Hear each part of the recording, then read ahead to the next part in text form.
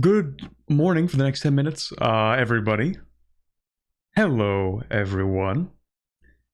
I hope everyone's having a good weekend so far. It's a little weird for me to have a stream on Sunday, but then again, after not streaming for like 2 weeks, I think it's... I don't think there's really like a normal time that I stream, if you think about it that way. Anyway, give me 1 second here. I did actually finish making the thumbnail for today's stream, and then I forgot to re-enable things. But first, of course, I'm gonna have to move my chat to the side a little bit because we're playing EU4, and EU4 does not like to cooperate with my my desktop resolutions. So give me, or my monitor resolutions. So give me one moment here as we get ourselves sorted out. But I hope everyone's having a good weekend so far. I would like to apologize for not streaming for a while because I've been a little bit busy these past 2 weeks, and by busy I mean I've kind of been fighting EU5 desperately in a strong fight against EU5 to try and create a video that feels satisfying to watch and also create. And that was a very difficult task, if I am being honest. Let's go ahead and re-enable Terra Incognita and Fog of War, and I think everything's back to normal now.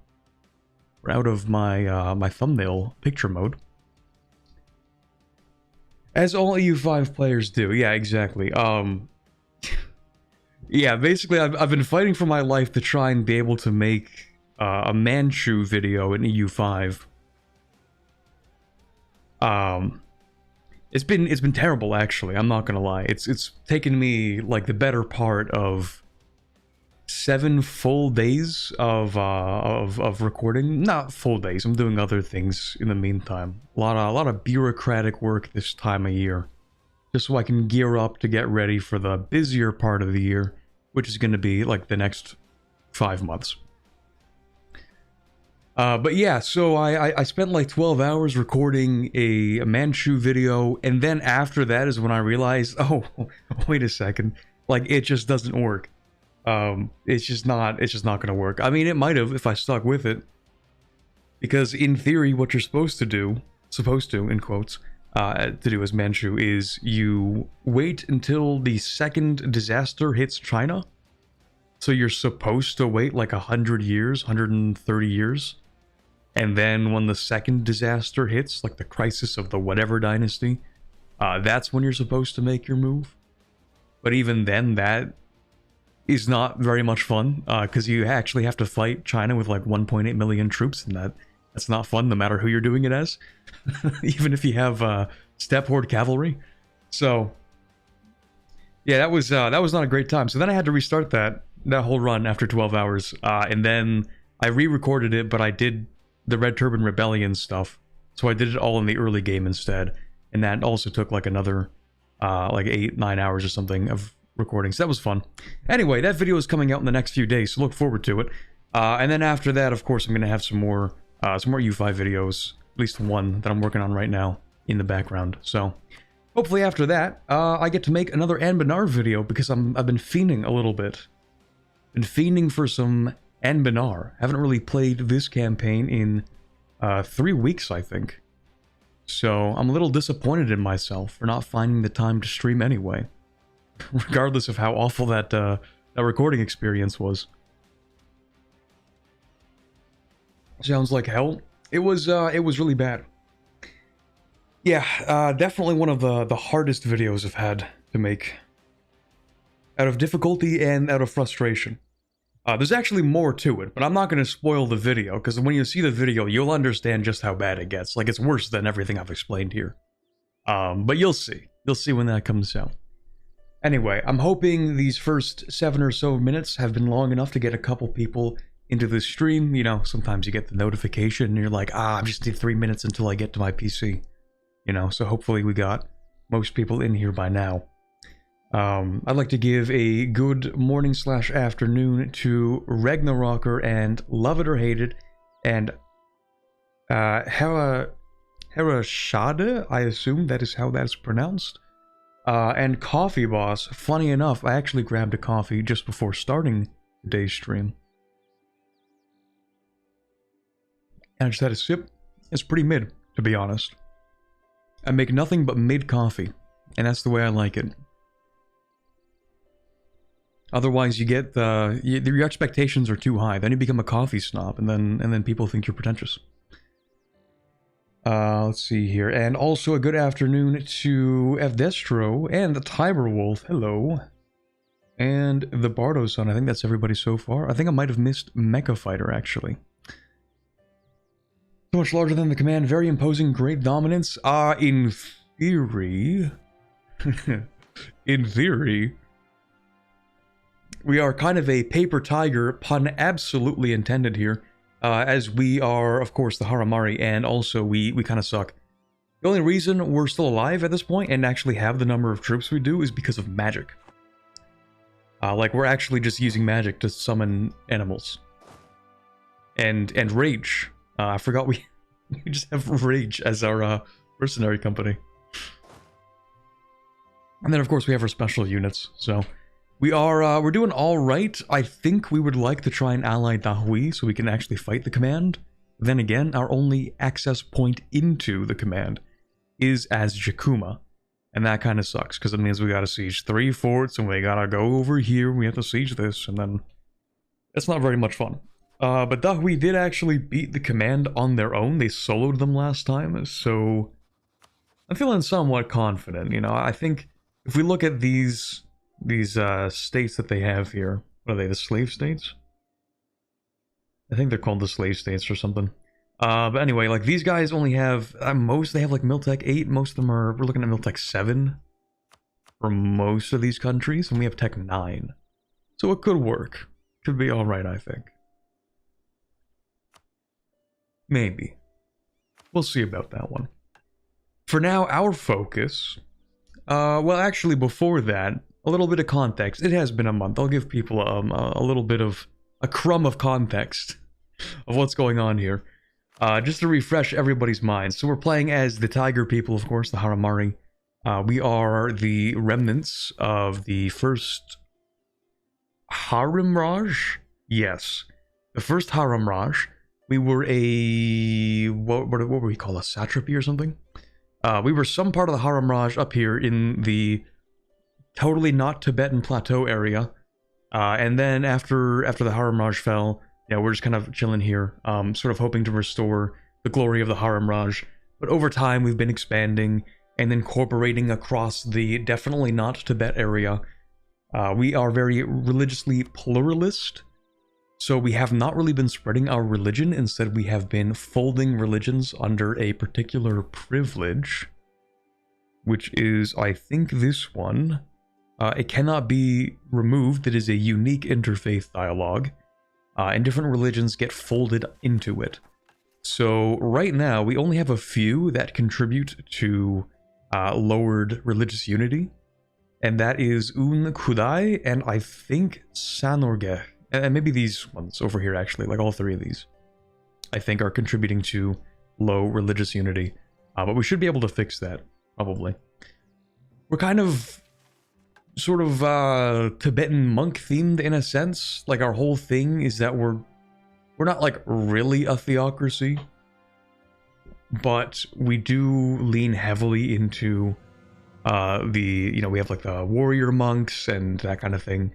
So definitely a lot of religious influence kind of being our vibe here. And we're attempting to, I think right now, yeah, we're trying to incorporate this area by building temples. We have a few unique mechanics when it comes to these temples we have here, so let's see. We have our Eternal Cinder monasteries. So those get placed and they make things cheaper to develop if you click a certain button. We got special things like that. Kind of like harmonization, not quite, because it doesn't add things, like we don't get extra benefits. It just tolerates those religions. So we don't get like an enormous buff to tolerance of heathens.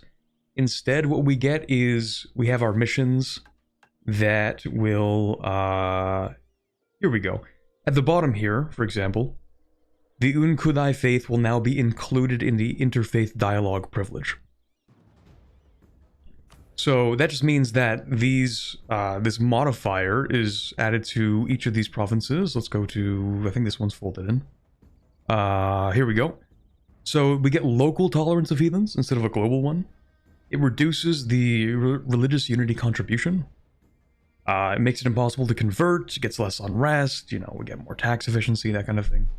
So it's not quite Confucian, because it doesn't treat them as true faith provinces, but it does give us a really solid tolerance of heathens locally. So that's good. That's kind of how we play.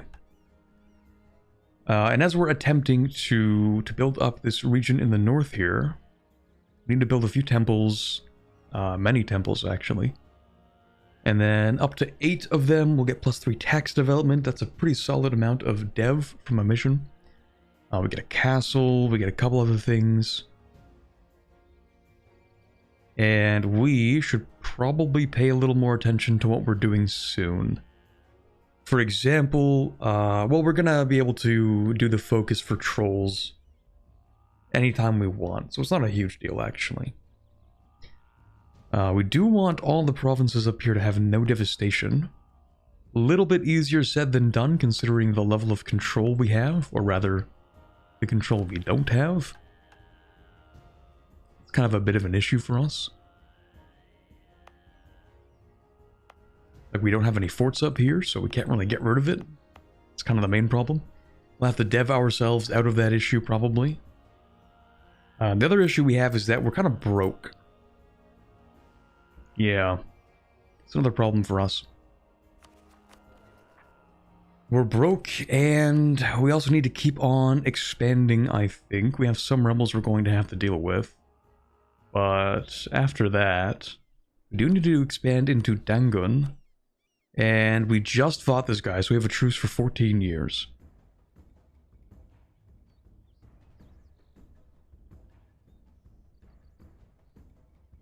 Right. Okay. Well, hopefully we can do this pretty quickly. Because I'm thinking we also, yeah, Dangun needs to not exist.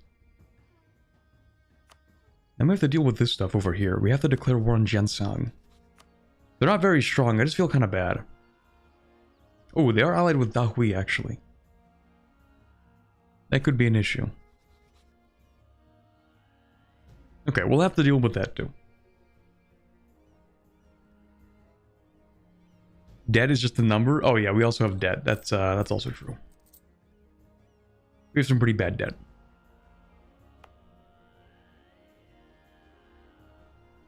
Yeah, right now what we're gonna do, we're gonna turn that down, and we're gonna do that actually. I think all we really want to do... We got rid of all the face stealers, right? I think they're completely gone? Almost. There's one infestation left. But pretty much we got rid of all of them.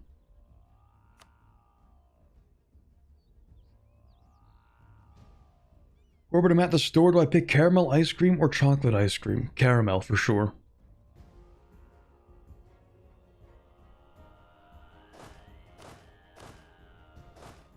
Chocolate is good, but it's not... It's just not caramel, you know? It's like the classic versus the innovator. Like, the classic's alright. It's a classic for a reason. But it's not the new and improved, you know what I mean?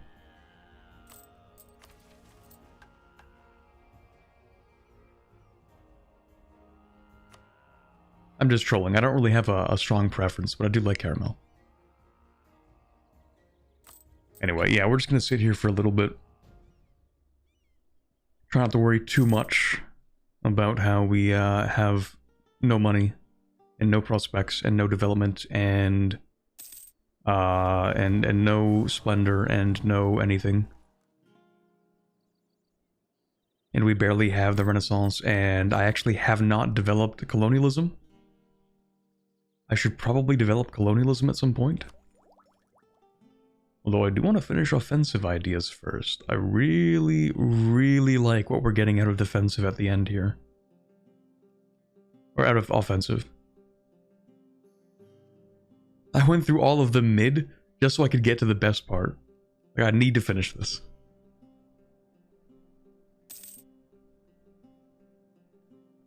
Splendorless, Prospectless, Maidenless, Tarnished.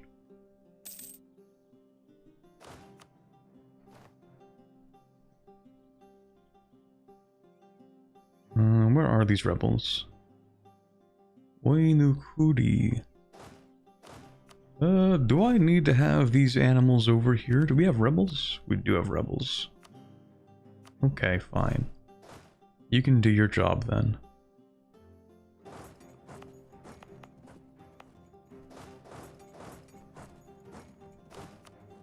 Actually, yeah, those troops don't have morale. What am I doing?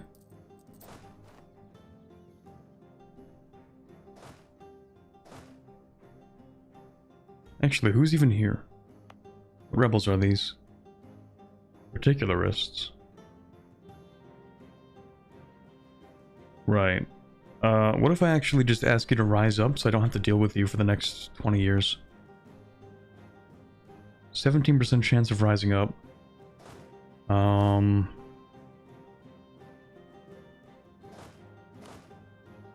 I do that.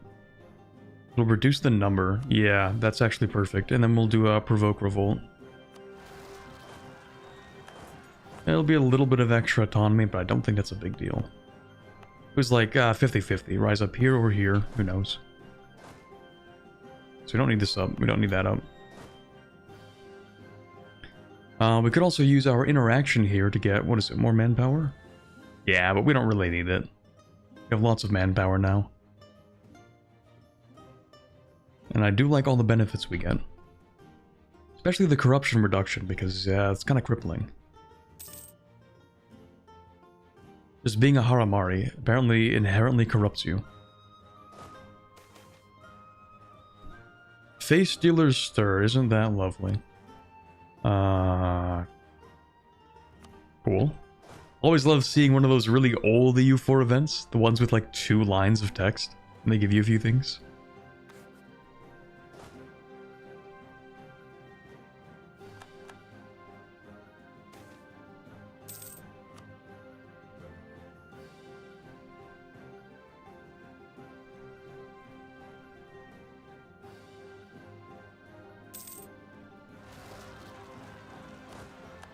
There we go, exactly where we expected.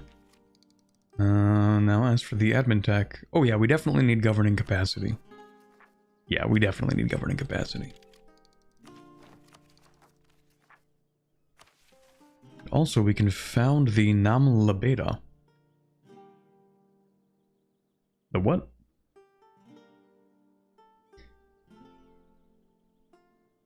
Oh, it's just like, it's like the default extra missionary strength that pretty much everybody gets after a certain tech.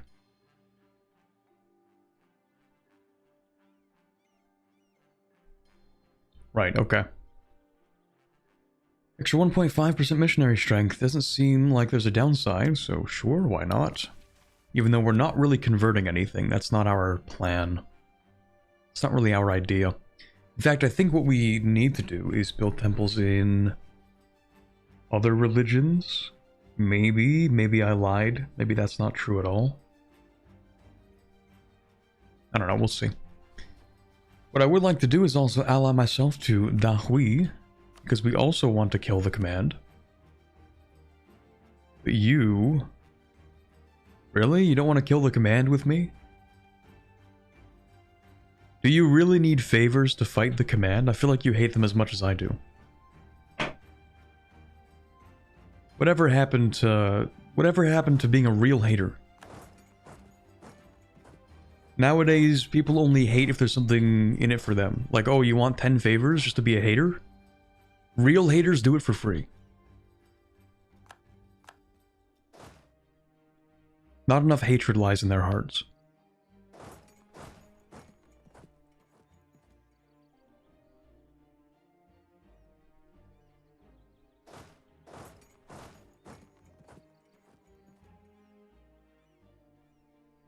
Man, my army can't stand anywhere.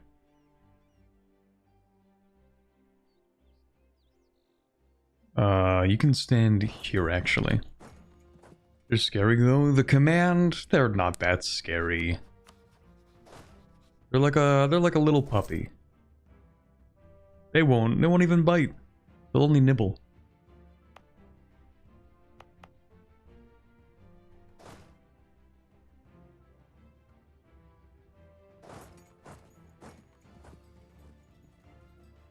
Yeah, I think we can just use the mercenaries at this point.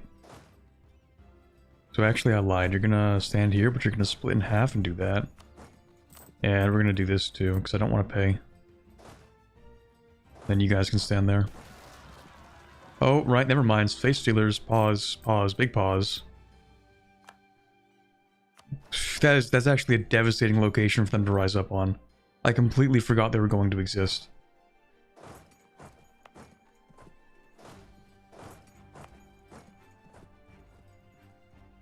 Request for knowledge sharing from Dahui. Do you not have Renaissance? That is very funny, actually. Well, they're going to get it eventually anyway. Why not? I do like money. And it's a lot of money. In theory. Did I completely cook this? No, we're fine.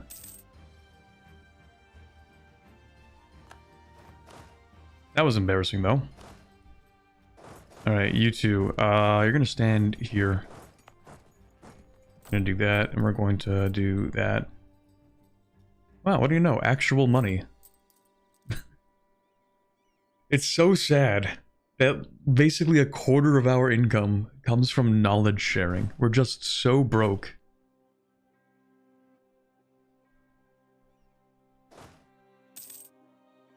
To have any economy, we need to rely on selling knowledge to other people.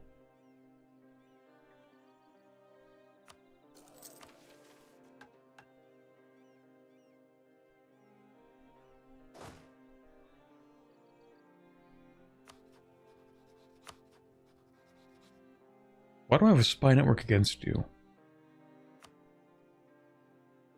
I actually do not remember. I think it was the steel maps.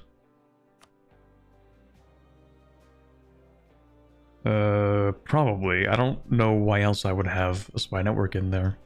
I do need a spy network in here, though. Because I am going to fight you, and I'm going to take all of your land. Taxation is hard work. Taxation is hard work in EU5.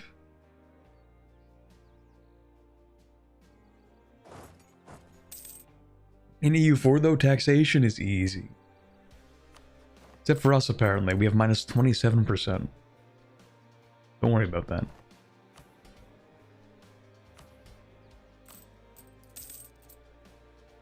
We don't need taxes, we have production. Somehow, I have no idea what we make. Glass? Sure, why not?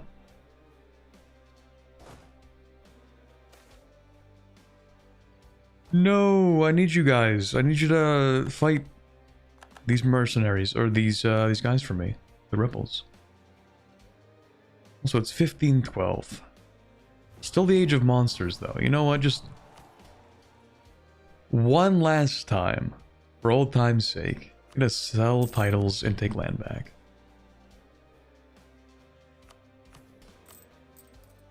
These are 1% loans, though, right? Ooh, not this one.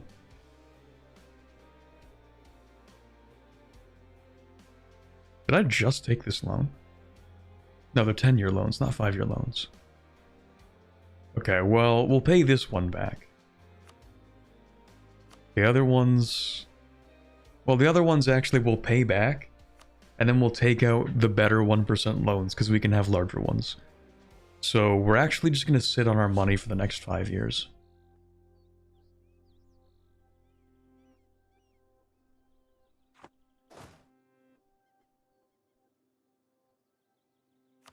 Okay, so we're going to have you fight... Really thought you'd rise up here, but okay. We're going to have you fight a few rebel stacks while this event is still popped up. Until it disappears. It's going to be really funny in the middle of a fight when it disappears. I'll also take that, though. For extra 10% infantry combat ability. Very nice.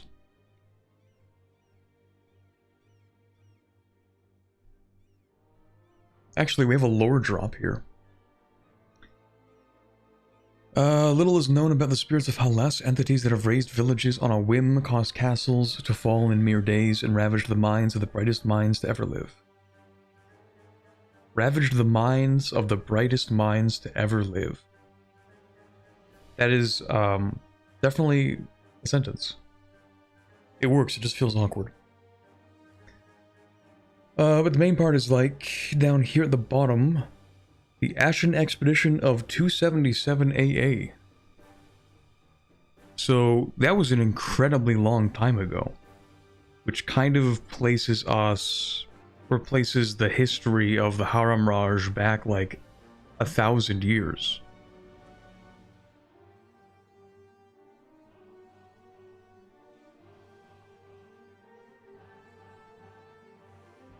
Right? Or maybe it's somebody else. Any of the Blazing Claw.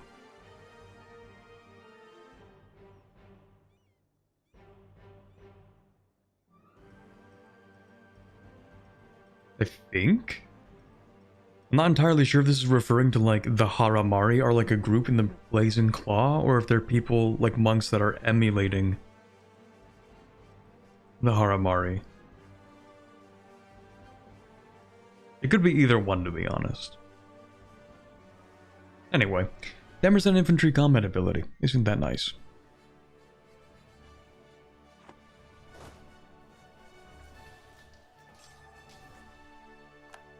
Get rid of those guys, and then we also need to fight you, just while we're here. Well, we still have time. Also, we want to at least half-state many of these.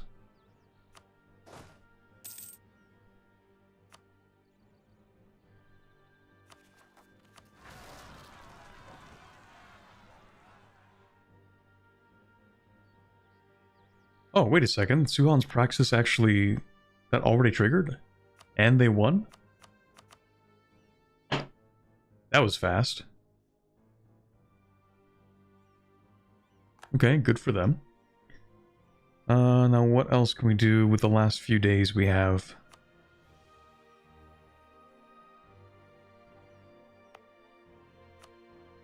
We have... I think it's gonna be...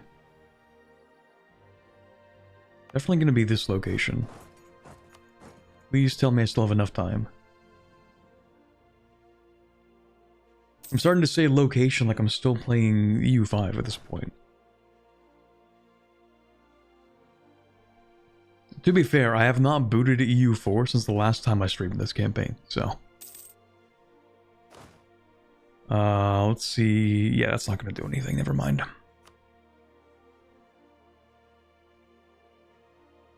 Uh, 12,500. Rise up here. Wouldn't it be really, really funny if I provoke these rebels and we fight them, and then the mercenaries disappear in the middle of the fight? Wouldn't it be really, really funny if that happened? No, we're good, okay. Anybody else? Well, we still have them for like 2 months. Or like a month at this point. It's gonna be that province. Oh, yep, there they go.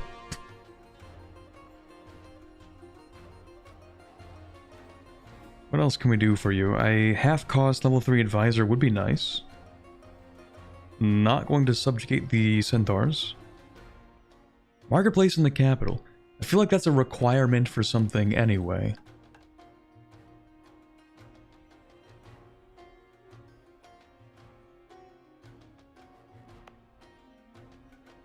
Isn't it?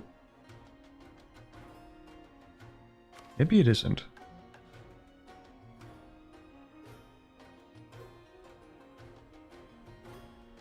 Okay, never mind. Well, we will build one in the capital anyway, because it's pretty cheap, so why not?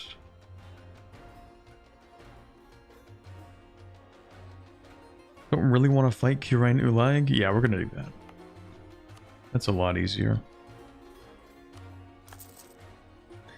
Oh, wait a second. Why are our marketplaces so cheap? Anti-spirit construction. Is that a temporary modifier? It is. We have 5 more years of 15% reduced construction cost. Okay.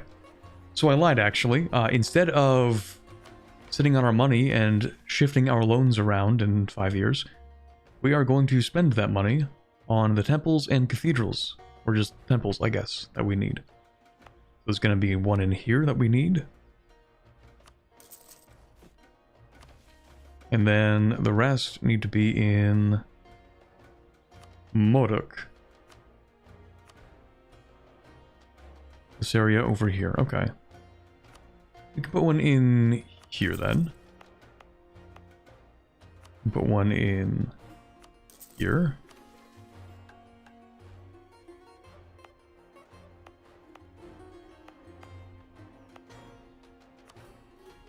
We can put one in here.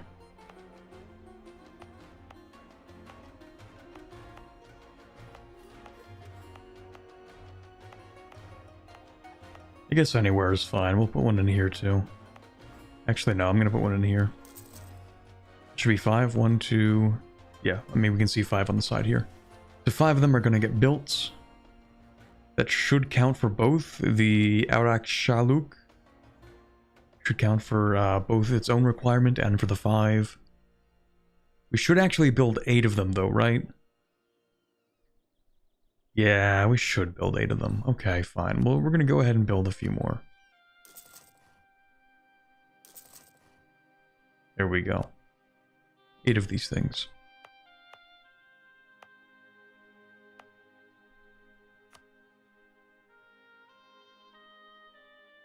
It's 8 of the culture not in Modok? Hold on, let me see. Up to 8 owned Oinukuri cores with schools. Oh, you're right, you're right. That's so weird though. I'm so used to having the requirement be, you know, the set of provinces that are affected.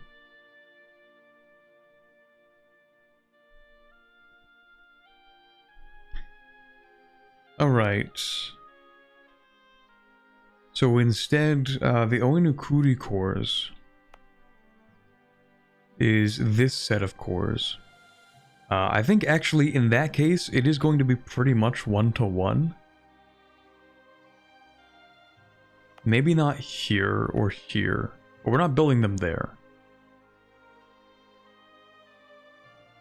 So it should still apply to everything, not this one. It's not going to apply to this one.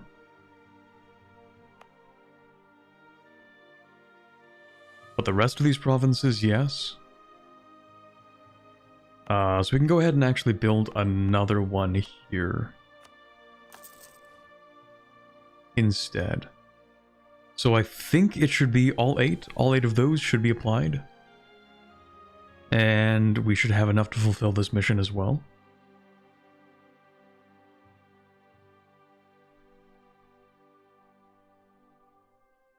Yeah, okay. And then, right, we do still need to deal with the devastation. That is an issue. I think we should go ahead and keep on half-stating as well. We'll go ahead and half-state that. And that should be done soon.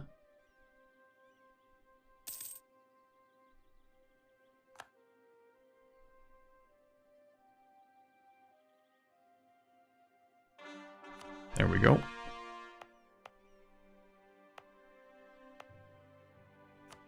We'll do that too, why not? Okay, after that, how's my magical infrastructure looking? Our experience is almost complete on our, I think it's for this, right? We're getting renowned in conjuration. Also, Iona Sauthar needs to have a level 2 Eternal Cinder Monastery. So how do we make this level 2? What do we do with that? We have a basic central complex. Sure. We can call the flames. But how to make it a level 2?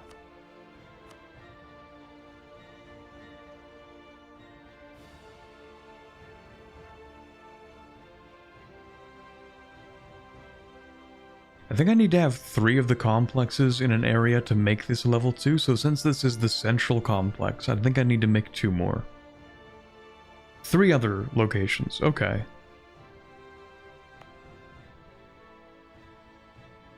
So where do I want these?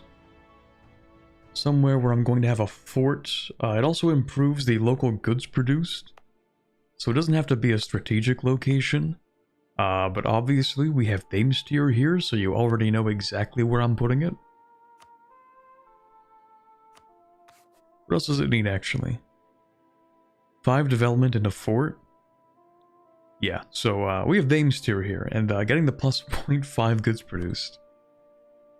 Yeah, I am gonna put that there. So that'll be number 2. Although it's only gonna have 1, 2, 3, 4 adjacency. Whereas if I put it here...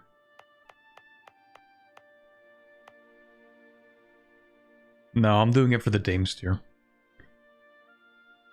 Okay, and then we need 2 more of these.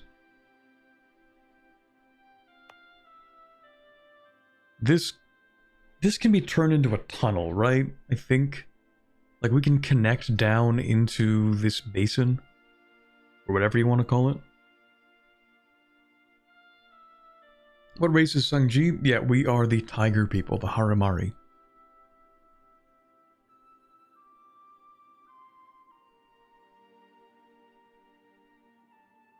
This wouldn't be a bad location for a fort, just for the future.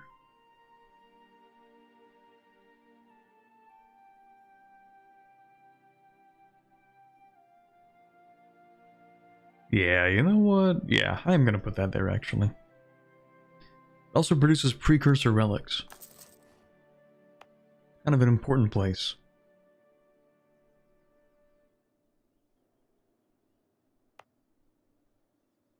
And then, I really wish it would tell me what I need to upgrade. It probably did at some point, and it just assumes you're going to remember. Probably assumes you're not going to come back to this run after a month. Anyway, we could also establish one here. We just need a temple in this location. And then we can now also have a fort that's pretty efficient, relatively speaking.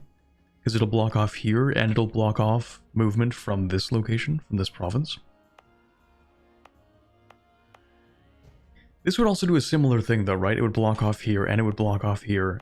And it's also just like a better place to put it, in terms of both adjacency, and actually the location that it stands on. So maybe we go ahead and just put this here. And if I'm doing this wrong, someone's probably going to tell me in the comment section of this VOD. But I think I'm doing it right.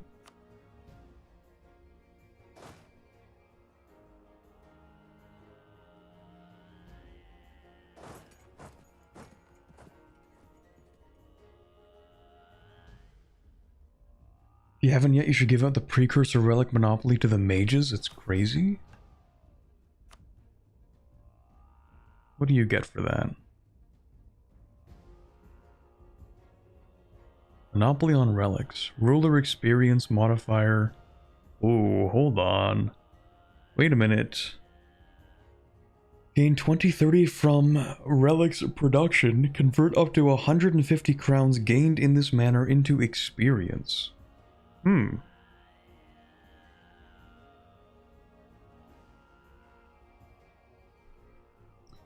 That does sound decent.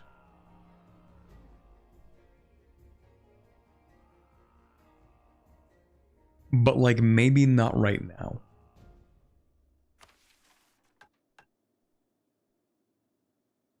Well, I mean, 10% experience is really good, actually. That is really good.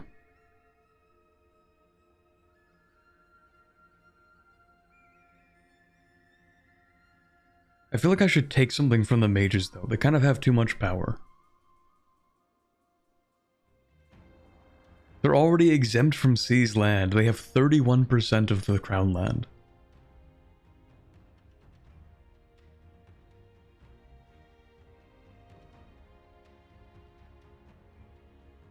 The mages exist to have power in this country. I mean, that's true.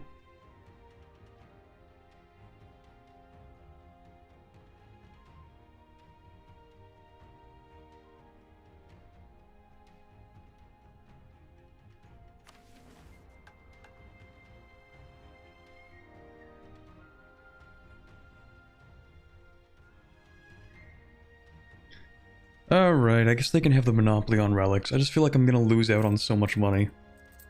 As you do with every monopoly, and hence the reason why I never hand them out. But, I mean, just getting the plus 10% experience, and then also getting the extra experience, it's something that we kind of need, to be honest.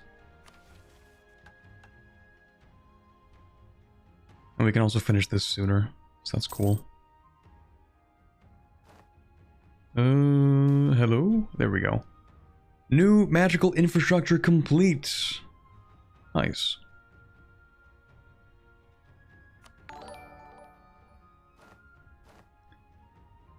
Thank you very much, Yom Isaac, for joining the levy. But wait a minute. I feel like you've been in the levy before, or you've been a channel member previously. Maybe YouTube just doesn't track that or something. I don't know. But I didn't forget.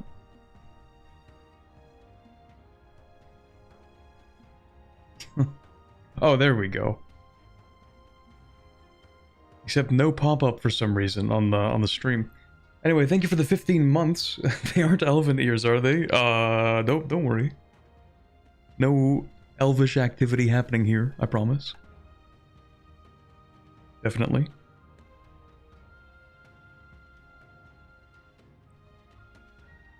If you get a MI requirement from your mission tree, try to save it for the last one because oh boy. Yeah, I mean, well, we kind of get a lot of them actually, so we do need to spend them as we get them because they don't. I think they all get spent and they don't stack or something. You need to do color matching cat ears with your hair. Money's not even real, actually. I updated my card and it didn't charge last month. Oh, okay, okay. Also, thank you for the $2 super chat, Isaac. Yeah, that happens. I hate when that happens. When I get a new debit card, like it expires and I have to go and reassure every company that I have a subscription with that I am, in fact, actually still planning to keep my subscription. That is quite annoying. I would get the matching color cat ears, but unfortunately, I don't think I have the artistic ability to make that happen. So this is the closest we had. So we're getting the more blonde cat ears. Anyway, the space beyond. In all of Gozengun, there is nowhere more strange than the rift in reality found in the center of Numsulhan. A dark, hungry portal to somewhere strange and alien, it sits in the middle of the desert like a tear in a sheet of parchment. Yet, somehow, the mages of the Ashen Soul have peered into the yawning abyss and felt something on the other side, pouring mana through the gap. Whatever lies beyond the portal we will not be able to determine from intuition alone. The mages need space, resources, and time, and only then we can determine what inhabits the space beyond reality. Ooh. Spooky. 25 years of 20% estate experience gain. The precursor study modifier will be upgraded by 1 level. Do I have a modifier that's called precursor study? Yes. I kind of didn't even know we had that. Okay, so we're going to upgrade this to level 2. That's neat. What does that give me? It just doubles it. Okay, that makes sense.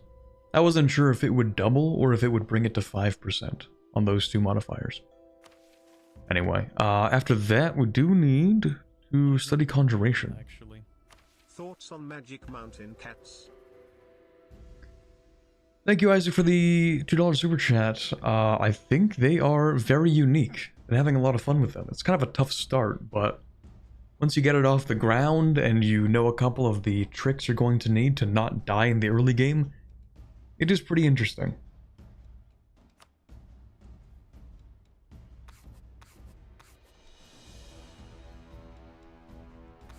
Okay, so we need to study. The mages need to study, what was it, abjuration? Conjuration. Look at that, plus 60% modifier, by the way. Absolutely insane. And then we also need, yeah, we need the level 2 monastery that we're going to work on. That's cool. Let's see, we're building that. This is going to be interesting to deal with, because we're going to have to dev ourselves out of that issue. And then we need to destroy Dangun, take parts of Jianxiang, and Zug Zengom needs to have 5 dev, a fort, and a building.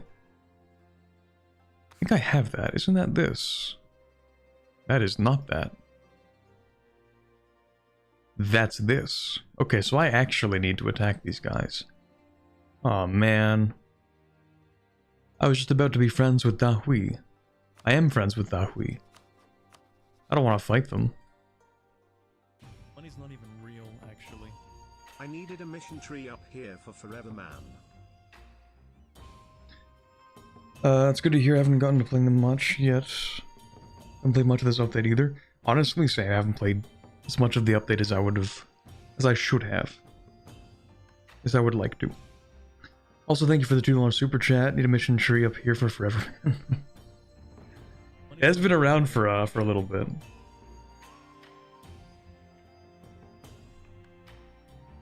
Thank you, Ahmad Brook, for the £2 super chat. Almost said euro. That would have been embarrassing. With no message, mad lad. Keep your secrets then.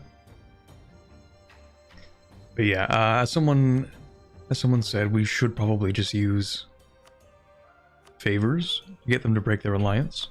I should actually go ahead and get rid of this.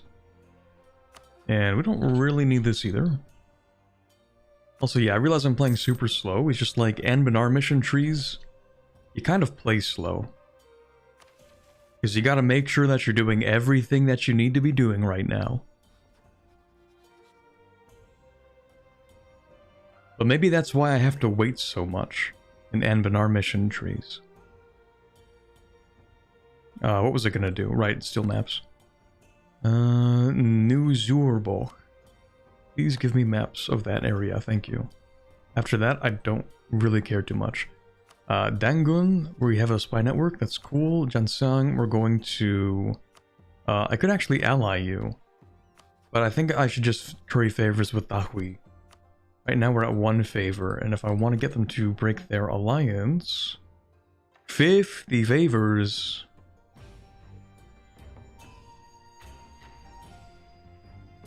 50 favors? I mean, would they accept this?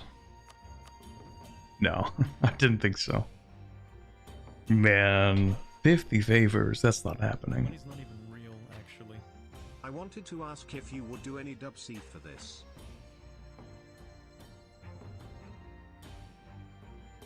Did the TTS just say dub C?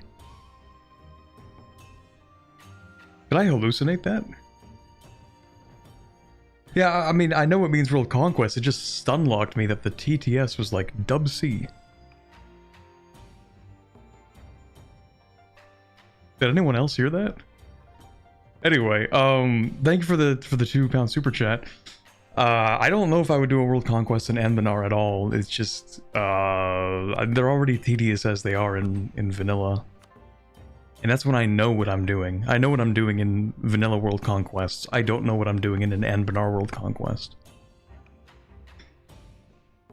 Guys, unfortunately, I think we're fighting Dahui. Unless, and this could happen actually, if we decide to drag them into a war against the command, and then we fight Jiansang in the background, and then we finish this war, and then we finish this war.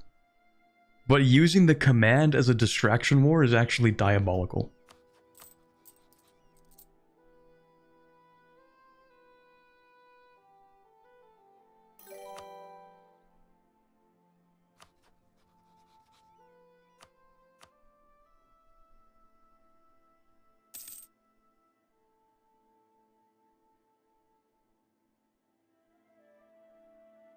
Can I ask, do you do this as a full-time role? I do, yeah. This is my 9 to 5.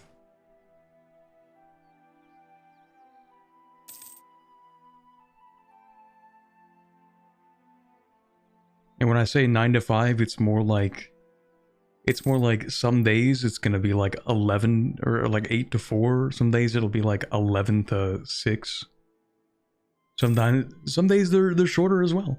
You know, sometimes it's a Friday and I'm like, yeah, you know, I've recorded like 6 hours. I'll give myself like 2 hours off. It's fine. I'll end work a little early. Especially the past few weeks, actually, because I'm sure this is important. No, it isn't. Never mind. You don't have to read this one. But especially the past few weeks, because my... Hold that thought. Harpy wife think of the ears? Never mind. Don't hold that thought. Because the past few weeks, 2 of my friends have been, I guess, dragging me around to various survival games slash factory games. So we're like 80 hours deep into a run of Satisfactory that we've been playing for the past 3 weeks. So I leave my, I finish my 9 to 5 YouTube shift and then I clock in for my shift at the factory. And then we recently, because the Pal World also went ahead and got a 1.0 update. So we've been playing that the past 2 days. I think we've already logged probably 11 hours into Pal World 1.0, and that released 2 days ago. It is a lot of fun, and I think we are like 30% done the game, actually. Because with the 3 of us, we've been making solid progress on it. Like, I think my friend is level 41 right now. Anyway. Thank you, Isaac, again for the $2 super chat. I don't know how to respond to that. Thank you, though. I'm sure Harpies and Haramari have a wonderful relationship. I actually don't know what they think of each other. Because you have one Xia, which is where the Harpies are, and then you have these Harpies, and I think they actually kind of hate each other, probably. At least to some extent. Dangon before the proxy war? Yeah, that's a good point, actually. Even before that, we have these guys, these separatists. I'm gonna summon the animals again, because I have mana. Conjuration. Summon animals. Which will give us the thing in a month. Just in case, I'm gonna move you here.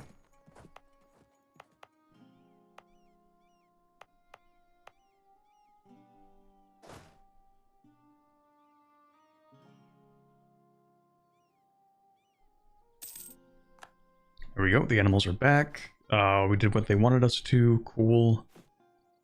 Let's go ahead and summon these guys over here. And then the mission is fulfilled. Oinukuri is one of the eminent powers in Gozengun. More like they were one of the eminent powers in Gozengun. Rest in peace, you will not be missed. Possessing large swathes of territory in the frozen north, these pastoral nomads have grown to become the stewards of a civilization built upon the backs of their geomancers and empowered by their dealings with elemental spirits. Their awesome strength, greater even than Guwamud of the old, has struck worry through the hearts of the Ashen Soul. How will we defend our legacy in the aftermath of Abatai's betrayal if Oinukuri continues to plague our borders? Gozengun must be wholly ours to secure our reputation, and so Oinukuri must fall.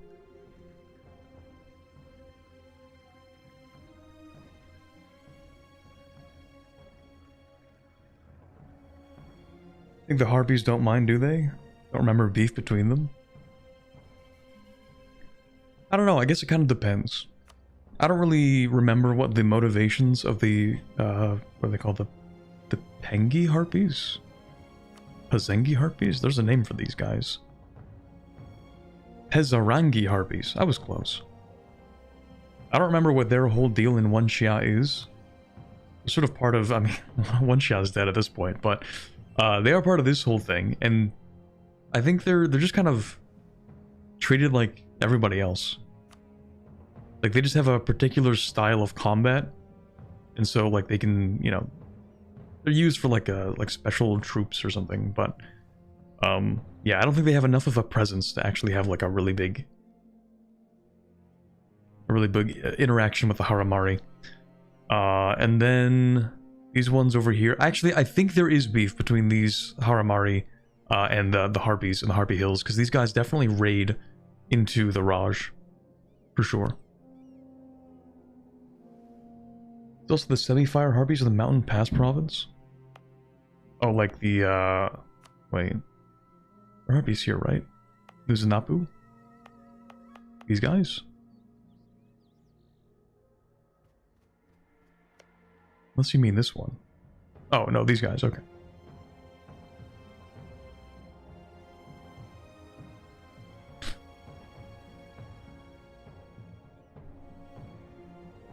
Hi, Neanable. I think a tiger would be a good persona for you, but maybe a lynx. Not because you're Canadian, but because your Sona has more lynx-like hair. Who starts off a conversation like that? Good afternoon to you too.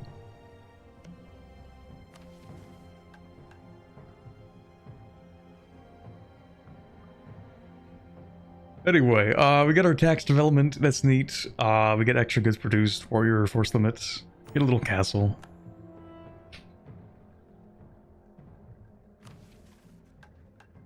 I don't really know what to say to all that.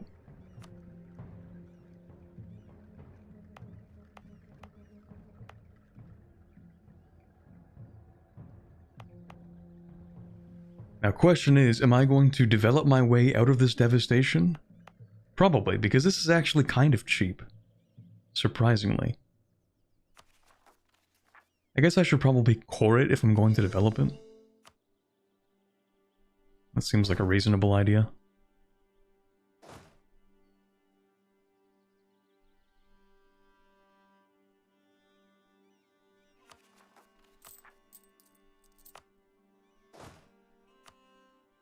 And then, ooh, that's a really, really good guy. Good leader.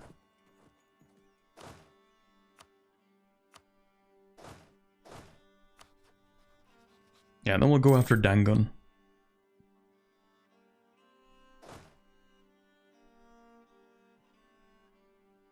Please rise up in the next month. Please. Please. Let's go. Not where I thought you'd be, though. But okay. Am I going to take land back? No, not even close. Never mind. Also just realized it's been an hour and I have hardly played any of this campaign, so I'm going to yap a little bit less and I'm going to speed 5 a little bit more.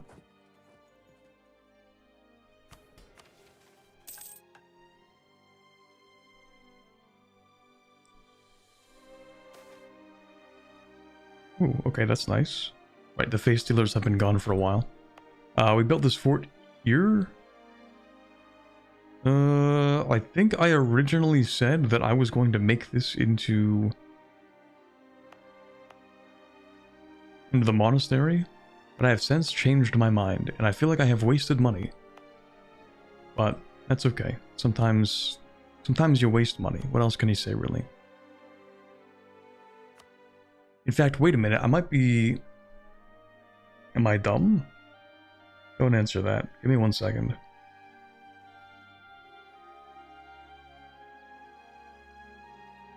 I don't remember if I built these or if these were already here, these forts. Because I kind of don't want these locations to be the ones that I build the monasteries in. I don't think I built these, and I don't want them to be the place where the monasteries are. I could have saved money.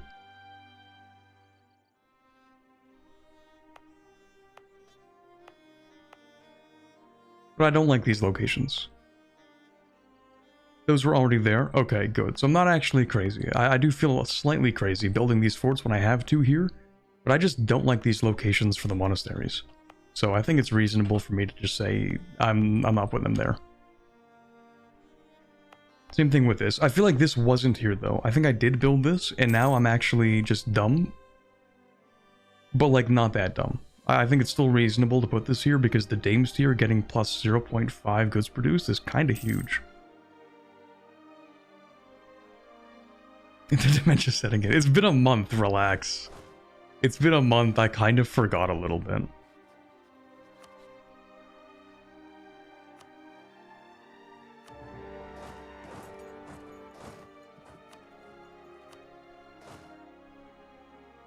We'll have you siege this, because you have the guys with the guns. The gun guys, the dang guns, if you will.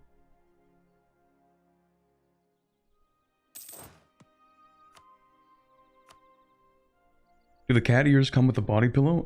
No, sorry, they're gonna be extras. They're gonna be like add-ons.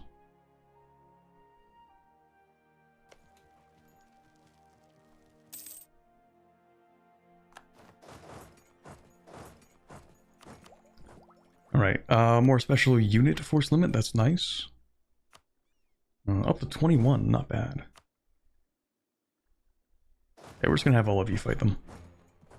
Islands, that's fine. Stack wipe.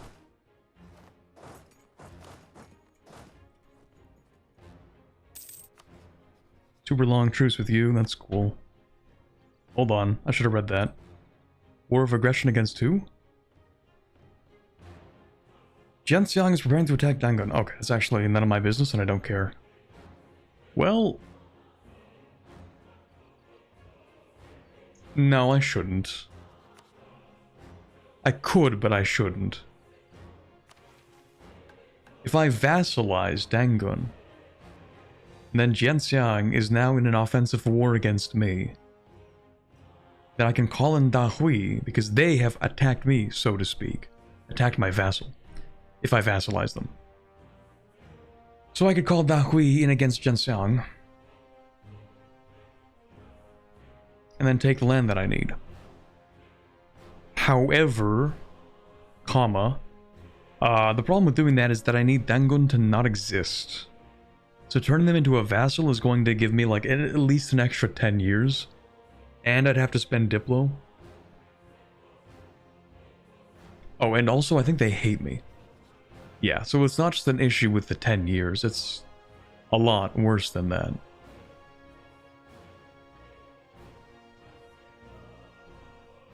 I think I'm still going to go ahead with my original idea of making the command into a distraction war.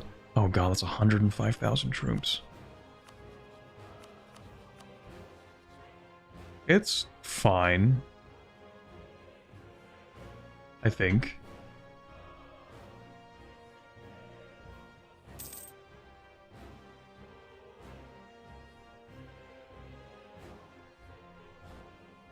Honestly, we should fight the command sooner rather than later. I don't need the spy network anymore. And we should be actually best friends with Jianxiang. Maybe.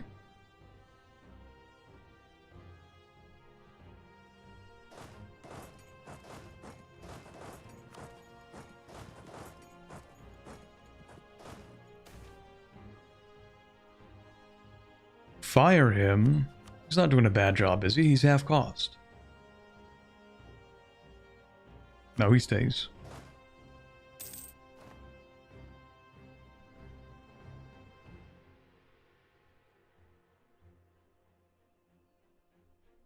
Corbett shaking his viewers down by selling expensive secondary peripherals.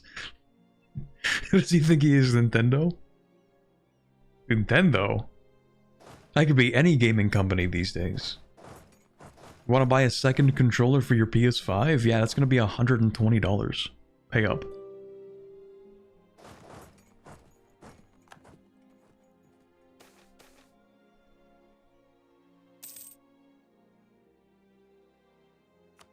Innovativeness, nice.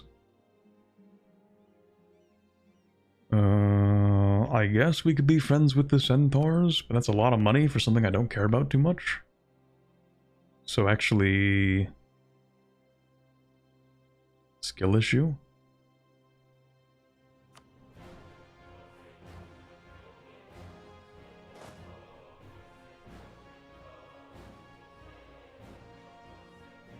Speaking, ironically, speaking of fleecing viewers, I recently got a notification on my YouTube creator homepage that said that they are going to be automatically updating the price of memberships. They said it was to keep up with, what was it? To adjust for currency. So like a lot of the different regional pricings are going to change. And to be fair, I also haven't changed the price of a membership in like 4 or 5 years. So I guess it's kind of due for a rebalance anyway. But just so that nobody is shocked, I think it's sometime in August it's going to happen.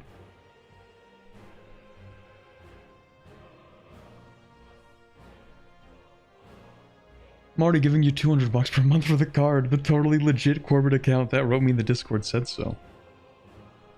For sure, absolutely. I would totally shamelessly go to all my viewers personally in their personal messages and definitely ask them for large quantities of money. Certainly. That does sound like something I would do.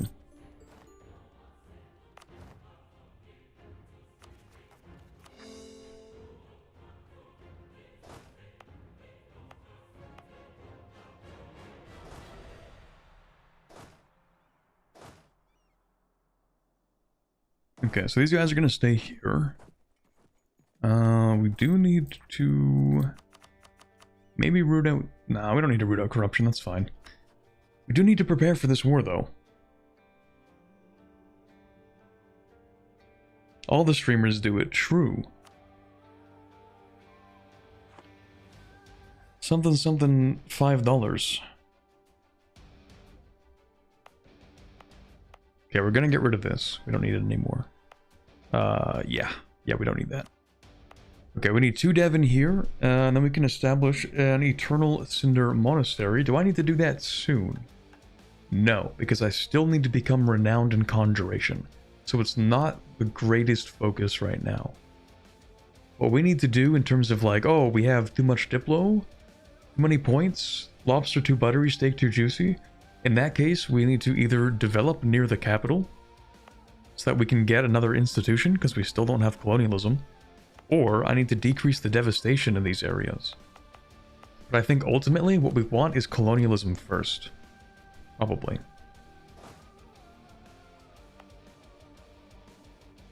Probably. And if I'm going to develop it, let me just check my modifiers here.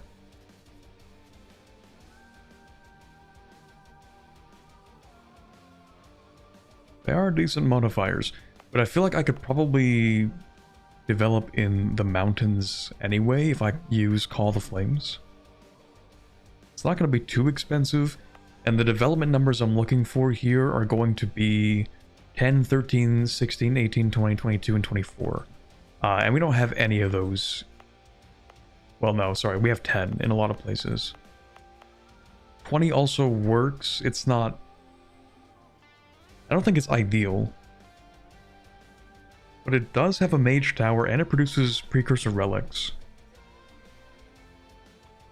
So that might make it worth it to develop in the 20 dev province here.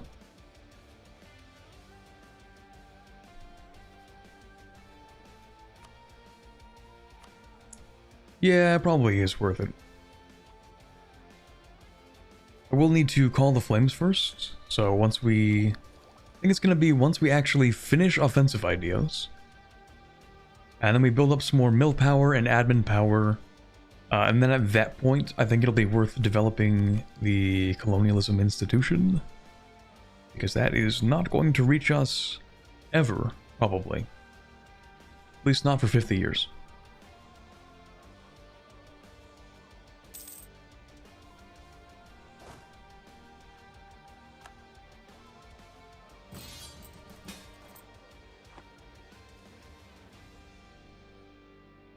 Okay.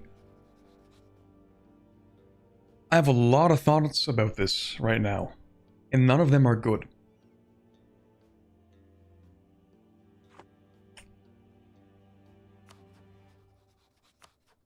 I am not impressed right now. They've stolen my idea. I was supposed to call you into a war against the command, not the other way around. And especially not when you called Jianxiang into the war too.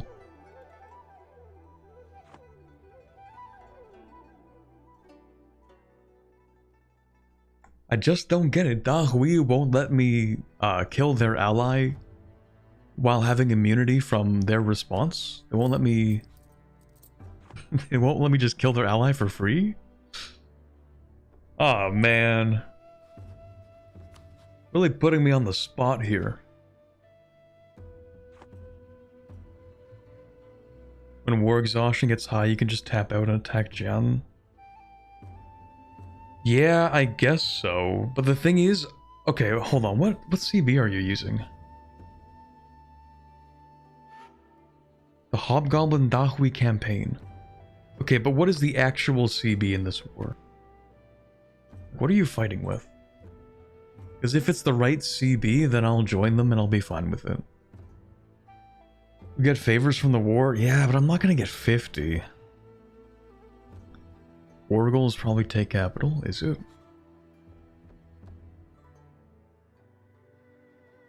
Wait, the command is an attacker against Dahui. Whoa. Pause.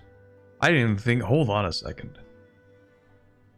Oh, it's a defensive war where we need to help our ally. It's not even their fault.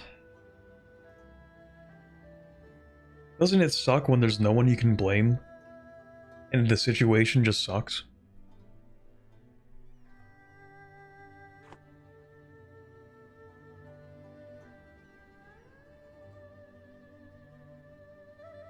Man.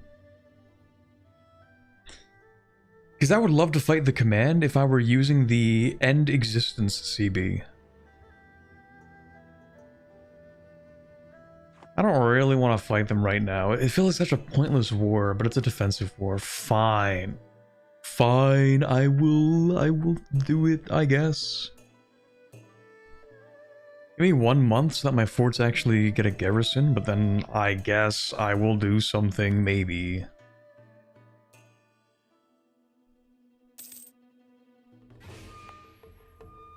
Garrison. They can't even cross here yet, it's fine. Alright, okay, accept the call to arms, alright. But I need to fight this. I need to fight this guy.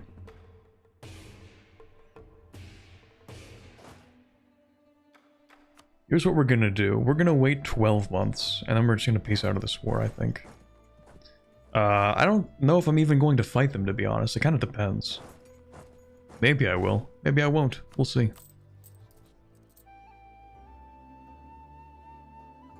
What's am I waiting for right now? Right, no, we don't need to do that yet. Never mind. I know exactly what I'm doing. Command might separate piece Jiang? Very unlikely. Ooh, guess who's having a rebellion at the same time? Very interesting. Very, very interesting. The Shaman Hobgoblin War for Extinction. Okay, you know what? Never mind. I'm fighting this war. I'm doing it. Also, yeah, that's a ridiculous number of troops. Okay, yeah, we're destroying the command. Never mind. I don't know what the many hands are going to do if they win this rebellion, but they can win.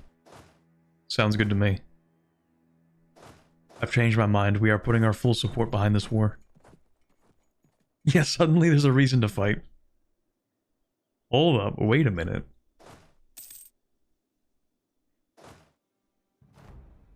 Death war, death war. Okay, we really don't have any cavalry. That's fine. We'll just have this as like the full stack that'll go in. The 3-star general to this guy.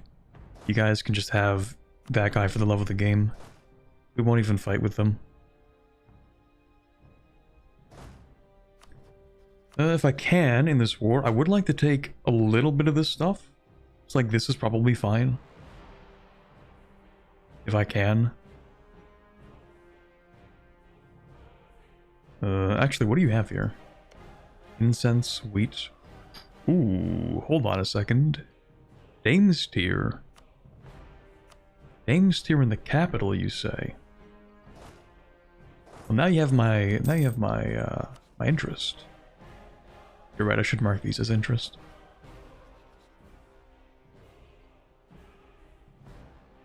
Okay, perfect. That's exactly what I want, actually.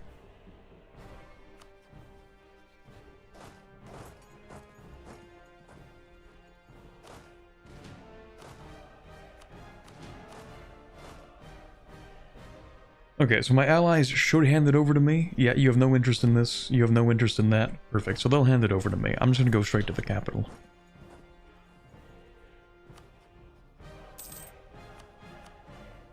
Really hoping this rebellion can just crush the command. Never seen this rebellion either. I know about like every other rebellion they get. Also, damn. 50% siege ability from the shamans. I mean, I guess they are a mageocracy, but damn. Many hands is the mage rebellion? It is, but like, I mean, of course it is. I mean, they are a mageocracy, but I've never seen it before, so I have no idea what's going on. Are they even hobgoblins? No, you are not hobgoblins. But you do borrow their iconography. Or their style.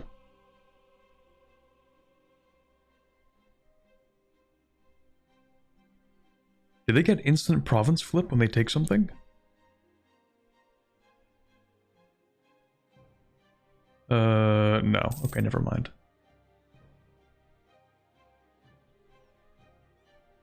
Is that the capital? No, it's up here. All of a sudden, rest in peace, the command. They are so cooked. Oh, it's so much worse than I thought.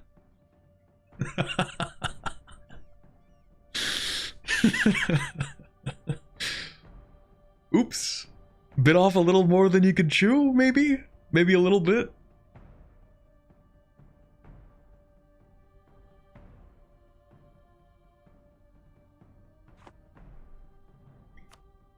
Campaigned a little close to the sun?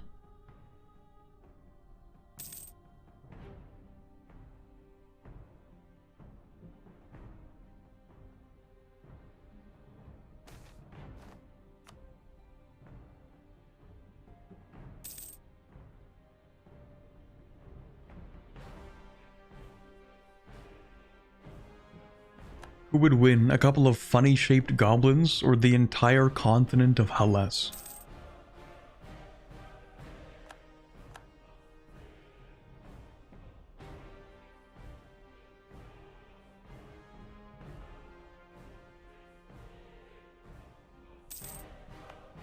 And with their few remaining troops, of course, they smell blood in the water. They smell the fact that we are the player country, and so they have to send their remaining troops to any fort I own, by any means necessary.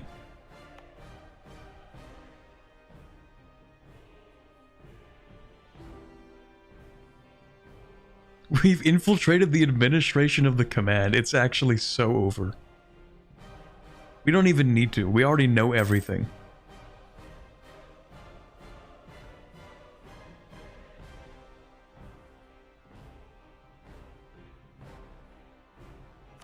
Yeah, you guys can have military access. You guys are cool. We actually like you. Just, hopefully they put down those, or they drop those. Presumably these are like levies. That's a lot of troops. Hopefully they don't have those afterwards.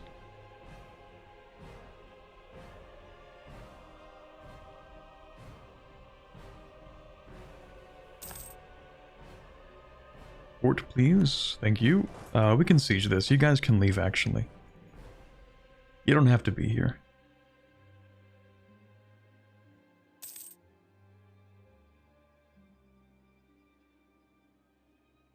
You really don't have to be here.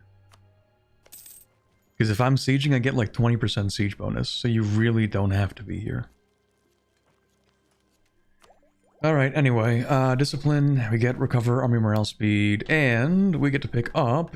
That is entirely useless. That's so useless, I'm not even going to take that, actually.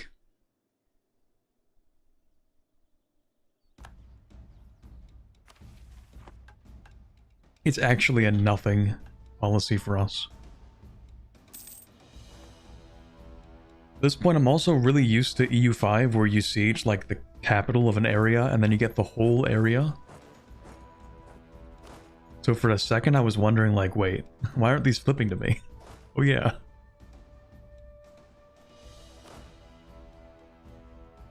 I keep using H to split now.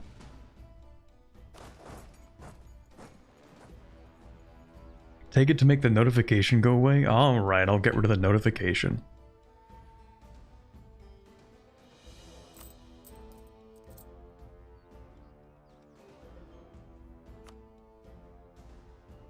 We have one more year on this.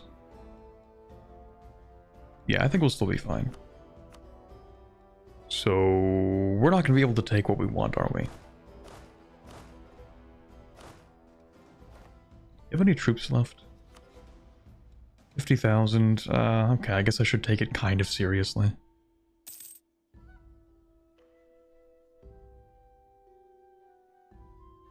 So even what happens with the mage revolts? If they succeed, does the command stop existing?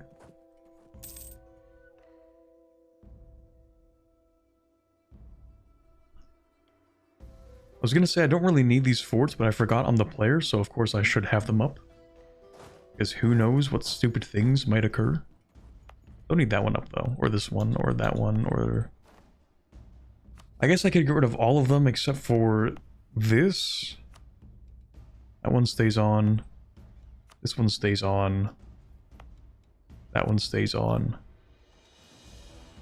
The rest of these don't really need to be on.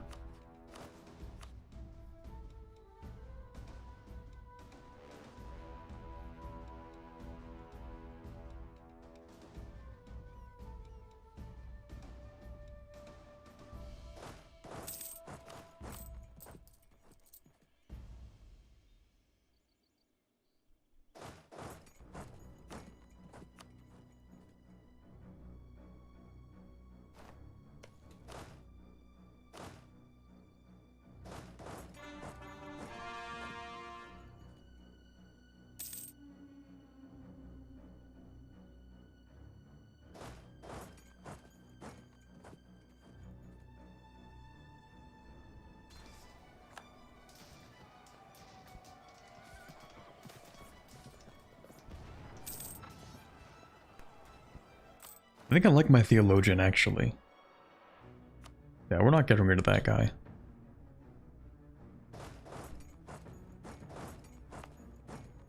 We could go ahead and actually half-state these. We probably should.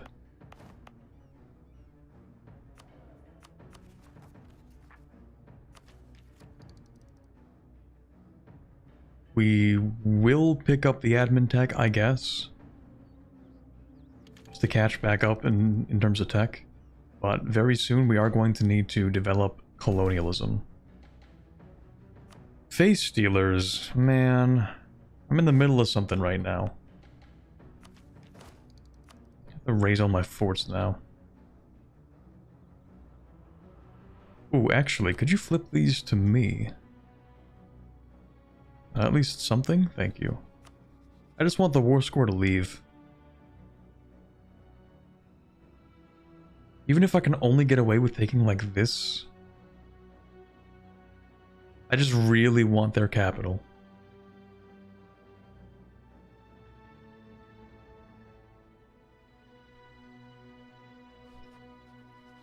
What else could I take an interest in?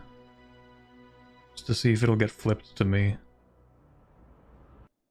Can't even see in here. Okay, some things will get flipped.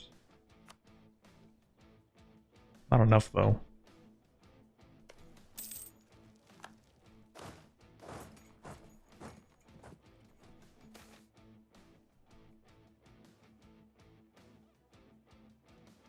Okay, I guess we'll take that.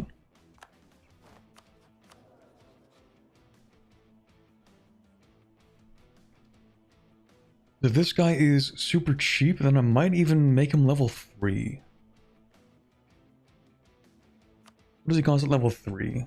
3 ducats per month? That's not too bad. We'll do that. What would you cost? 4.72. It's a little bit much, maybe.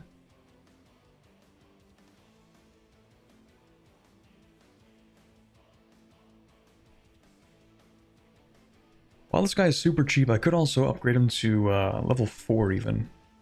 He's only 40 years old.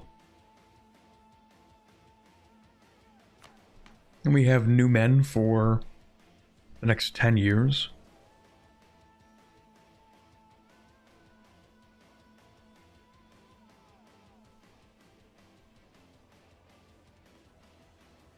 I could make him level 4.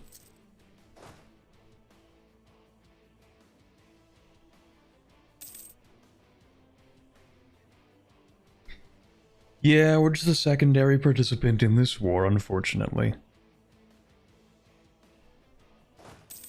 Well, it's mostly because the command declared the war that we're in.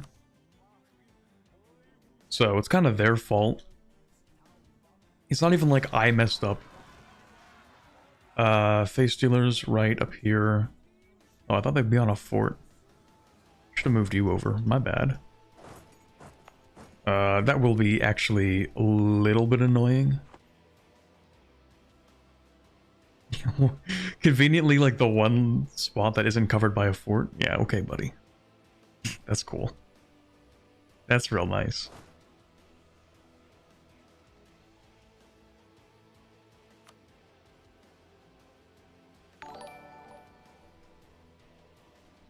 Meow. Thank you, MCA, for the 1 month of the night membership. Thank you for the meow. I appreciate that.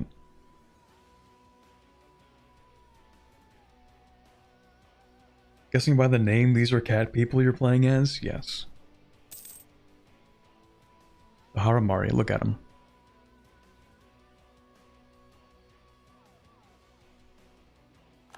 Yeah, face stealer infestation, whatever. That's annoying. It's annoying that they continue to persist despite having been eradicated.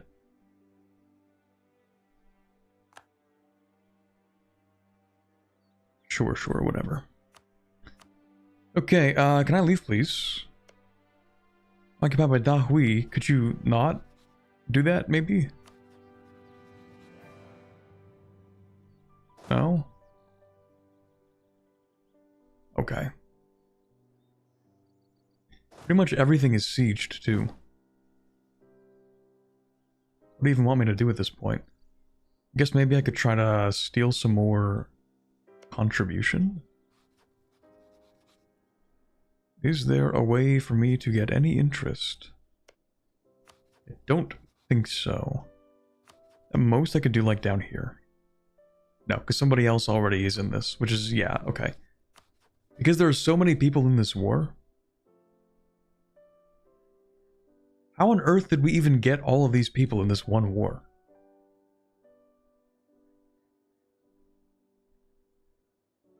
Where did you guys even come from? Like, who are you allied to?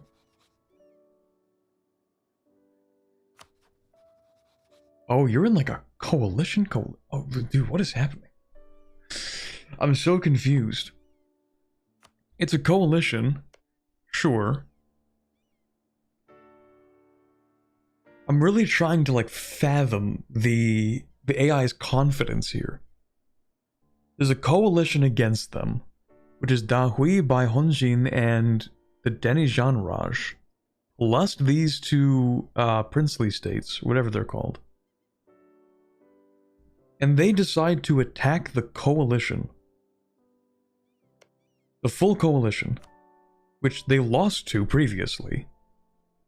And the coalition, and like the target that they choose for declaring the coalition war is actually like the target that has the strongest allies that aren't in the coalition. So I think they actually picked the hardest possible war that they could fight at this very moment.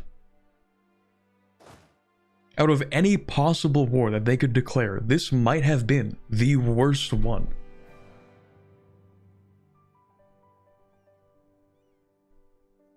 What's the ruler's personality on the command? Well, I mean, it's a militarist. I don't think they ever get non-militarists. It's kind of their whole thing.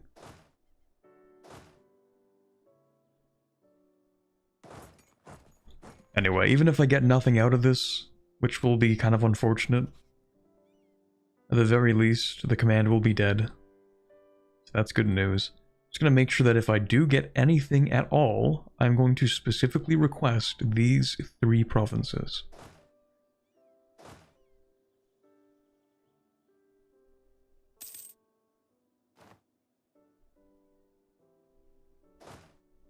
I don't actually need to be here. The war's over. I'm just gonna go back home.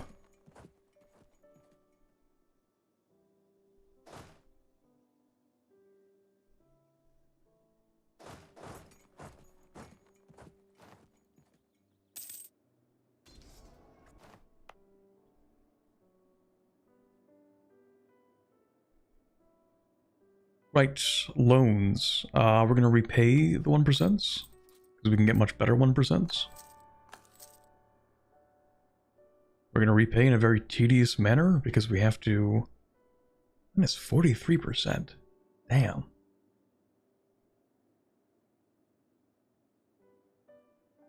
That is a crippling reduction, actually. I'm gonna have to fix that.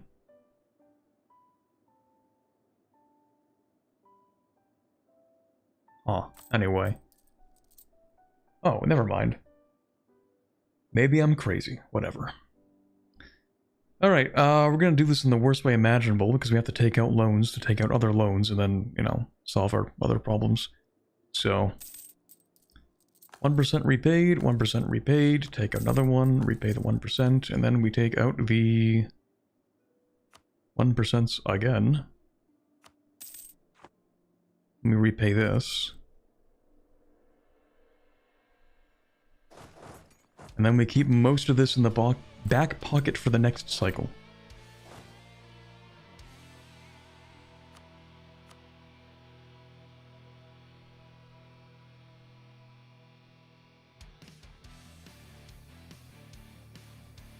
Yeah, we're not too far away from being able to end this war, but I feel like it's just going to get ended for us.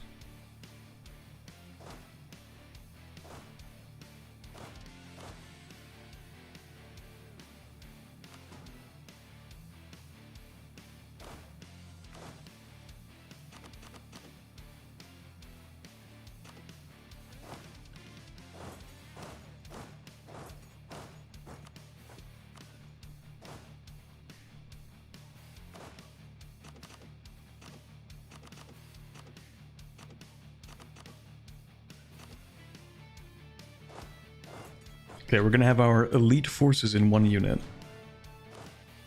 Where we have our special, our rage elementals, or whatever they're called. And then we just have the special units. And some cavalry in here.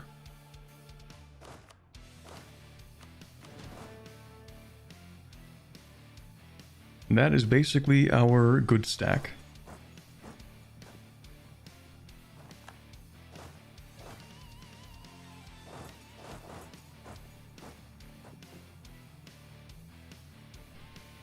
Could have up to 23.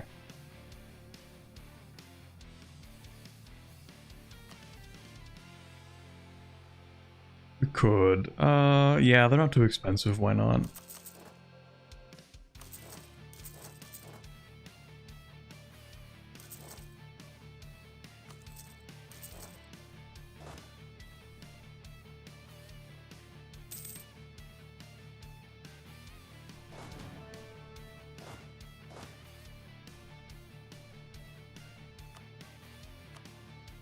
Ooh, hey, here we go. The separate peace makes everybody trust us a little bit less. But to be fair, I'm kind of in here for one thing. It's our Devon colonialism now. Use the money to embrace. I mean, we're gonna develop it soon, for sure. Once we get a little more admin and mill power. But yeah, we will end up developing it pretty soon.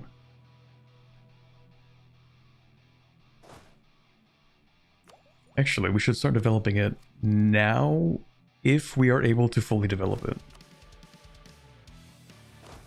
I'm going to put you here as well, and then these guys are just going to stand here, actually. Kind of where you need to be.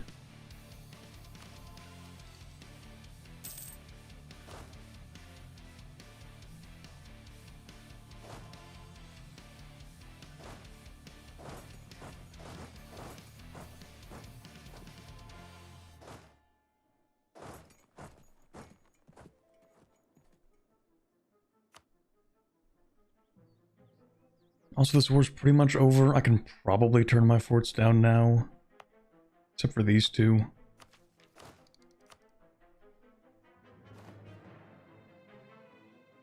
Yeah, that's probably fine.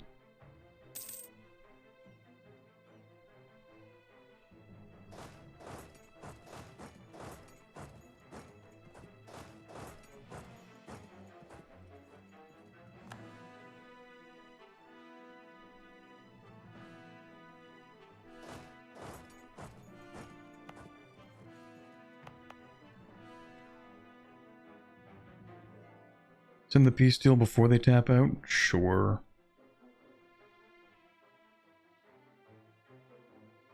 Yeah, I guess I'll do that. I think I need to hold Demon Hills at some point. But probably not yet. So yeah, we'll just take what we can. Everyone else trusts us a little bit less.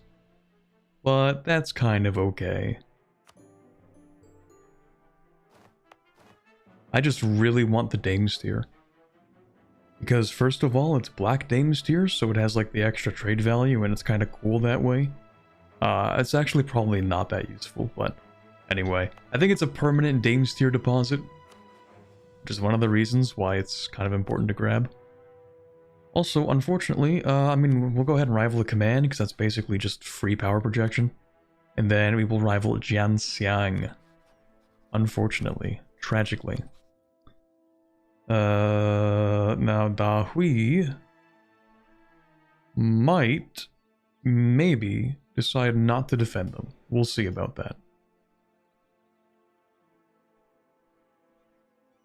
The philosophers aren't going to like what I'm about to do.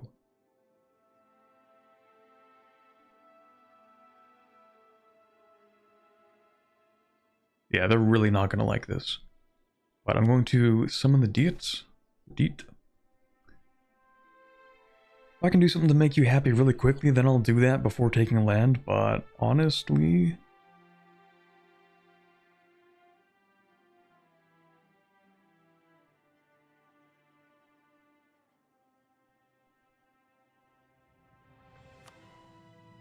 I mean, I guess I could. It's not that expensive. We'll build that real quick and then we'll, you know, we'll do that.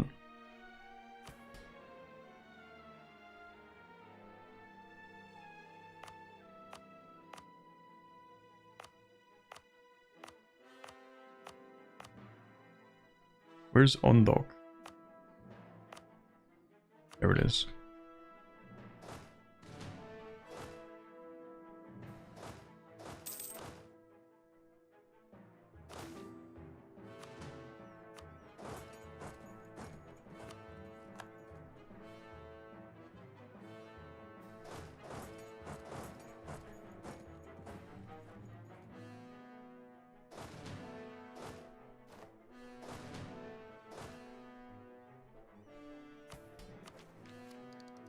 Behind on tech, isn't that lovely? Just to save my innovativeness, I might take the Diplo tech anyway. It's expensive, I don't really want to, but we should. But only as the last tech I take before I just develop colonialism.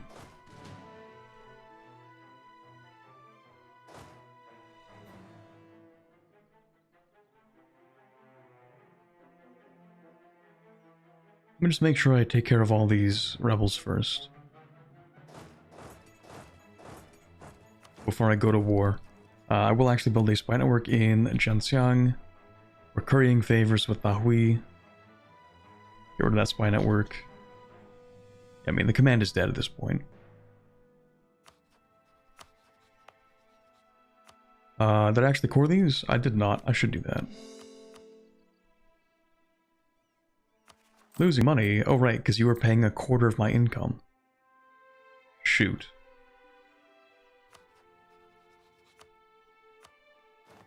Actually, would you... would you pay me more? No. Okay. Oh, but I can reduce your opinion of Zhenxiang. What is your opinion of Zhenxiang? Best friends forever. That's unfortunate.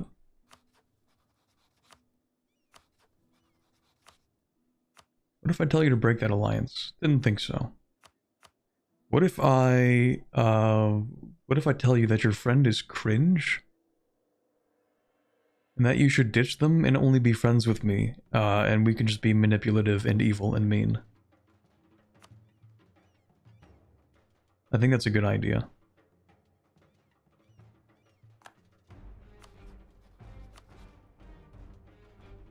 Still willing to defend them, though. That makes a lot of sense, because that actually changes nothing. And I'm dumb for that. But I'm gonna stop currying favors, because it doesn't actually matter at this point. What do you think of each other, though? 200? 114. Right, okay. So that actually changed nothing.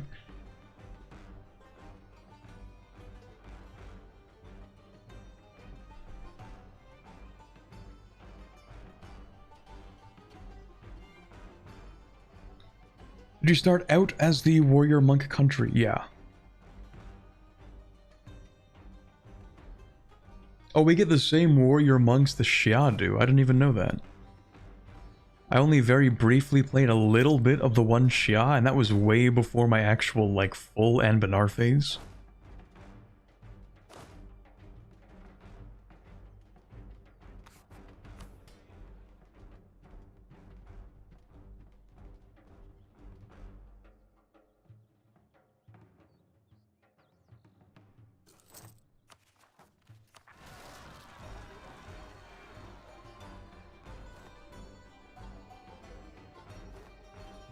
Back during the ancient era of that period of time where I only streamed on Twitch and didn't stream on YouTube at all.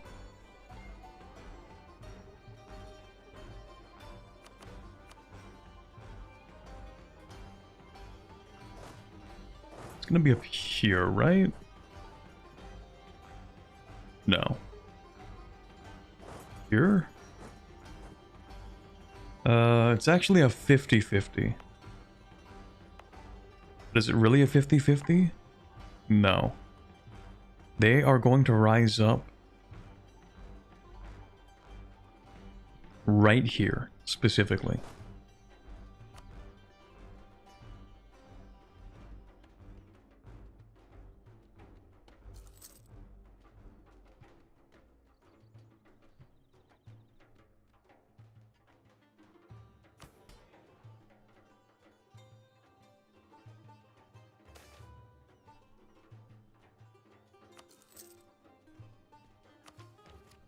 Okay, we'll pick up this one tack just for the sake of innovativeness. Even though I kind of don't want to, but it's fine.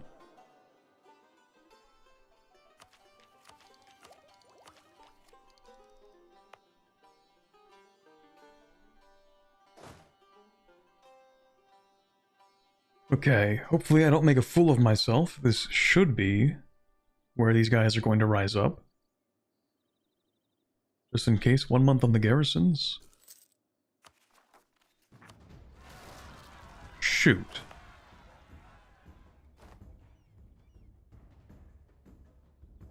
Did I bring your unrest too low?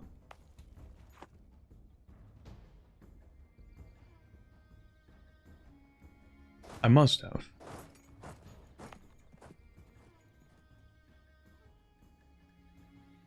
Maybe? I don't know, whatever. Doesn't really matter too much.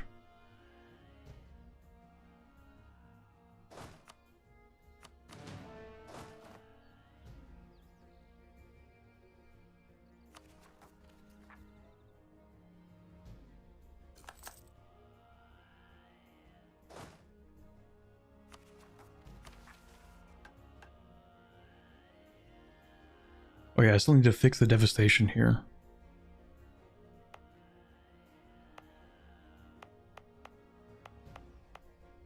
It will tick down naturally, but... Well, that's the thing, like, we kind of do want the accepted cultures.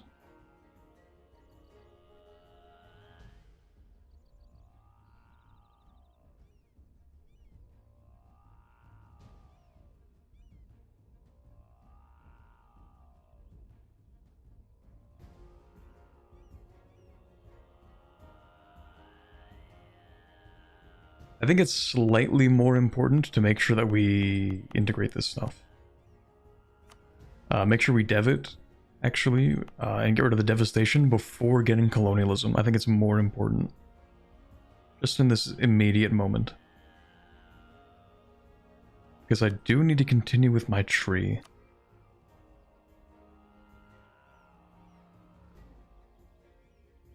I say as if I can really continue with the tree right now.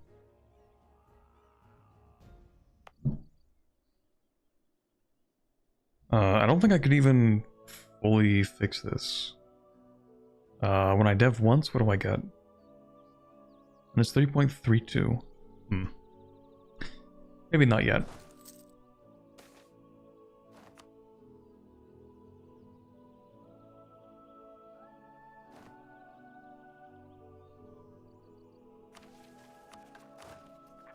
Don't need these though.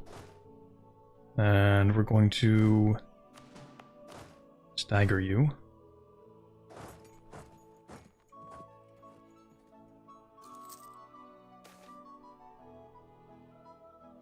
No, not the elemental animals.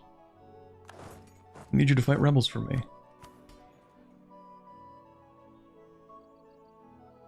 Alright, philosophers, your school is getting built just the way you wanted.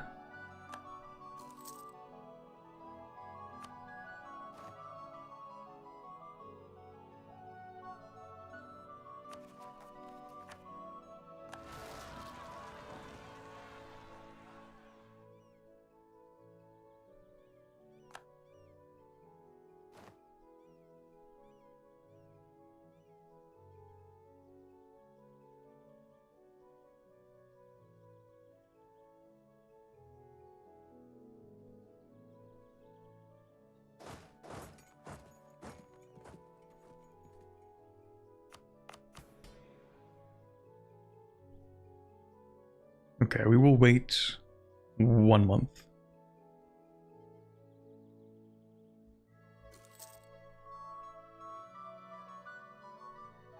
Then with 50 loyalty, there you go. Everybody's happy.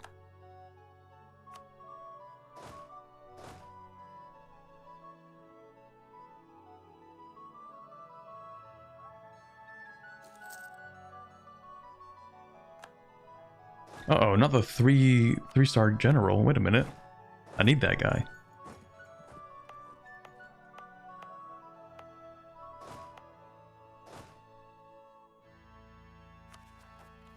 Yeah, we actually... no, we'll wait for the artillery to catch up. Also, just to make sure we don't miss that, we will keep them. That's cool.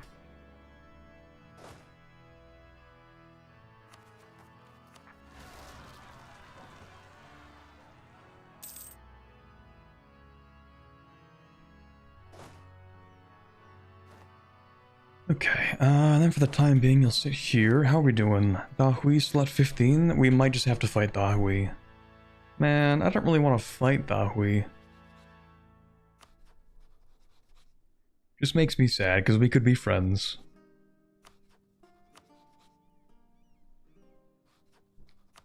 Can I sabotage your reputation? It's not going to be enough, though, is it? And also, no, we can't. Oh, that's recruitment. Hold on. Okay, we definitely can't. Never mind.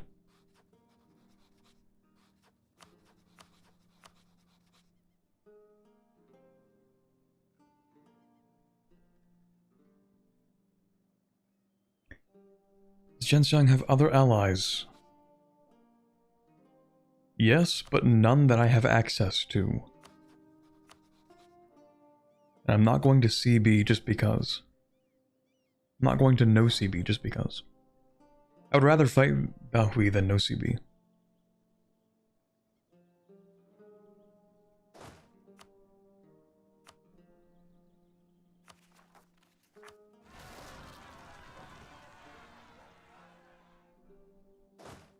It's not like we can't win, it's just I don't really want to spend the money, the time, the manpower. And it makes me feel bad.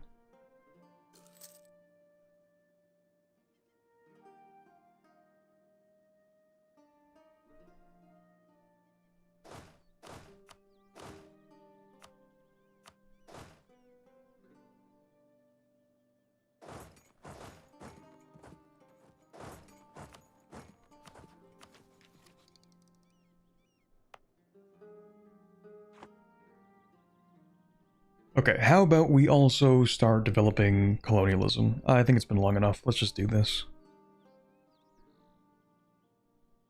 We'll use Call the Flames, and we will get Courage Development. Look at that, super cheap to develop here. Isn't that nice? We'll go ahead and throw a couple of points in here. Shouldn't be too expensive. We already have some colonialism. I don't know why. Maybe I dev'd it a little bit.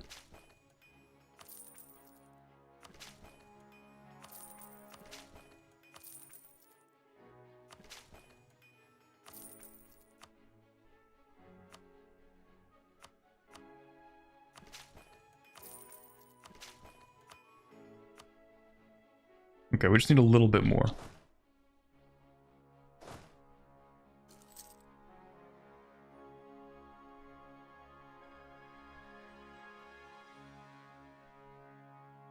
War's going on forever? It really is. I think it's because nobody is actually fully decisive in this war. Neither side is a 100% peace deal. We got Catboy Corbett, does that mean we're one step closer to the body blow?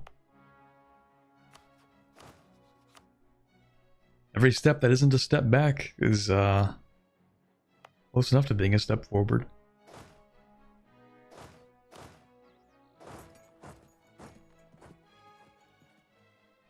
Could happen.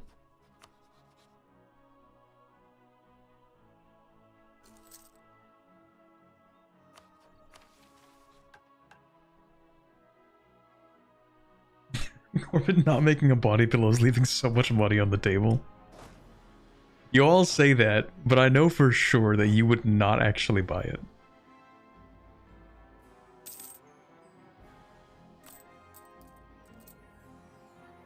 Chat whispers sweet nothings into my ear. They promise me.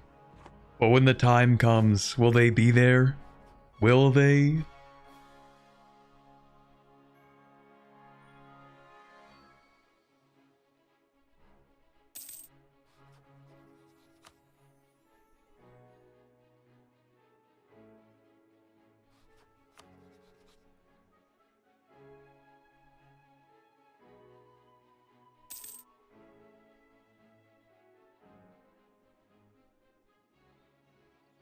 Okay, we do have some rebels, but they're not really rebels. Fake rebels.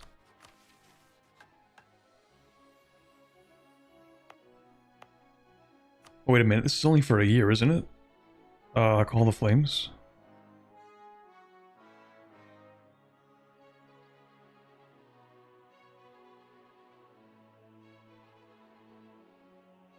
Did I already mess that up? No, spiritual renewal is the thing. I think? Yeah, I think so. No, superheated is the province modifier. There, that's what it is. Wait, is it? Wait a minute.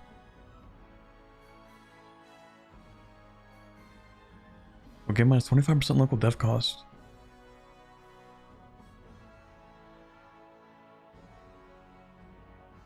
That doesn't give minus 25% dev cost.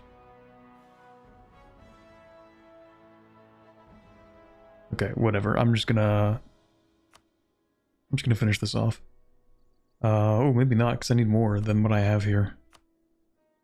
Oh well. What is it? 2 more clicks? 1 more click? I think it's 2 more.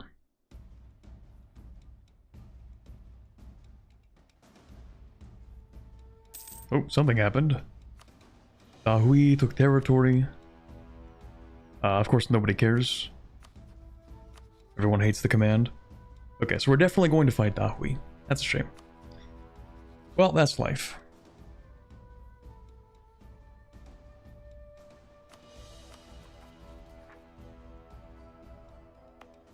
I guess we have just like a little bit to take care of first. Actually, do we? Not really. What advantage do we have? The fact that we are Tech 9, we have our special units, we've taken offensive, which is extra discipline. If we go to Dahui...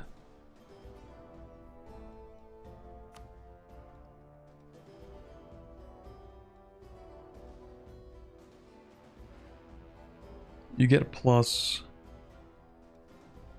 26% morale. We get more than that. Their discipline is actually quite high. From having an advisor and also because their ruler is strict. Wow, that is lucky. That is great.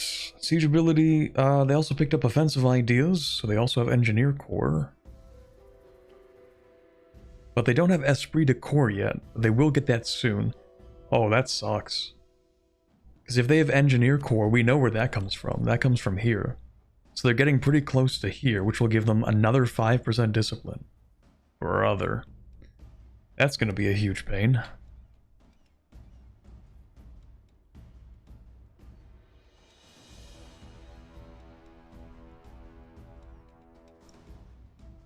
Huh. It's me, your loyal eunuch. You want to make a reversible body pillow cover. Surely.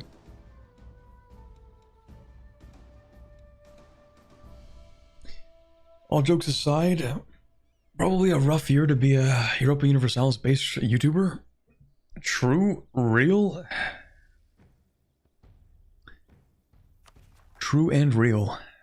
What else can you really say? True and real.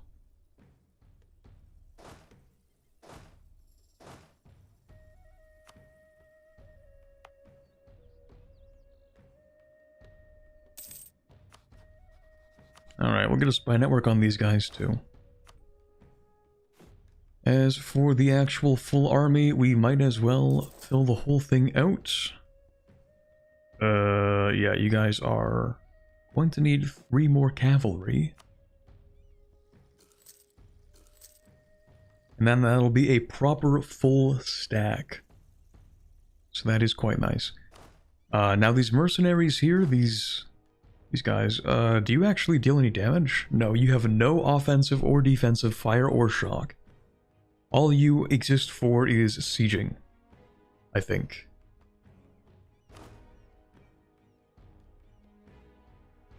They are not a real unit.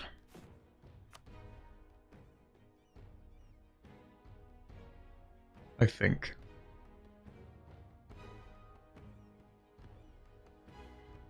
I'm pretty sure that was part of the bargain here, is that the beings of fire and rage are basically just siege artillery.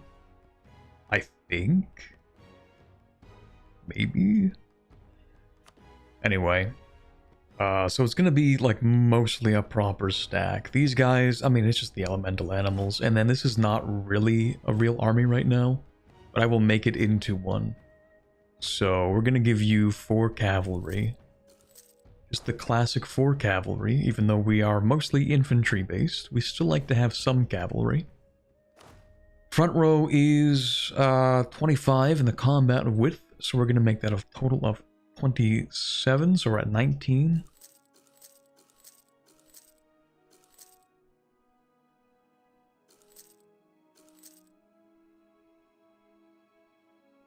Right?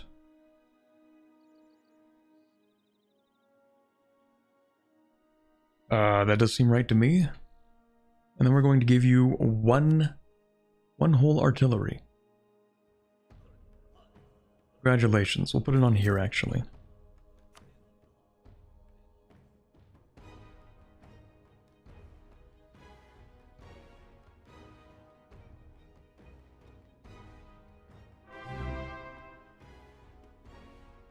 Yay. Thank you, Lysander, for the 9 months Prime sub.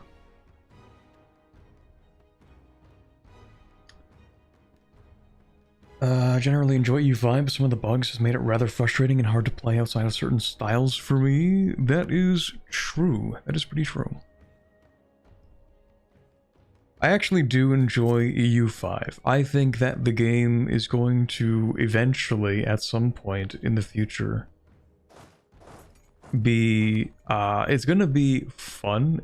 I don't know how wide the appeal is going to be, because it's still, like, kind of more niche than EU4.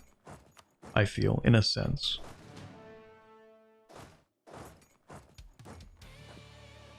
Is anybody doing rebel suppression? Oh, you are, right. Anyway, I think like this style of EU5 is still gonna be niche, but I think it'll be a better game.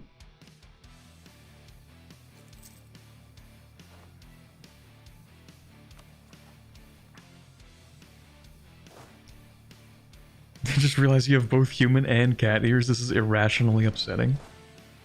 It's actually very rationally upsetting, and it's very understandable and real and true and valid.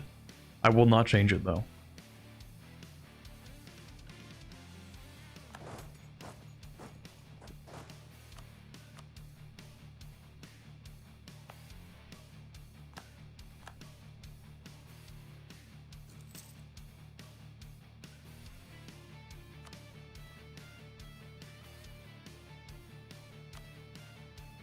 Okay, let's dump 2 more sets of points.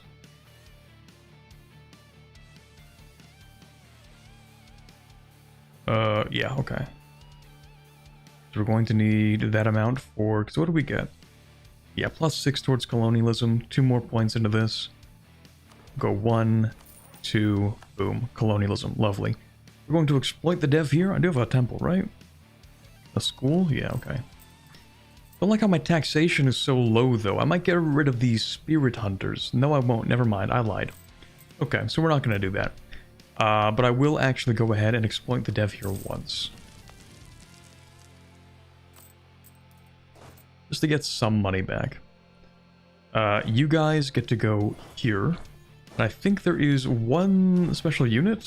Yep, that is supposed to be over here. So the plan, if you can call it that, is that we are going to go to war with Jianxiang. Really soon, actually. But what I will do is I'm going to reassess which forts need to stay on. So that needs to stay on. That needs to stay on. These 2, of course, need to stay on. This one should stay on. And this one too, but the rest can go down. Once the war starts.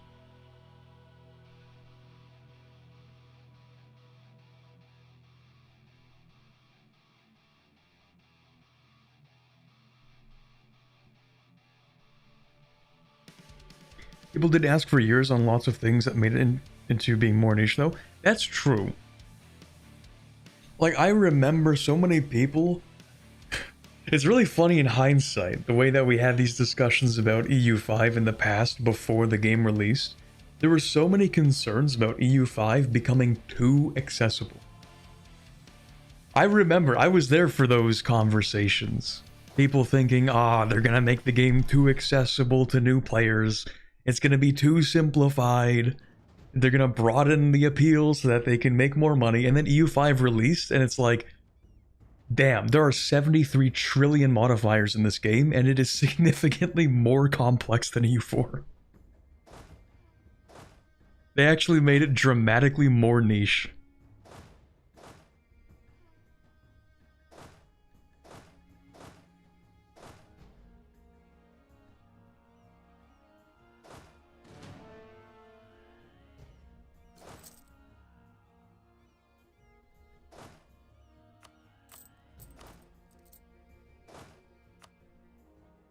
I think I'm also going to want to hire a general at this point. And I guess the air being 10 points on average is fine. I guess.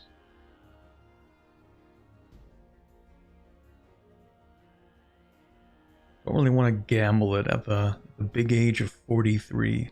Actually, when the Rani is 50 years old, I don't think we're trying to disinherit the heir.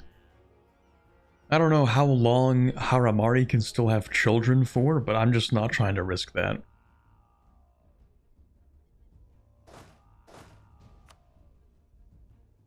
But if he wants to get a little bit of military experience, then that's okay. And then also we're gonna hire another general. Yep, that guy's goated. He's going to that army.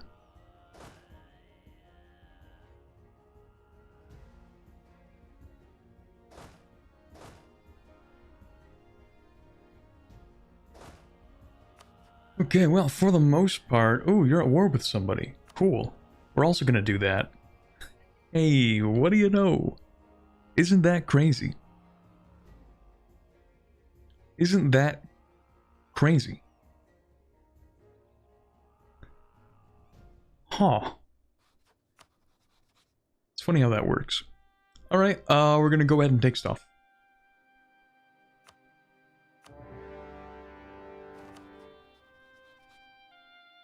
Streamer luck. That's true. I will accept that in this case. That is absolutely streamer luck.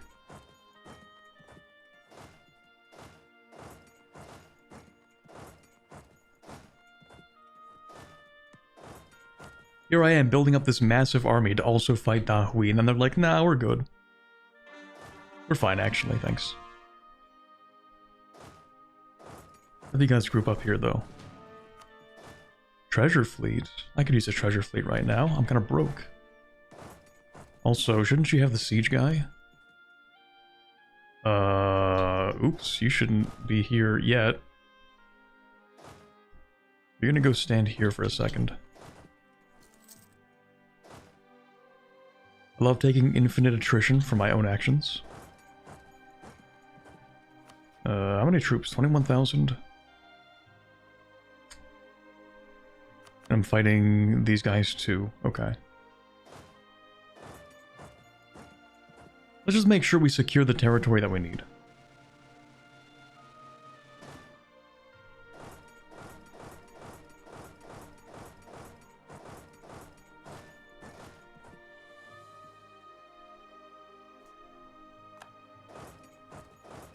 Uh-oh.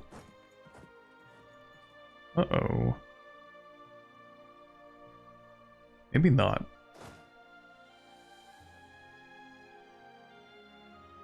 Maybe that's actually a really bad idea.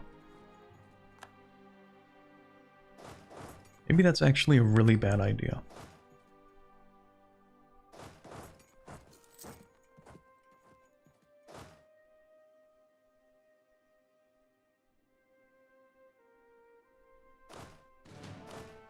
Okay, you guys should have the 2 siege. And go here. You can have this guy.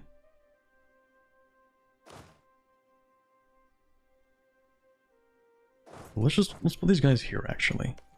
Ooh, I don't like that you're sieging this. But you're not fighting your own ally, are you? No.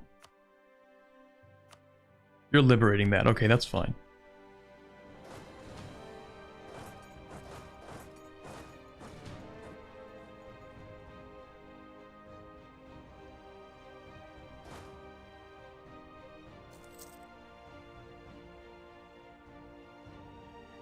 EU5 is going to be miles ahead of EU4 as a historical game. That's definitely true. That is very true. Paradox games, yeah, you know, kind of have mixed feelings in terms of their educational value, because in large part, like, there is a lot of value to, like, learning history from these games, and I think they could be used as really good, like, educational tools. In particular, in terms of, like, understanding movements and,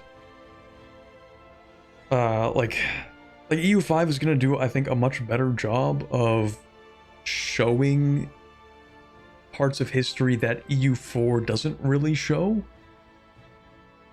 Like, EU4 kind of barely touches on, like, the transatlantic triangle trade, whereas EU5 is going to be more direct with it, where it, like, actually shows you the transfer of population and, like, how the AI, in theory, because these systems, I don't think they work yet as intended, but, you know, to sort of show more than just say, ah, yeah, this thing happened, but we're, like, just going to represent it as a modifier, you know?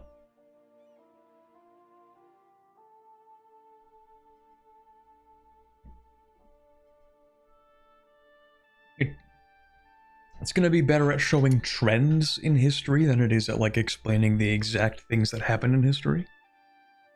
And also creating gameplay loops that do a similar thing.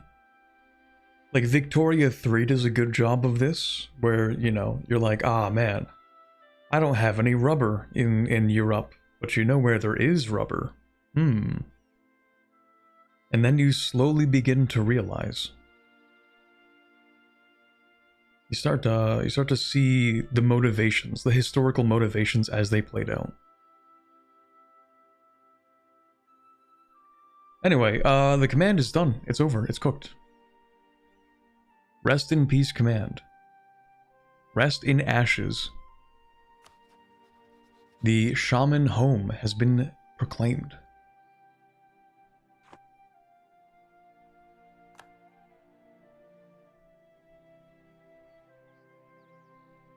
EU5 currently shows how England loses the 100 Years' War because they can't fit more than 1,000 people on boats.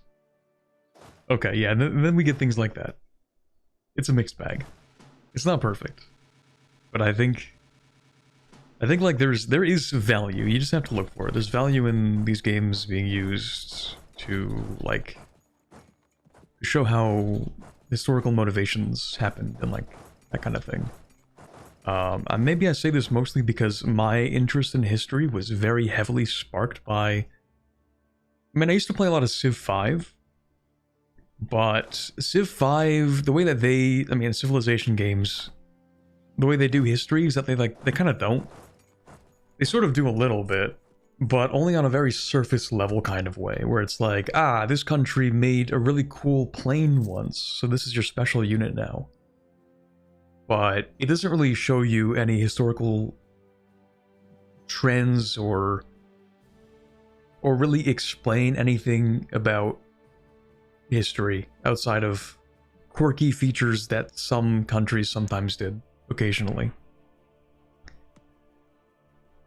But Paradox games gave you that opportunity to actually, you know, look at the state of the world in a particular time in history and try to piece together a little more of how things went.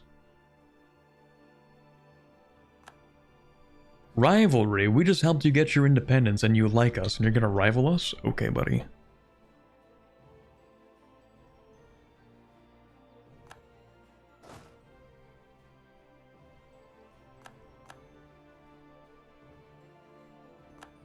I don't know if I want to fight that, actually.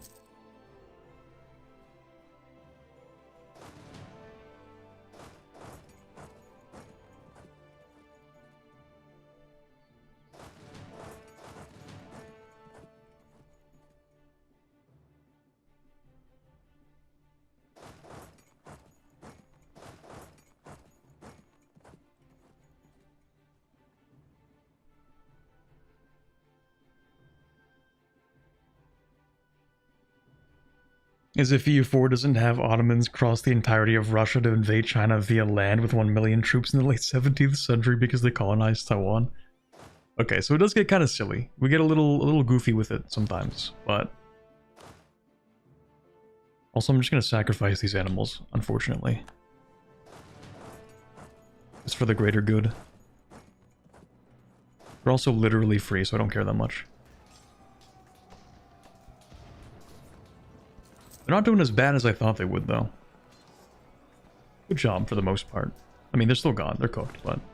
You know, they tried. You guys are fine. You can leave now. All I needed to do was group up these guys so that we can finish them off. And that should do the trick.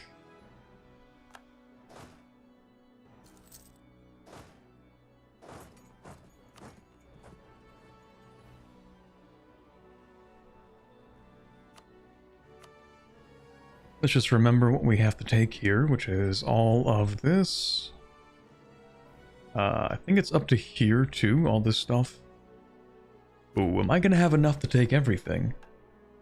I never even considered the possibility. I think so. So I need these 4 provinces, so it's definitely this stuff.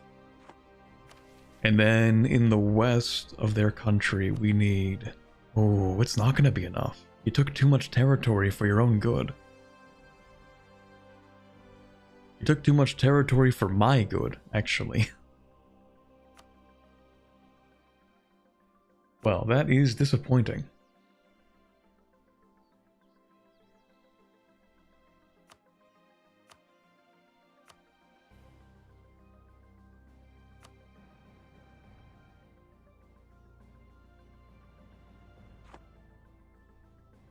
What do I do about that?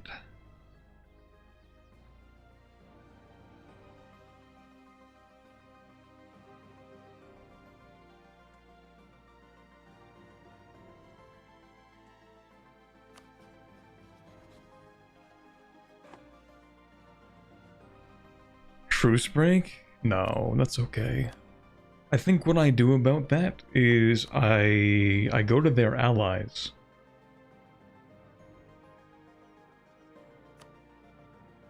And I take 1 piece of land from 1 ally.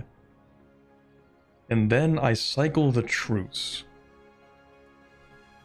I think that's what I do. So we're gonna go down into Tianlo, we're gonna take 1 province. And then we're going to have a shorter truce with Tianlo. They're going to keep their alliance. We're going to fabricate a claim on Tianlo, and then we're going to fight them after like 8 years, which will then allow us to be at war with Jianxiang long enough to take the stuff that we need here, and then I think that'll be fine.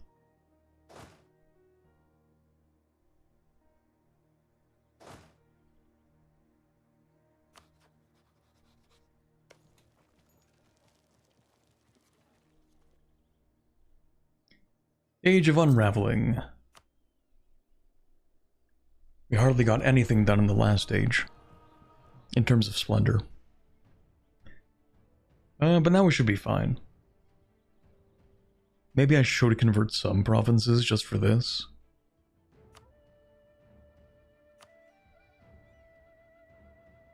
It wouldn't be too hard, but it will take like 15 years.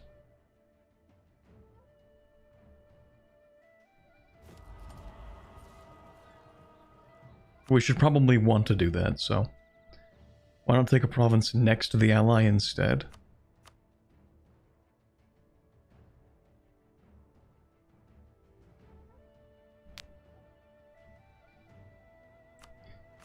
Let me check the war score here.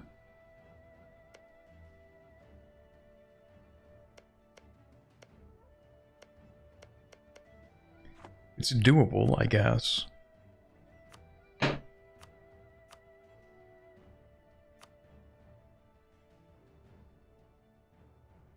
Wait, is it?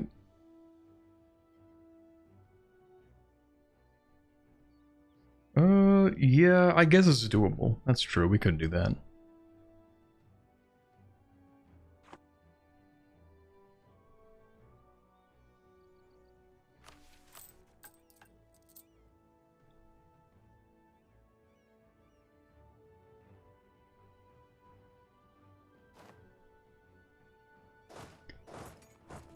Of course, we still have to deal with your troops. Of course we do. What's your tech? 9? Of course it is.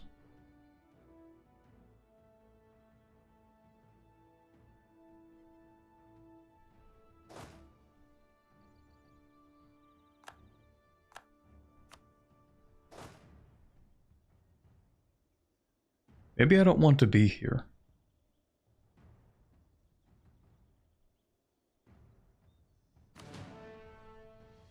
That was a bad decision.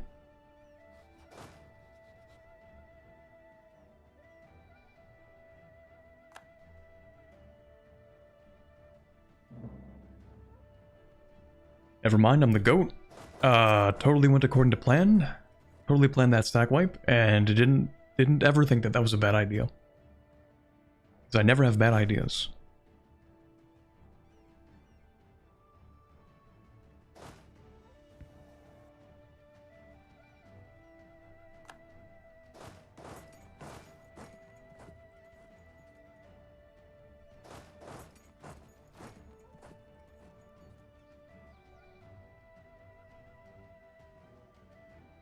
Actually, if you want to lock in... Ah, shoot, of course.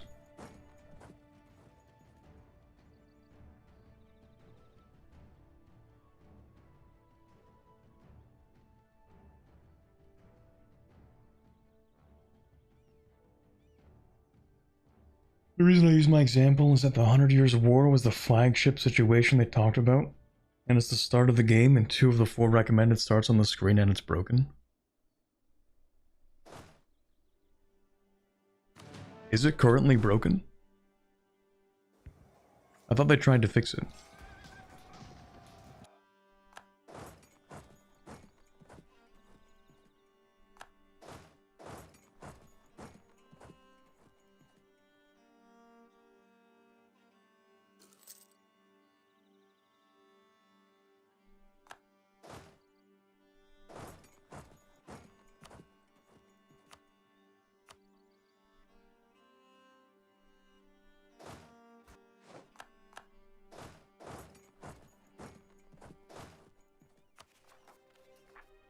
You know, funny enough, I have not been playing too much in Europe in EU5 recently. I've been so laser focused on Manchu, which is also broken.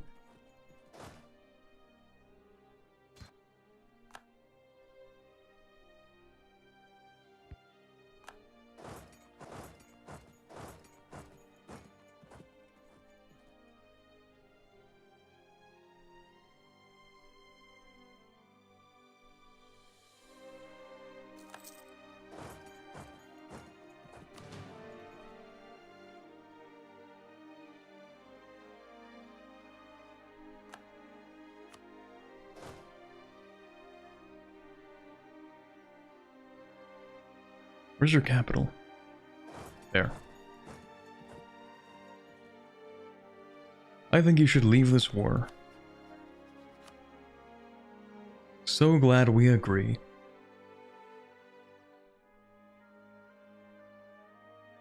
I mean, I could take money. I'll take money instead, because this isn't the one I'm going to declare war on.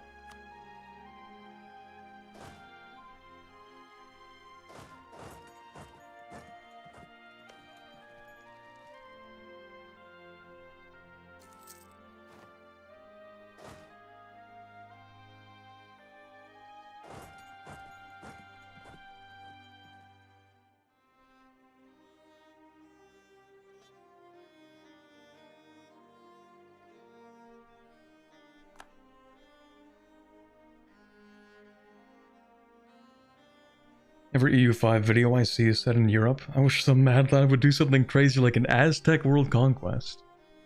If only someone would be crazy enough to play the Aztecs in EU5. Wouldn't that be really crazy if somebody would do that? Wouldn't that be really quirky?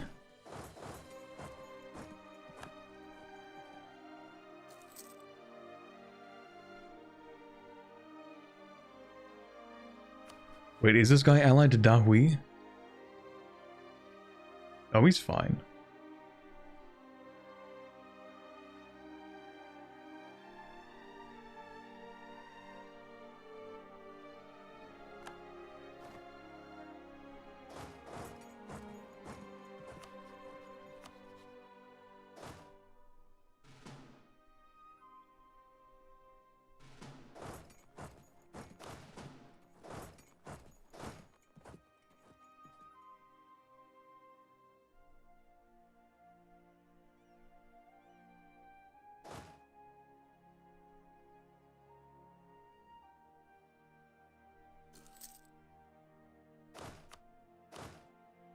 Okay, we really don't need this many people here.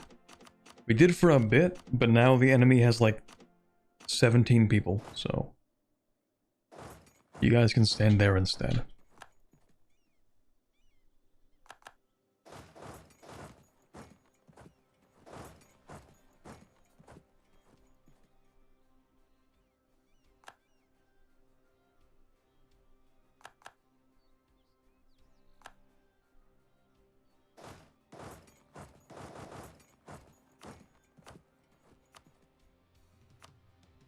Money, please. Thank you. Yeah, we'll just take money. Unless I can get more money. Feeling kind of greedy, but I don't think I'm that greedy.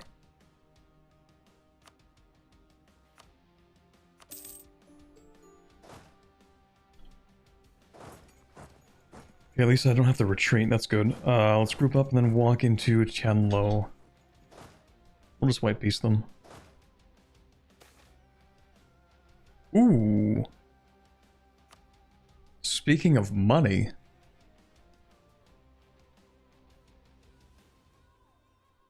Sounds good to me. 500 crowns for free? Alright, type it in the chat. Come on. Streamer luck, etc., etc.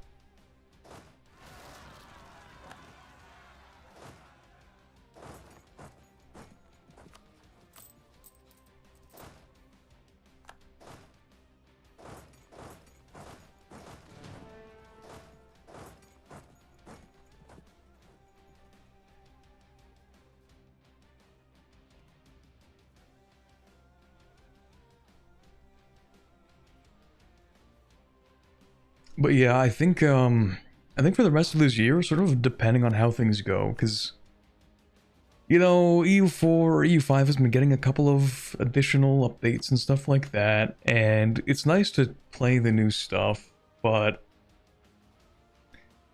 I think I should just take this opportunity to do more, you know? Like, I should make some CK3 videos. Especially with that new DLC that's coming out in September.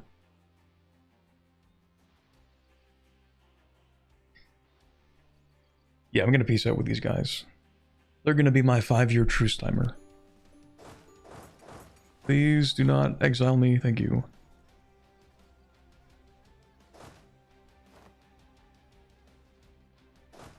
Oh, shoot. Never mind. Wait, can I just finish this war? No. Okay.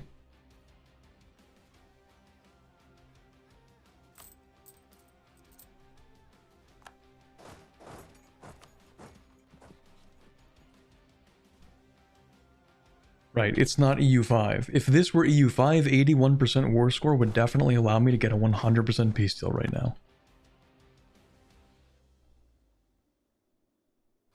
Like when the enemy has 1,000 troops left, and I've occupied this much, they would definitely give me a 100%.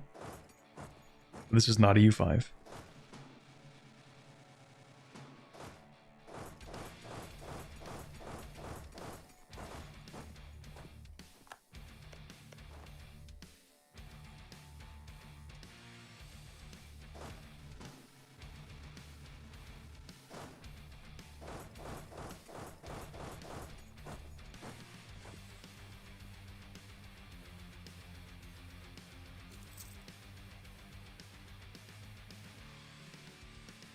God Above All looks amazing.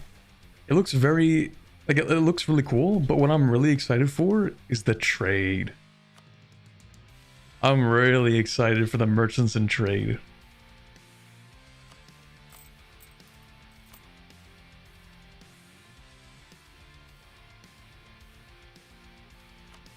I can't wait to be like a cheese merchant. That's gonna be the the peak of gameplay. Just going around trading cheese and sausage. And making a fortune off of it. That's the dream.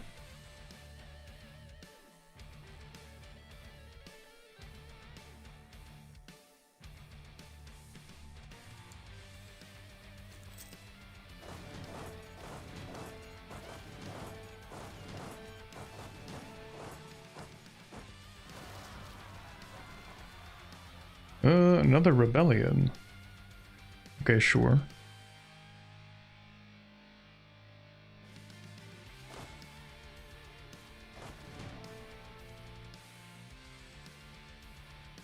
we also have that pretty soon. Where are my animals? You, take care of that, please. Can I finish this now? Thank you. Okay, so we'll take all this stuff. This is so that we can get a little claim on Tianlo. And then we will be able to finish the second mission after this, I think.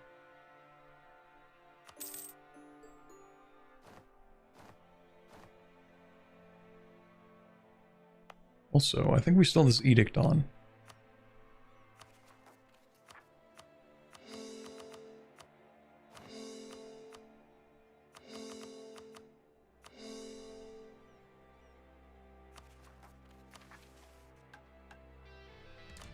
Okay, so once this is done, then we can finish this once we invade you, which will be in a couple of years.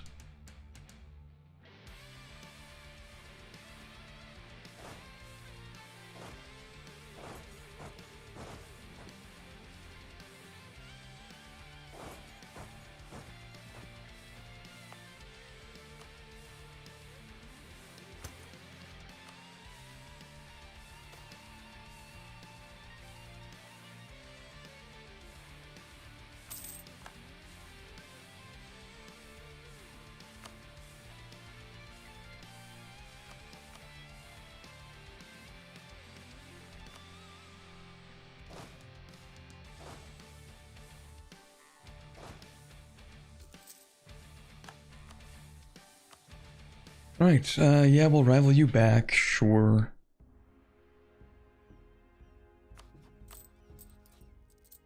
Things are looking pretty good for us right now, I can't lie.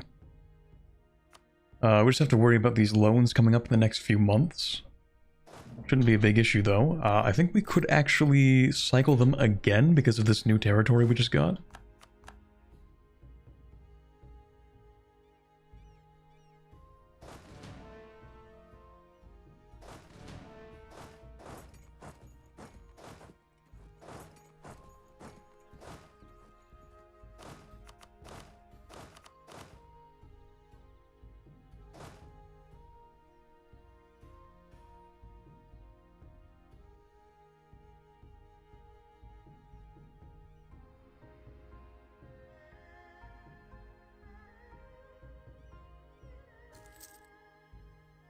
The European in a small village experience today, actually. True.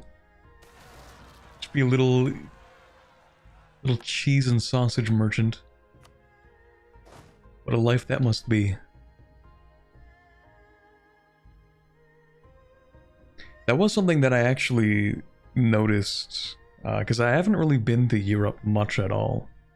So, my only experience being in Europe, actually, was when I was in Spain.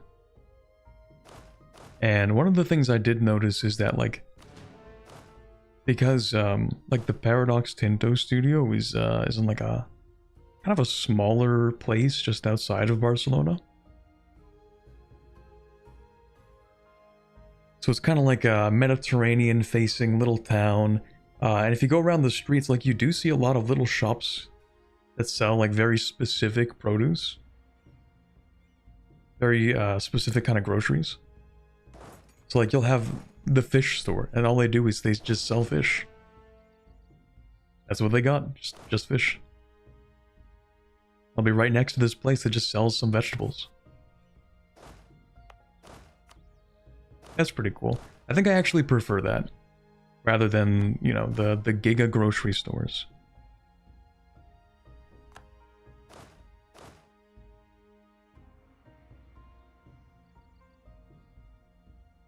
Because every time I go into a grocery store where I live, it's kind of soulless. It's just very big. It's very big and very corporate.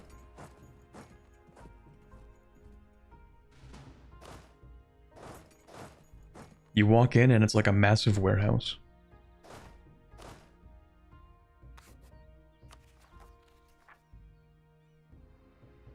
The only one that's acceptable is Costco, actually. Shout out Costco. I can look past the massive warehouse vibe as long as it's just like really good deals. But if you're paying a lot of money and it's just soulless, then what am I even here for? I'm just here to like get groceries and leave. 0 community presence.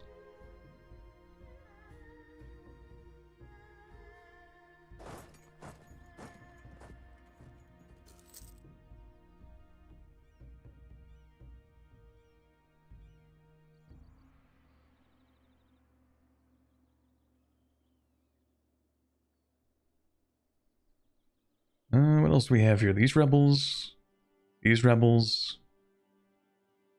17 different varieties of rebels. Surprisingly, none in Dengun, though. Well, there are a few in Dengun. Just haven't risen up yet. Okay, we're gonna go ahead and deal with some of these rebels. Maybe.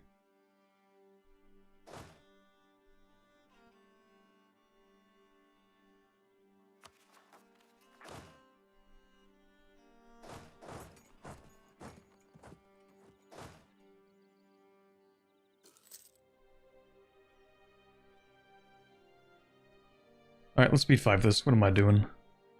Yapping about grocery stores. And loans, right. Alright, 1%, 1%, 1%, 1%, and 1%. And then we go here and we take them back out. We use that to repay the higher percent loans.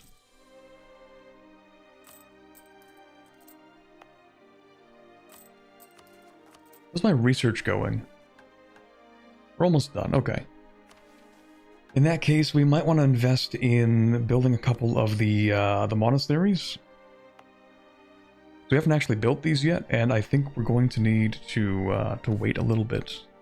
It might take some time. So this place, we definitely want a workshop here. We want a workshop here. We can actually turn this into an Eternal Cinder Monastery. Cool. Oh, okay, I get it. If this is the 3rd Eternal Cinder Monastery in the region, then the central complex gets upgraded. Okay. I don't know if this counts as being one of them. Maybe. Who knows? I'm just going to build this one. And then I might... Actually, no, definitely I'm going to build this one. I just have to dev it twice. I'll even spend a little bit of money on that. There we go. Turn this into an Eternal Cinder Monastery. Now, that makes me think I might not be able to make this one. Yeah, that's unfortunate. Well, it's not a huge deal, it's fine. I do like this one, though, because the extra goods produced on the Dames tier makes me very happy.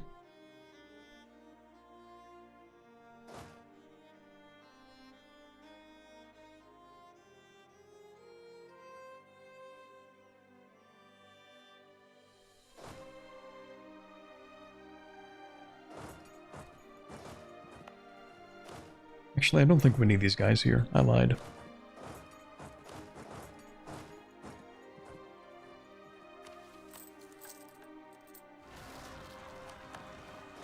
Yeah, because you can deal with this.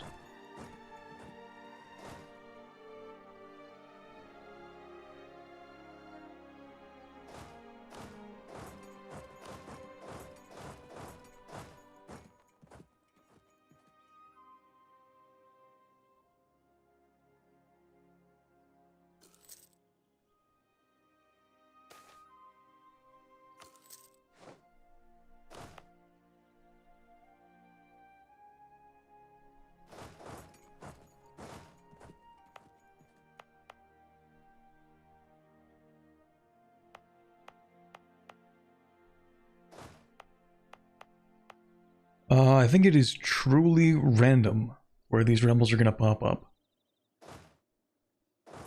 So I guess we'll just have to wait and see.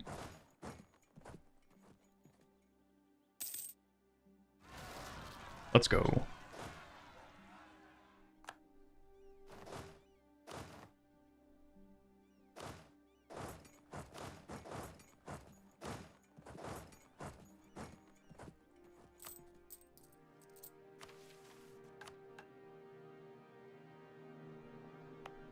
Okay, so just 2 provinces need to have reduced devastation.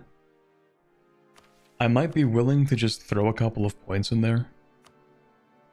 Also, how well is this spreading? It's okay, I guess. Let's go ahead and turn this edict on. 1.42, so it's still going to take 4 years, and then when it gets to the capital, it's not going to take too much longer.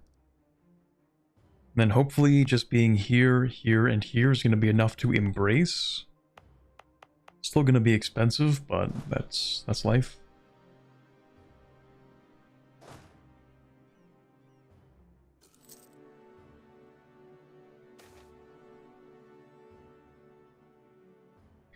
That's a tough one. 50 Diplo or a very large sum of money? I think I will take the Diplo, actually.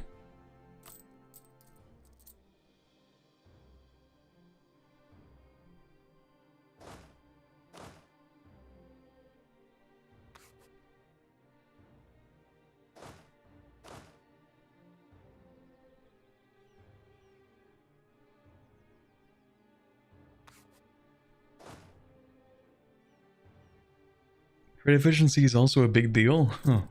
You would think.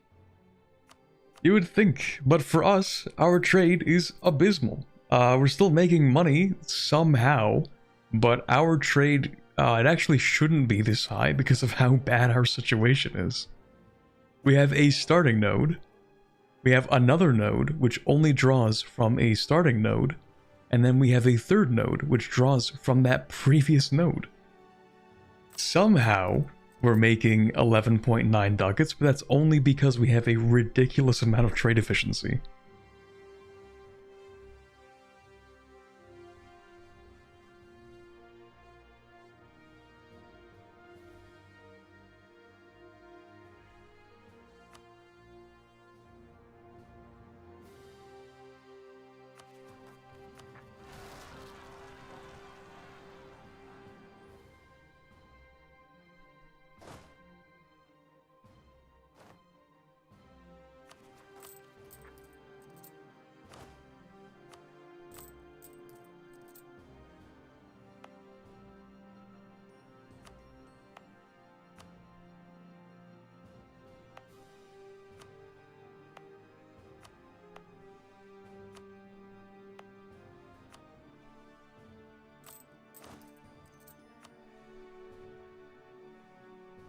Trade nodes are so silly. They really are. I think that's one of my favorite changes that they made between EU4 and EU5. Dynamic trade is so much nicer. Being forced, like you're just confined to having the worst trade position in the entire game for all of eternity, just because that's how it is at the start of the game, it's just really unfortunate. It's just one of the few confines of EU4's era.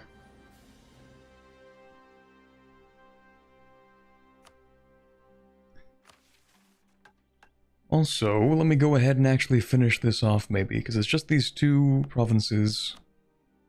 They're in the same state. I can just encourage development. That's chord, right? Full cores? Stated chords? Yes, okay. Do that, and we will do that. They'll be done. And then we need to focus on trolls. So let's do that. Trolls, focus.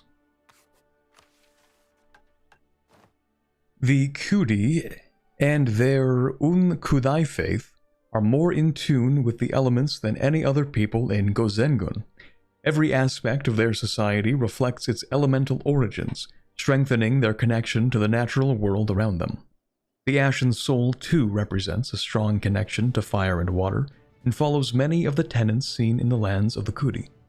Following this connection could link our 2 faiths together, and bring our twin understanding of the Supreme Spirit together in harmony. Isn't that nice? We're just peace and harmony. We love peace. A piece of Gozengun, a piece of a piece of Jianxiang, a piece of the command.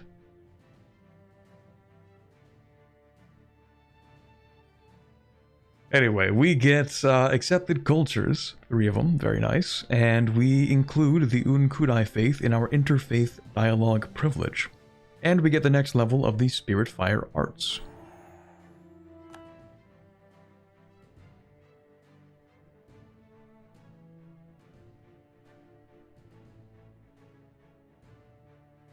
Should blob into the Forbidden Plains and trade company it so you get more merchants for trade?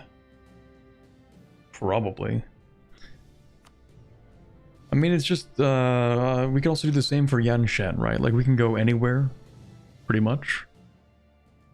Yanshan trade companies.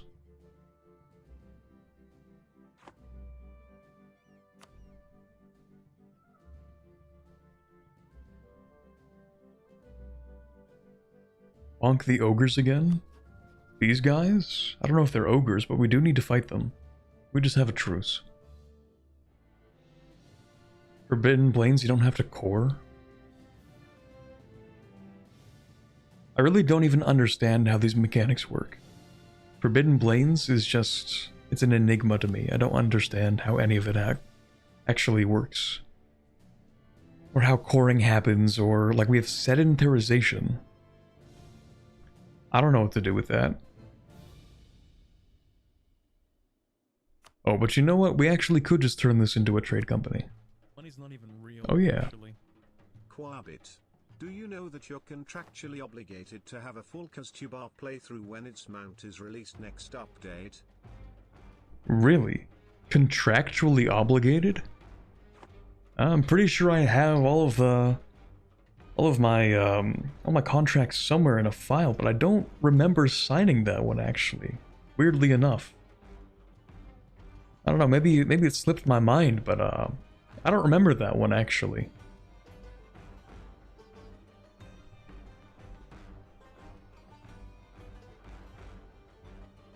But thank you very much.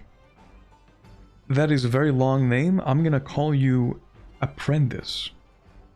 Thank you for the 5... I actually don't know what currency that is. The R dollar.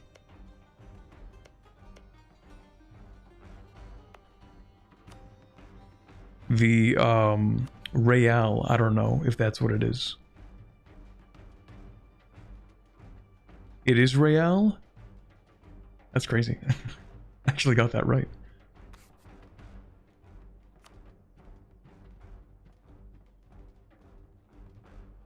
I could also make a little marketplace here, maybe.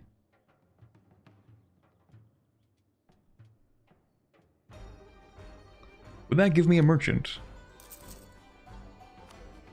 I guess we can find out. Not quite. And yes, we can extend the monopoly, that's fine. Because we do like getting experience.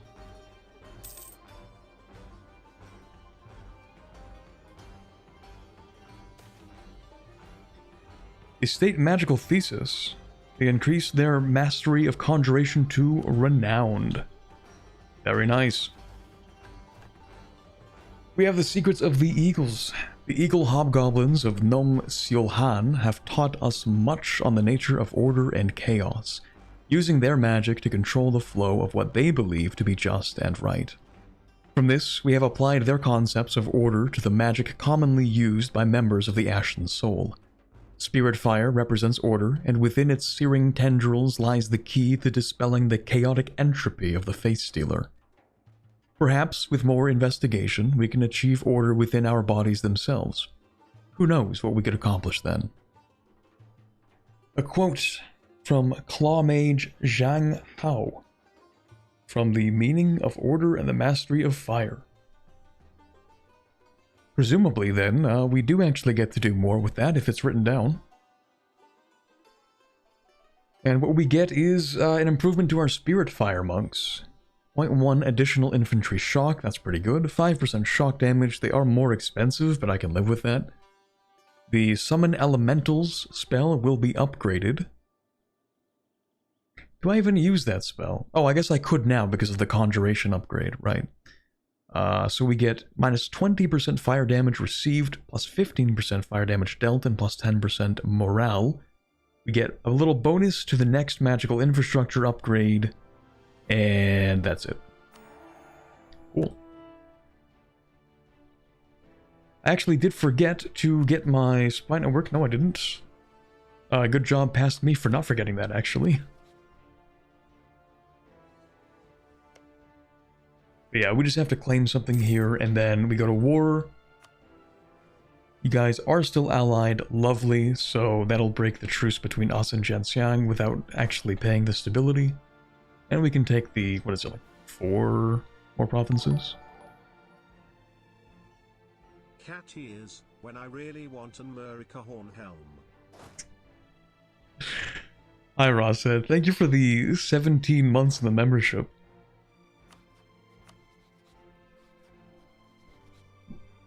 Is the current Vinland playthrough in EU5? Does this not suffice?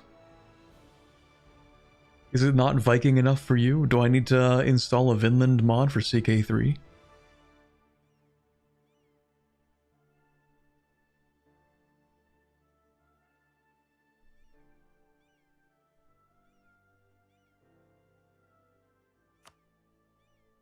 Actually, I am going to fabricate a claim on these guys too. The love of the game.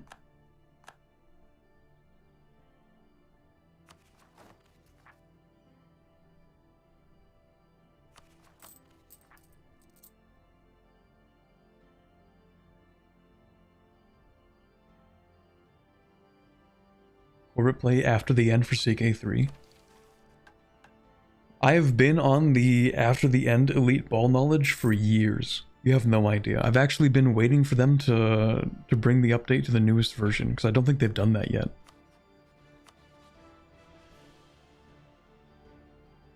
You know what I want? Stop teasing me. But Ross said, listen, we have to compromise. Because I don't think I'm doing the, what was it, Random New World Vinland Coastal World Conquest? I just don't think it's happening. Because first of all, Random New World could have an extremely tedious coastline. But they did update it? Okay, what do you know? I was waiting for the longest time for them to do that I actually missed when they did the actual update.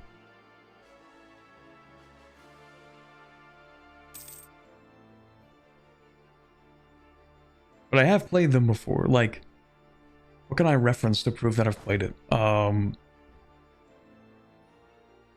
So in the Maritimes, in Newfoundland, there's a starting situation where I think specifically for Newfoundland, you can unify, I think it's the island, by playing one of the characters and marrying like the other large entity on the island.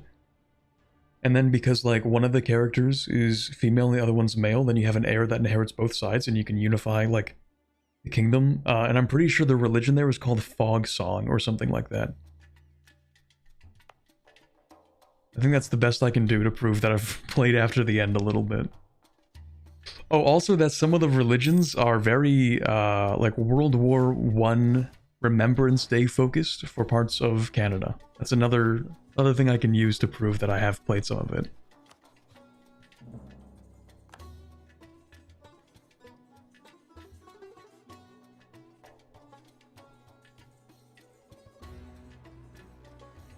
And in Toronto, after the end, I think the culture there was called like the Six, or like Sixers or something like that.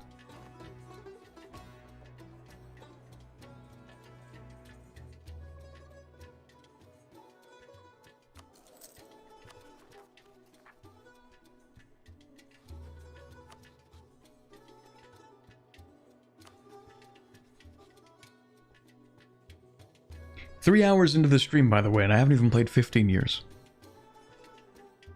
Fastest Corbett stream known to man.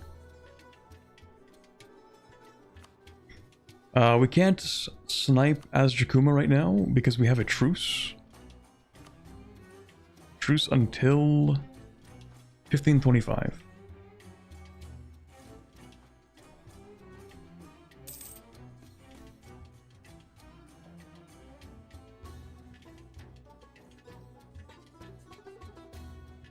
Need the Anbennar CK3 mod to release.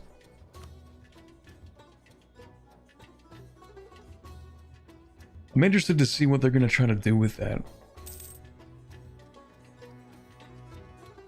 Because out of all the Paradox games, CK3 is one of the ones that's like the least dedicated to trying to make history unfold the way that it happened.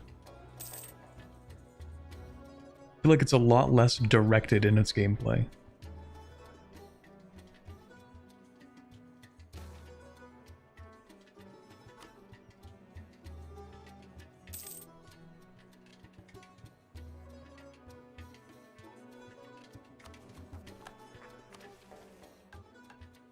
Got to actually study something, right? What else do we need? I think someone said maybe abjuration at some point.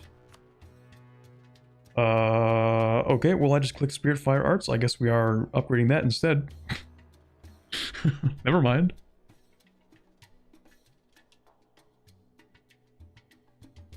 I mean, that's fine, that works.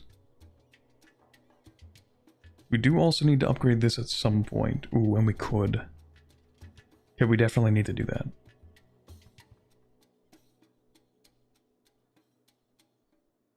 CK3 is the Sims for lonely males. I feel like it's the Sims for anybody who wants to have more violence in the Sims.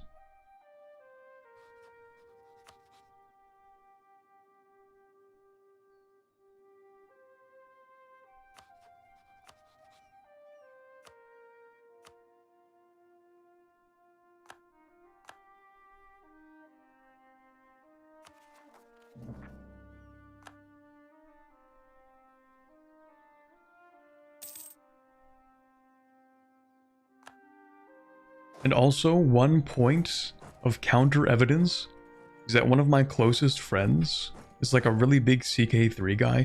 I mean, he hasn't played CK3 in a while. But as like a big Paradox kind of player, he does actually have a girlfriend. So, I don't know if it's just for lonely guys.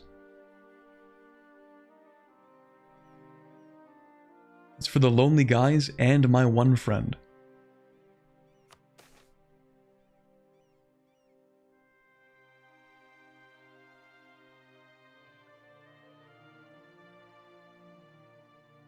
What is this? I don't know if I can be bothered to take that. I guess I could threaten war over it. Number of loans less than 1? That's funny. Imagine having no loans. Imagine. Actually, we could. If we really wanted to, we could. We could just pay back the old loans and then take back the, you know, the exact same loans that we would have taken out. I guess. It would give us a 50% cheaper Master of Mint. I do kind of like that. Do like a 50% cheaper advisor. This guy's 47. He might die soon. And by soon, I mean in the next 10 years. So... yeah, we'll pick this up.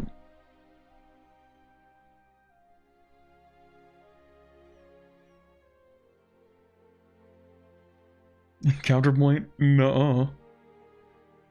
Can your friend teach us this forbidden art? I don't know. I think you just have to...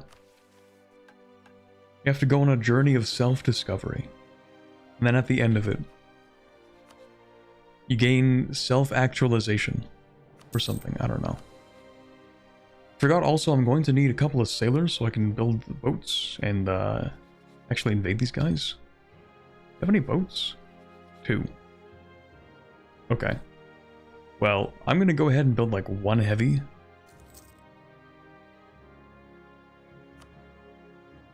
And then... yeah, we'll do that. Well, we'll do 1, 2, 3. 1 heavy and 7 transports. Surely that'll be enough to invade this guy.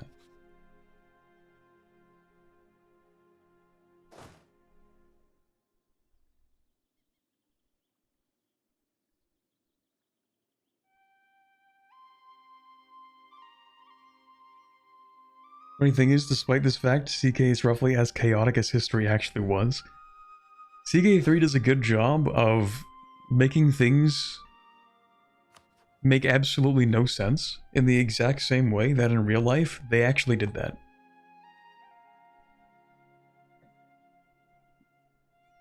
Very few Paradox games can claim to be as chaotic as real-life history actually was, but CK3 definitely is one of them.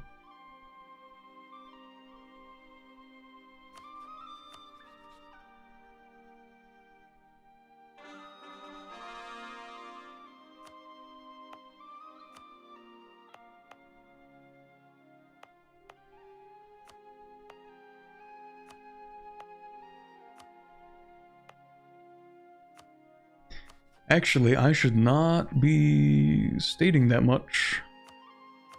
I should not do that. Build a few of these.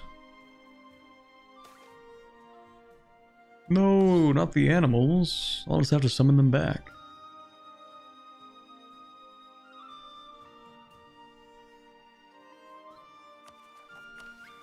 Actually, instead of summoning the animals, I can summon elementals. Aid construction. That's actually really good. So what is this? Extraplanar contact?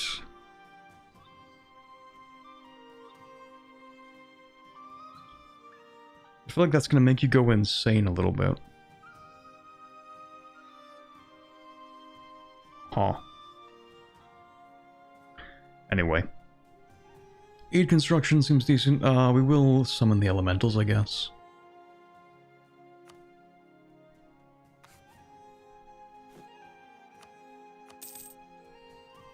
Kinda just curious. Spirit Fire, elementals. They are pretty good. And they are free. Okay, well not free, but close enough. Maybe what I'll do is I'll keep them in the back pocket. Maybe I shouldn't have summoned them already, but anyway. In theory, since we can summon them here, they would be really good to just spawn in.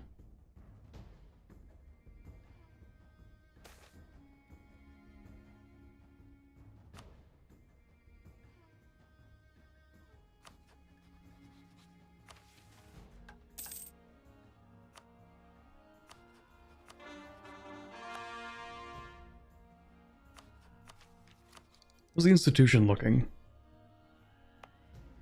Not good. Another 3 years to spread.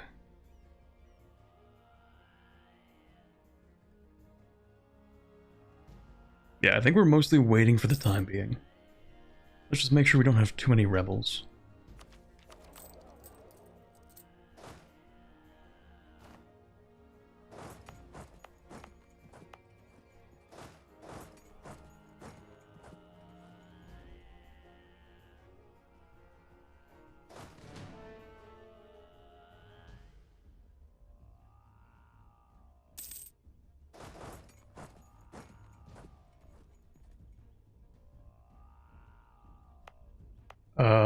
They're gonna rise up here.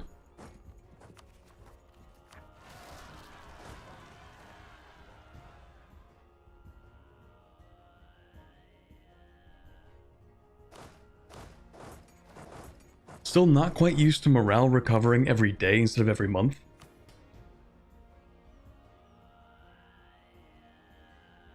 Or rather the opposite. Not used to it recovering every month rather than every day.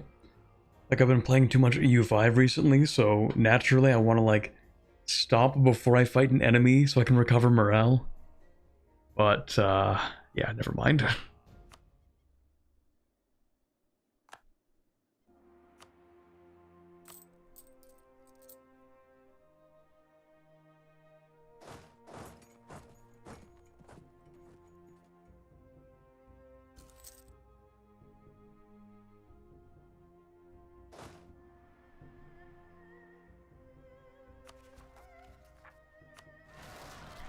I have actually been playing a little bit more CK3 than I usually do. I came to the realization that I haven't really played much of the Asia expansion when it released. I basically played a little bit of Japan for a stream and a video, and that's kind of it. So I decided to go ahead and play in Southeast Asia. I played, I think, the Khmer Empire, but I don't think it's called that. Maybe it is called that. I don't know. The place where you form Kamboja, the empire. It does have some interesting mechanics to it that I don't think I was playing properly, but I do like this idea of like, oh, you start off as, you have a bunch of tributaries, and then you have to slowly assert your authority over the area. It's kind of a neat mechanic. So your tributaries eventually become actual vassals.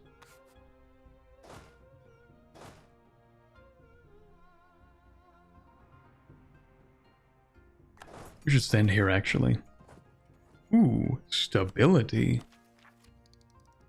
Well, we could actually afford to bump that up once and then get 3 stability. We actually could afford that.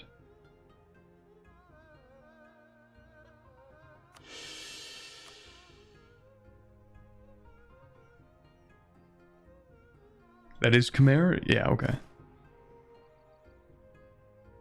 That's what I thought, but I thought maybe it had like a different name.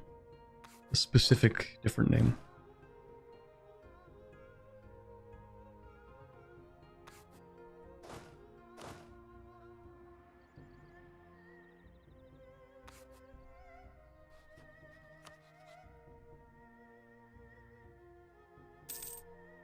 Well, we have 1 year actually, we'll wait.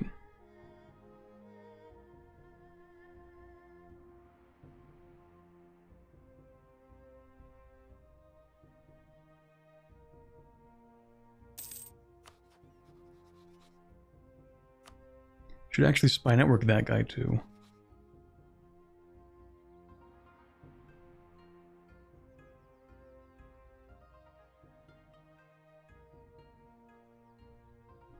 Actually, let's move the artillery up here.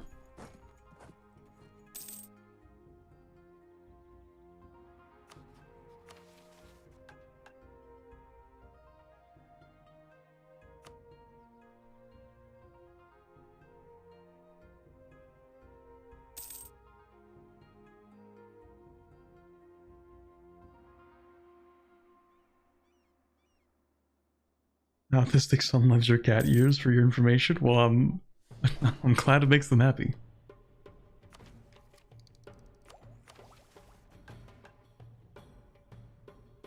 It's a one stream only thing. The cat ears will only return for another stream if this stream gets 100 likes on it.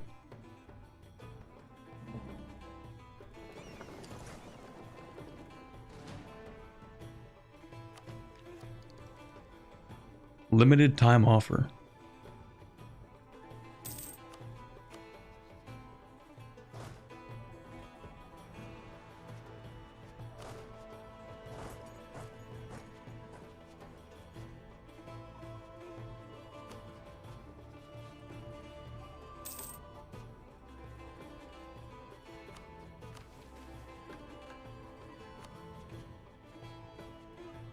Oh, I actually need to give a fort to this province.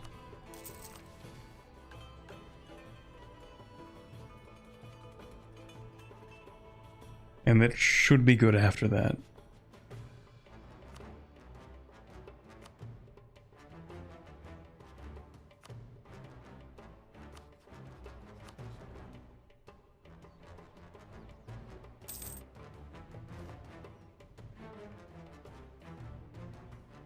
Should wear them again when you do Vicky 3 Raj.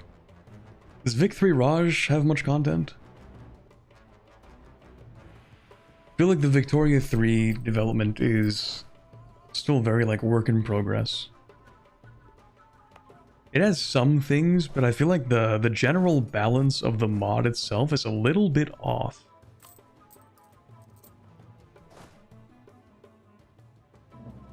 I did a much better job explaining that in my actual CK, no, not CK3, Vic 3 Anbennar video. where I explain that, like, you can't really take too much because everything seems to be really, really high infamy. Like, abnormally high infamy in Anbennar Vic 3.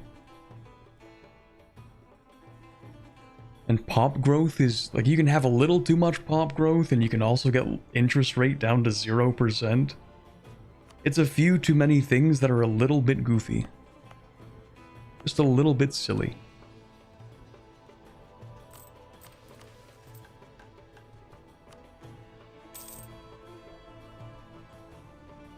Alright, that is as Jakuma. I could actually take 3 of their provinces. Let me just go ahead and crush... never mind, there are no rebels there anymore.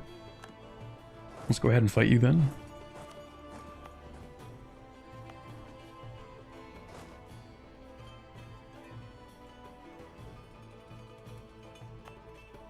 Wait for the garrison, of course.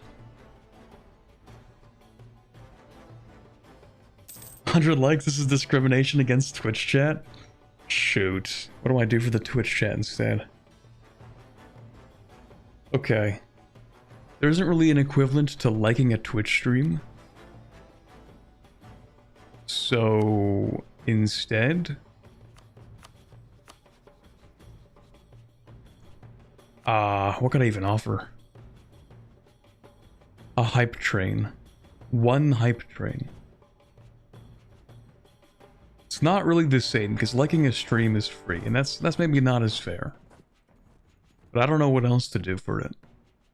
Not without taking, like, 15 minutes of stream time just to sit there and, like, set up a chat interaction for it. Also, why are you not moving? You have something weird going on here? Yes. Of course you do, man. Of course you do. Of course, minus 1,000%, sorry, 10,000% movement speed, okay. Alright. Never mind. 100 new followers on Twitch, true. Yeah, one requirement, everyone in the Twitch chat needs to find one moment from today's stream and clip it. And then if those clips get 100 likes, there you go. I don't know.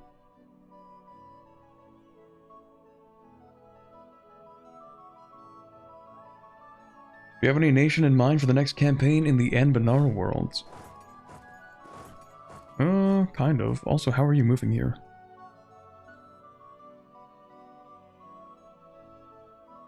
Yeah, you're not getting there. You're not going anywhere, buddy. Honestly, I am not too sure what my plan is. I was thinking I might do my elf video pretty soon. And I'm a little bit torn because there are the classic elf tags. So of course I could and maybe should play like Jadari or something. Or Venail. But Venail's a little bit old, it's just iconic.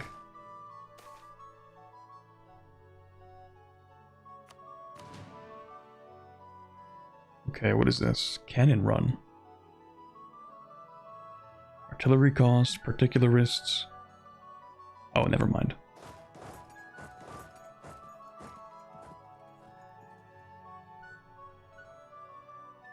Let me make sure I kill this guy's army first. Of course you're going to be annoying about that, aren't you?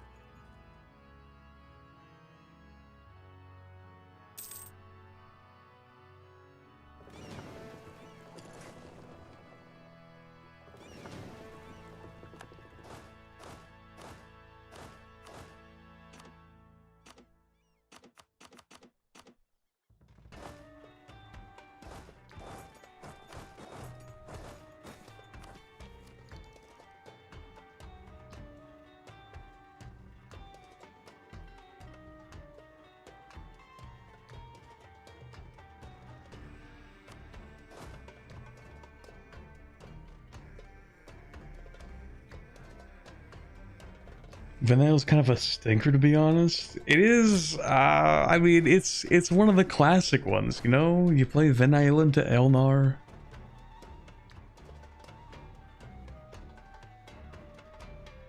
You have your different paths. It is kind of old.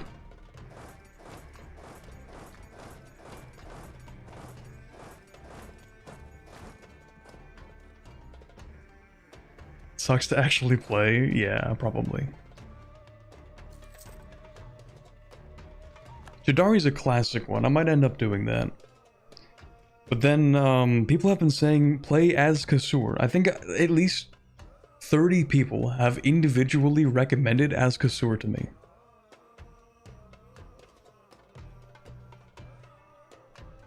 It does seem to be a fan favorite.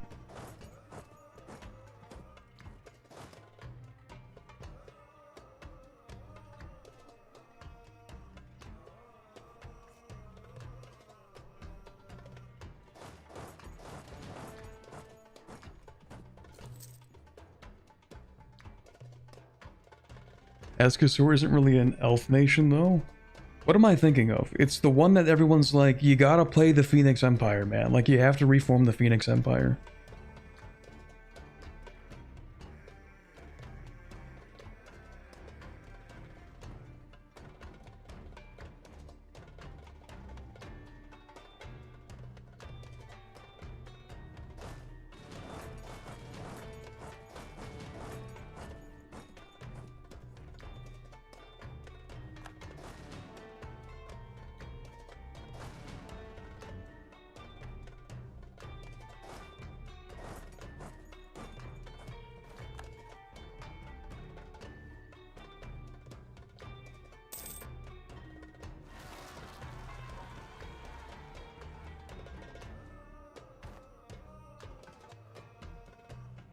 Okay, that's a little bit annoying. Fine though, not a big deal. Just kind of annoying.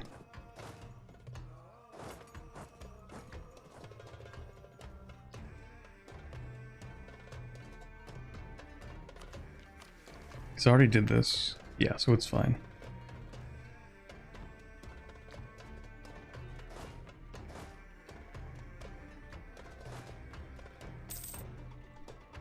Just have to wait for this to finish, and it should pretty soon.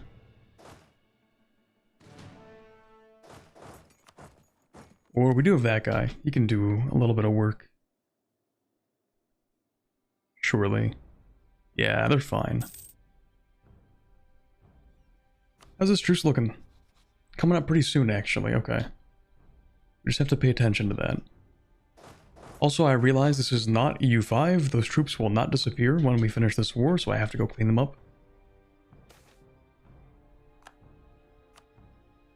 Oh, except we're not actually full annexing you, so it's fine.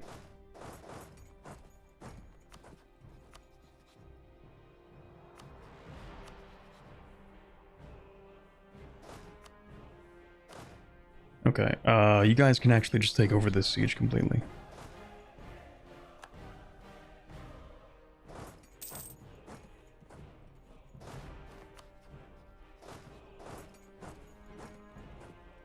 As Care, maybe that's the one that I'm thinking of. As Care.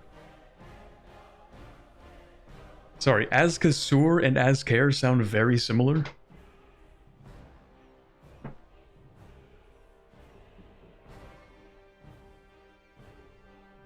That's definitely the one people are recommending.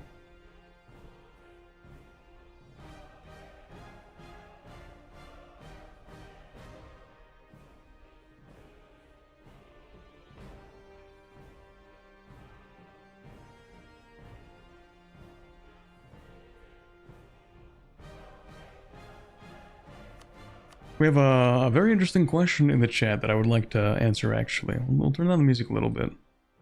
Make it not as loud. So, we have...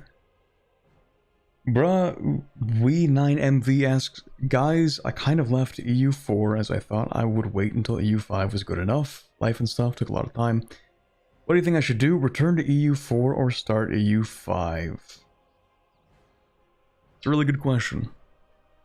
I mean, if you haven't bought EU5 yet, I'm not exactly the most impartial judge because I do have a conflict of interest here, because I do want more people to get into EU5. Because I want to get more into EU5, and I want it to be a good game. But if I'm being perfectly honest, it's not in a great state. Like, if you haven't bought it yet, I don't know if I would necessarily say that it is worth it at the moment. It does get there a little bit closer with every update. I mean, I guess that's controversial. Some people think that it's gotten worse. I think that it's gotten better. A lot of bugs have been fixed. That's the most objective point of it all, which is good. But I feel like you could and maybe should wait a little bit.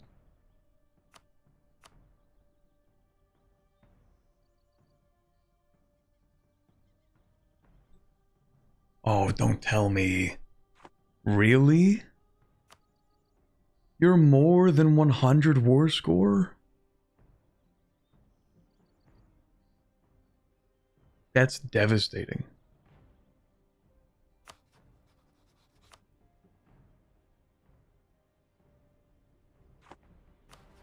Actually devastating information.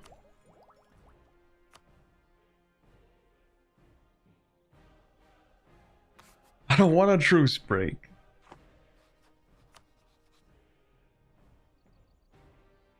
Man. You're playing admin power? Yeah, I do. But I don't really want to.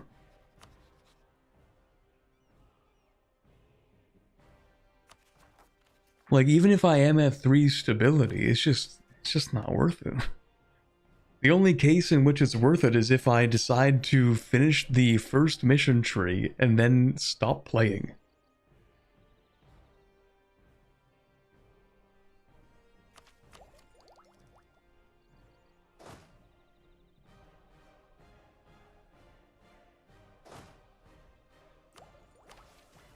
Otherwise, just for the pacing, it isn't worth it. What I could do, though, is take a very minimal amount of territory and then come back in like 6 years. And that's not that bad.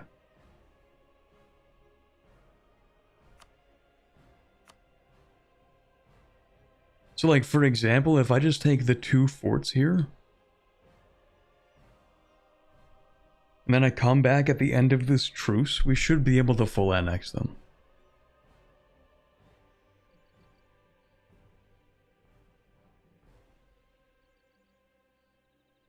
Should.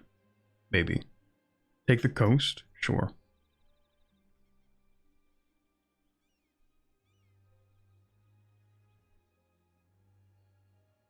Now it's looking a lot closer to 10 years, though.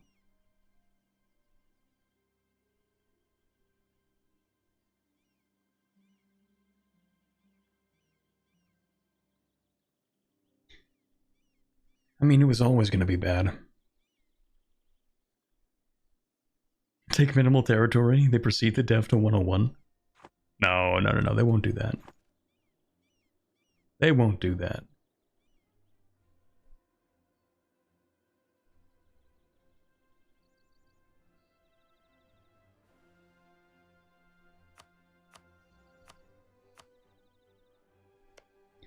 But if I do take the capital, the additional 5 war score is going to get transferred to another province.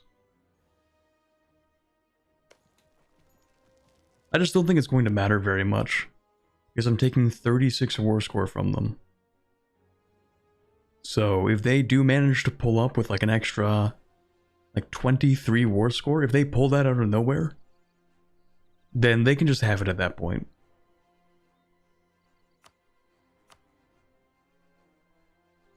But yeah, you know what, I'll take this and then I'll come back. Or maybe I just truce break them. Maybe I give in to the violence.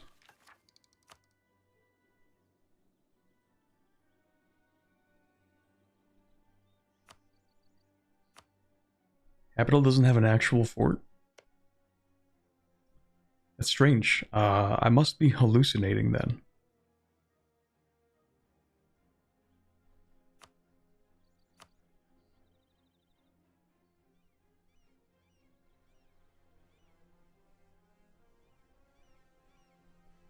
No, it's fine. Yeah, it's fine. I'll take the 3 provinces. This game sometimes.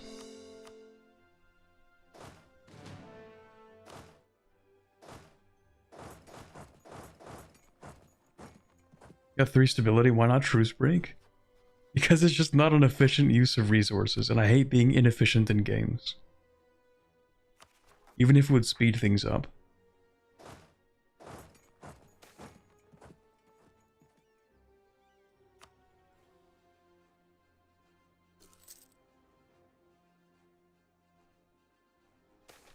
It's the exact same reason why whenever I play some kind of RPG that gives you a bunch of additional items to use, I don't use any of them. Like, oh, I can give my weapon fire aspect for 2 minutes using this one consumable, never pressing that button ever.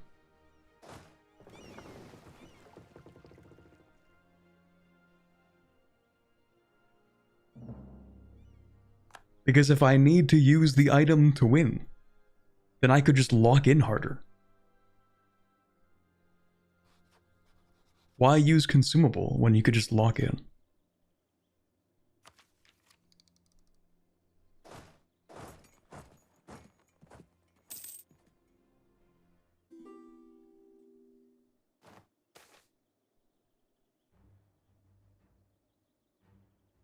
It's a bit of a tough one, but I think I'm going to take the admin on that. Actually, it's not that much of a tough one. I'm definitely taking the admin. This truce is also done, by the way. The only problem, if you could call it that, we're not done sieging this. Actually, you're just going to stay here. He can't siege. It's fine. You go here. We also don't need this many forts. It's kind of ridiculous at this point. So we're going to get rid of this one. And that one, and actually this one too.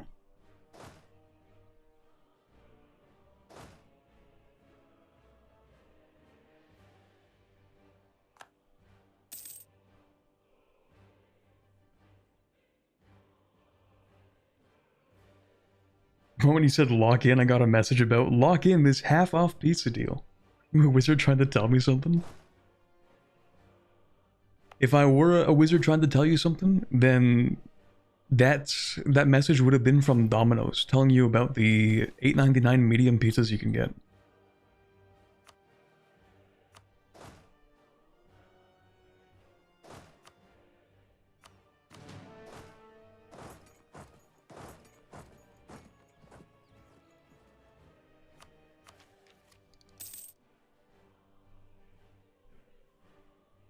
That's why I know if no one else has my back, at the very least I know that Domino's always will. With those $9 mediums.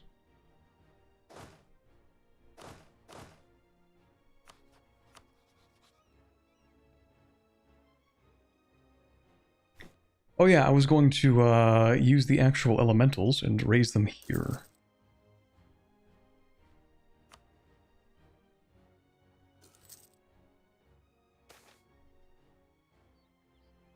Ooh. Conjuration, Abjuration, Evocation are free to cast the next time we cast them. Okay.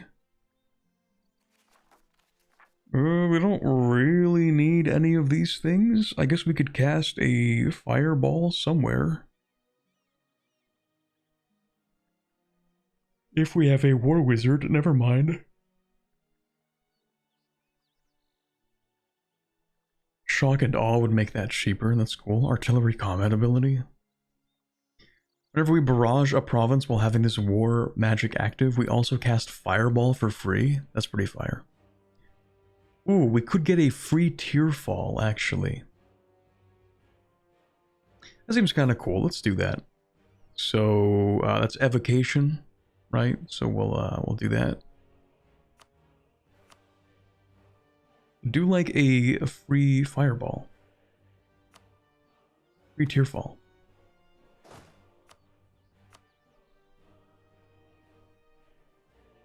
Please let me get this 57%. Come on, man.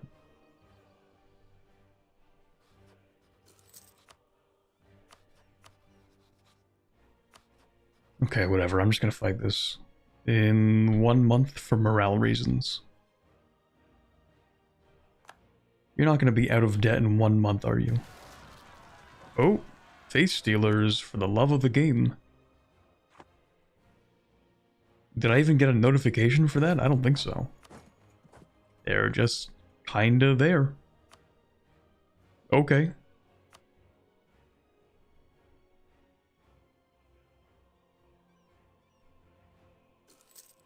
Okay, I'm just gonna fight them.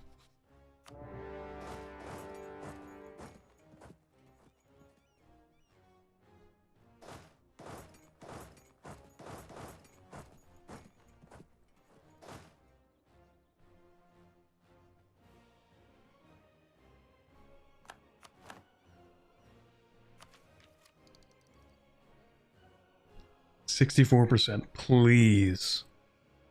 Please. God, man, please.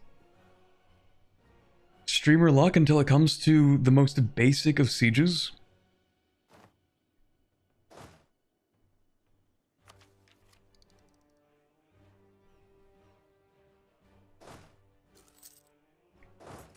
I can't fight that. I'm just gonna siege their capital. Uh-oh.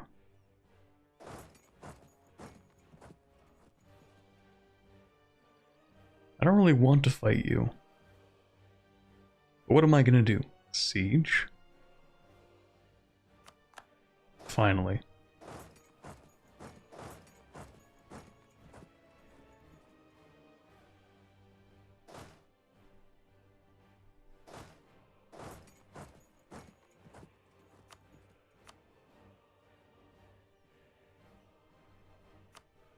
Alright, as Jakuma. We'll just take what we can. I don't really care about that. There we go.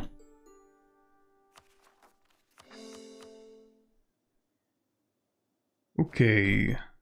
So now we're gonna bring you down here. And actually fight this guy. That's a terrible idea. Let's not do that. Screw it, I'll siege. Terrible idea, but the whole thing was actually a bad idea. Summoning the elementals there? I don't know what I was thinking. I was thinking, oh, I'm just gonna get a little bit of war score. Why not, right? Because it's the war goal. Also, did I actually get my tier fall? Does that take like a year or something? I don't know. But actually, we have so many mill points.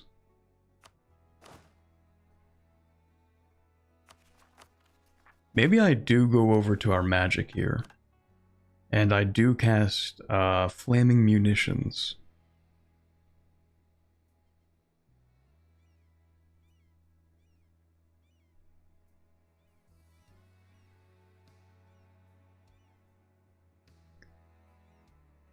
Actually, maybe we don't. We can only have one war magic spell active at a time. So you can either get shock and awe or flaming munitions.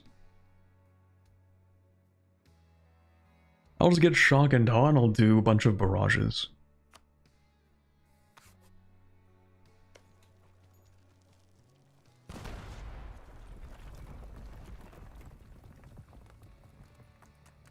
Still get the magic infamy from the free fireballs? I didn't even realize you get infamy from the fireballs. Oh yeah, what do you know? Turns out, dropping nukes is actually kind of infamous.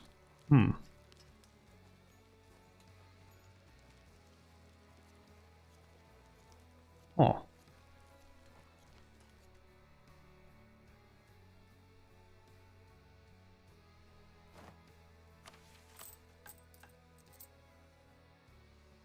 I'll just take these loans back out.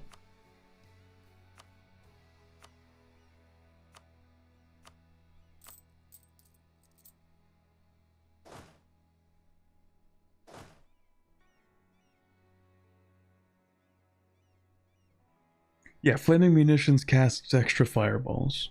So we don't actually have it. I'm just curious. Why are you a cat man? Because we're playing as the cat people.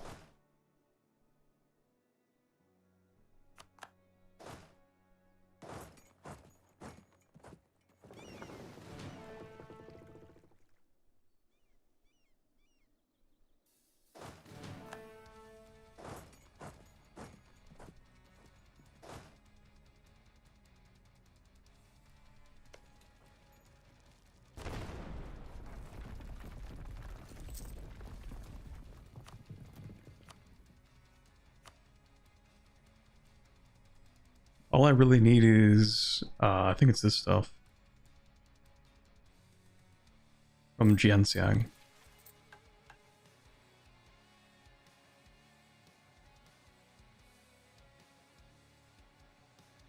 Did I make a fort here? It's almost done, okay. Commitment to the bit, next time you're playing a dwarf, will you get a beard too? Maybe.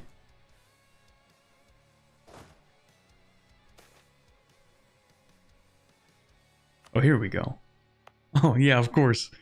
Why not? Let's just have Dame's Tier up here in the middle of nowhere. Yeah, sure. That's cool.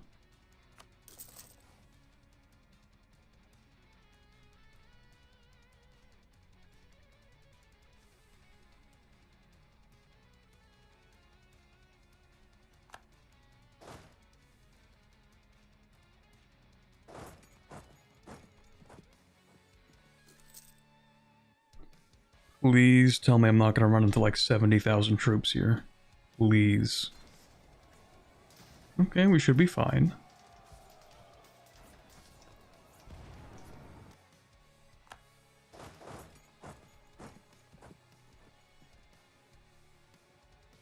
Uh-oh.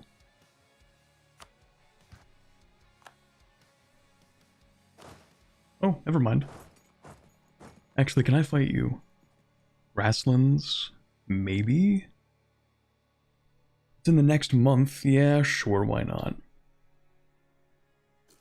Get some manpower back, consolidate. We can fight that.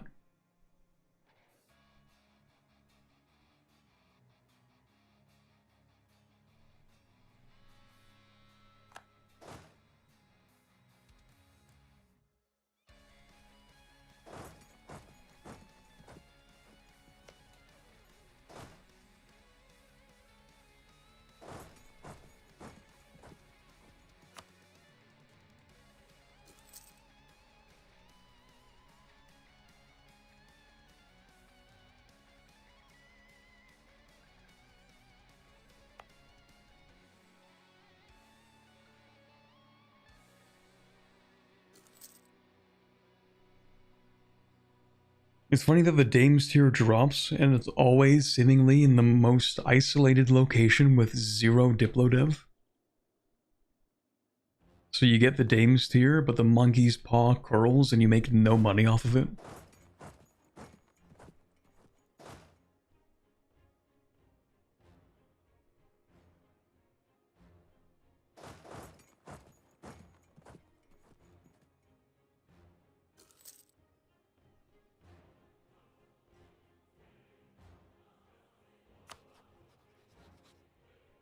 Oh shoot, we don't need that.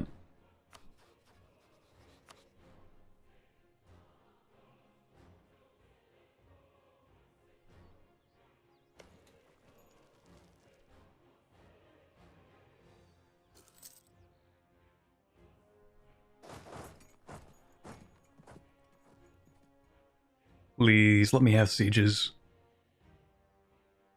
I don't want to have to wait for 71% on every siege.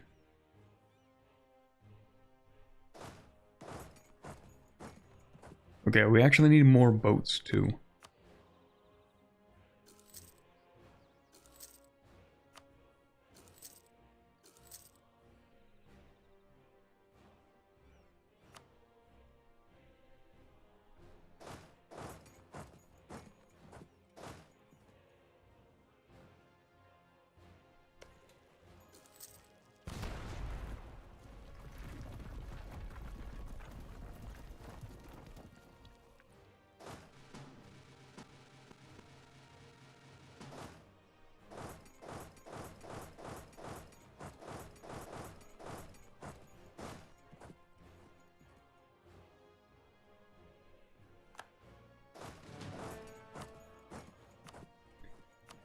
Come on, Jianxiang, we just need a little bit more.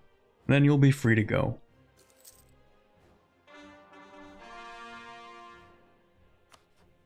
How long is that? Yeah, of course it's gonna be forever. Maybe I will truce break those guys.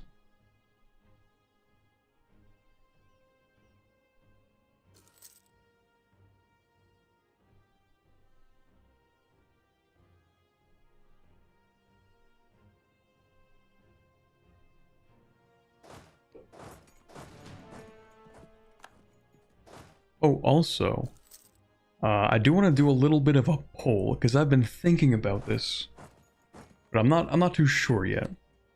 But I kind of wanted to get into RimWorld a little bit. It's a game that pretty much everybody who knows me and plays RimWorld says, like, I would definitely love playing the game. Apparently, it is a Corbett-coded game.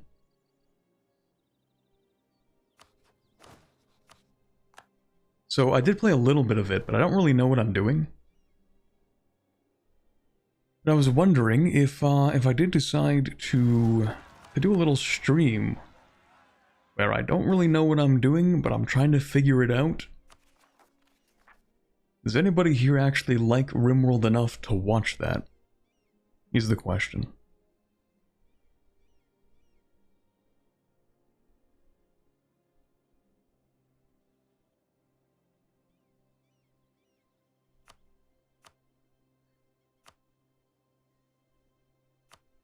Oh, there we go. We can also just take this stuff. Don't want too long of a truce, because I will come back and take more. So we'll just take this and a little bit of money.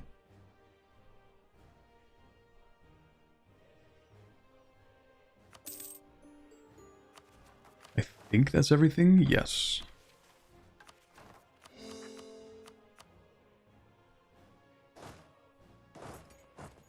Unfortunately for us... Ooh, maybe that's not a good idea. No, it'll be fine. Yeah, this is fine, actually.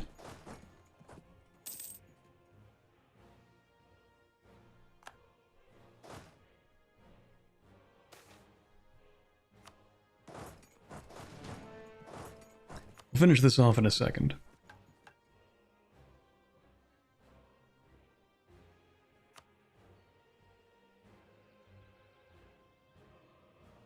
Oh, that's actually going to be a lot more difficult than I thought. Ooh, wait a minute. We have a lot of things to do. We need 5 level 2 Eternal Cinder Monasteries. Ooh. Ooh, that might be kind of tough.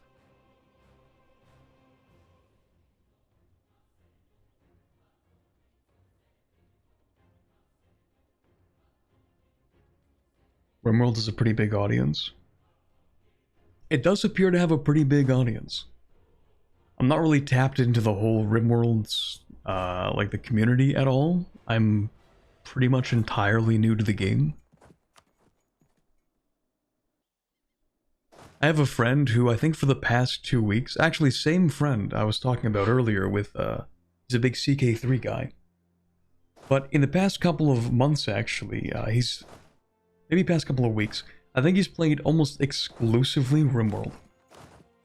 I think that's the only thing he's played for weeks.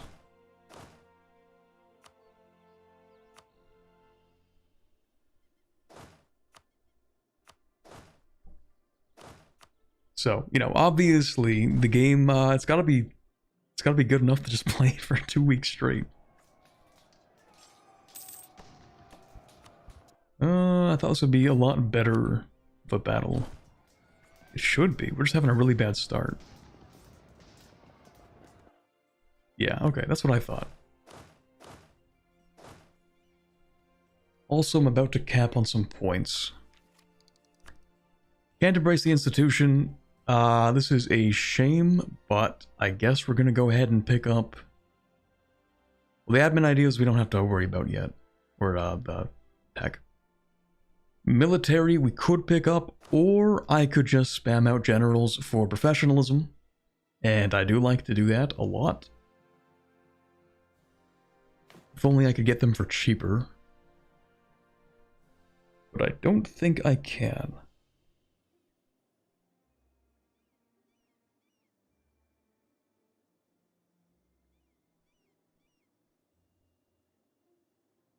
You make it 10% cheaper.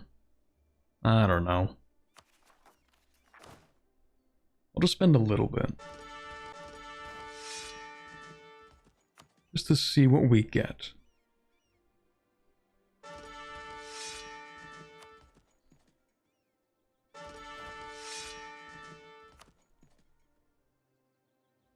That'll do for now.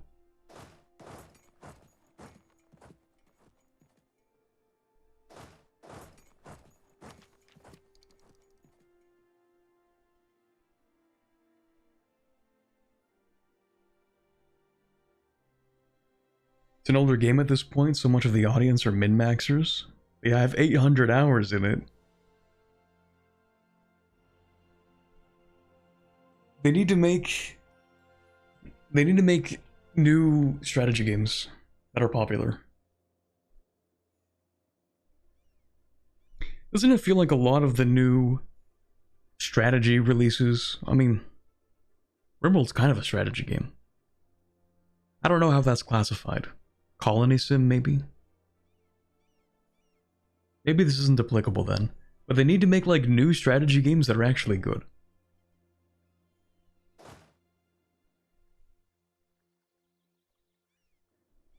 RimWorld is a colony sim. Yeah, that's different, but I just had the thought as well, actually, that we need strategy games that are good, like new ones that are actually good.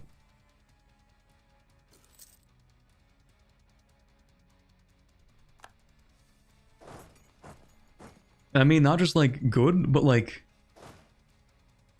on launch, you know? Because most of the really good strategy games that you could play are ones that are released in like 2015, 2016.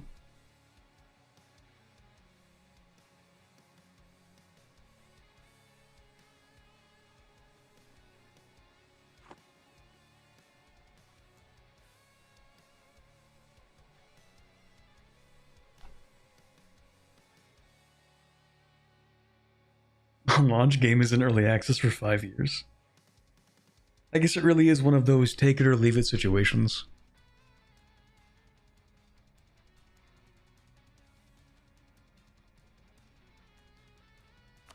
It's also why I'm kind of excited to play the new Fire Emblem when it comes out. Except I also don't have a Switch 2, so if I want to play the new Fire Emblem game, I have to drop like $700 just to play Fire Emblem.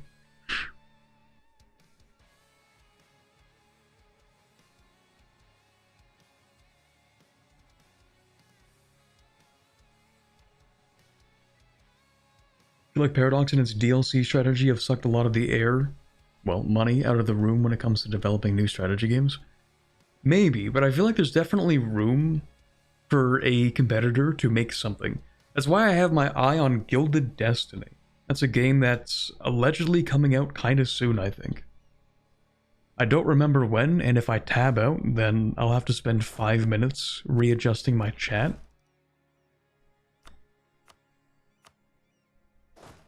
But I'm sure you guys can find the release date. I think they mentioned it at some point. I want to say like October this year? I don't remember. But at some point Gilded Destiny is going to release, and I do want to try it out. Because it does seem like it's trying to be a direct competitor to Victoria 3. What do you know? More money. Streamer luck? Once again?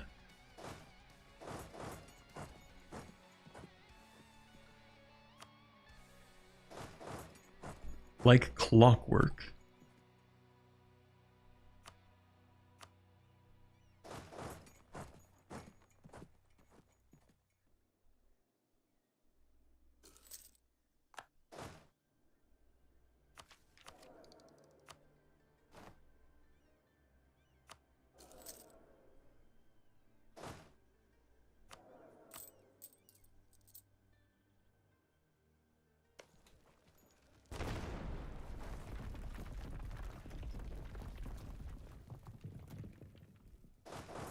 Release date 2026. Okay, maybe they never actually said when in 2026. Maybe I hallucinated that.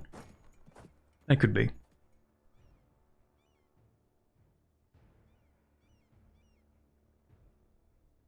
$700? The Switch is only $500 here? Well, yeah, if I want to play Fire Emblem, I have to spend $700 because the Switch itself is, I think it's like $550 plus tax, and then Fire Emblem is gonna be like a $90 game.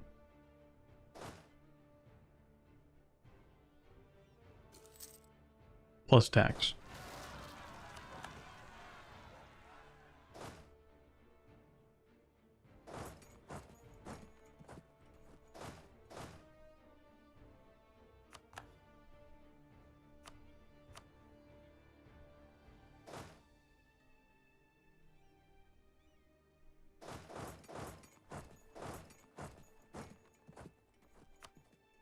Okay, you know what? I'll just go ahead and do this event, actually.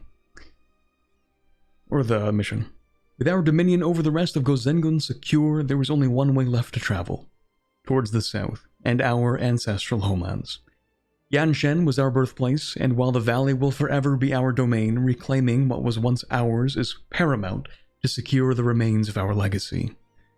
The terror bird warriors of the Shuvush stand in the way, and if left alone will drain our fledgling nation of resources until they swoop in and shatter us to pieces.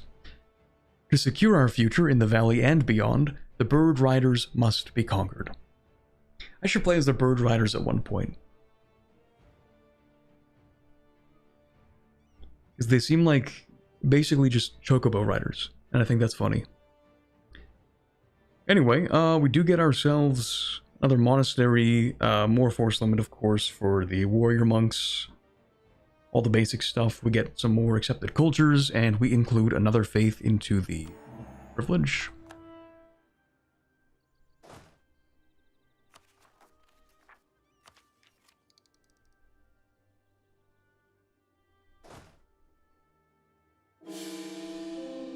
Ooh.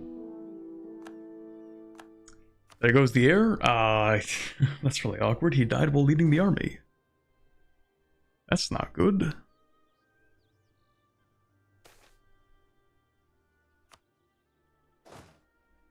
That is really not good.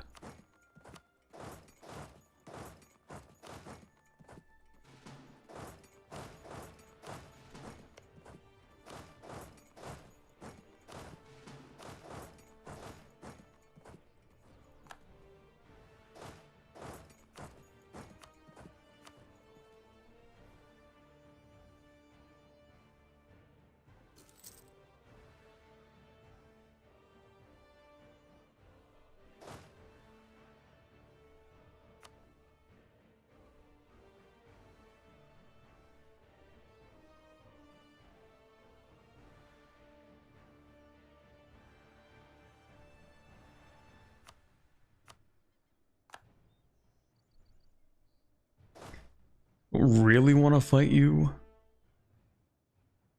I guess we kind of have to.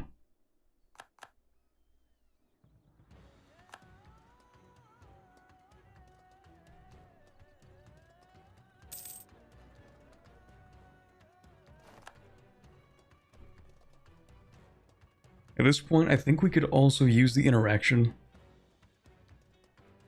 Could use a little more manpower.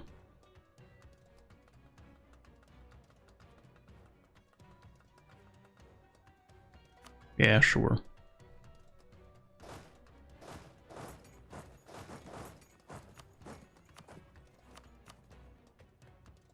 Okay, we will white piece you. Have fun.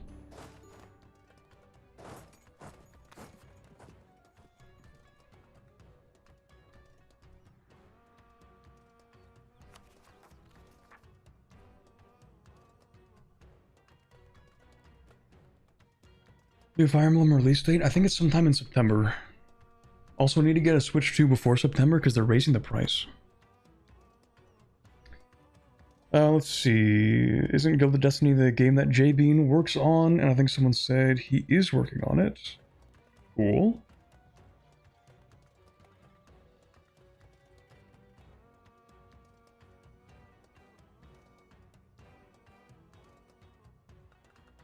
Imagine how much money Paradox could earn if they made an official CK3 Vampire the Masquerade game.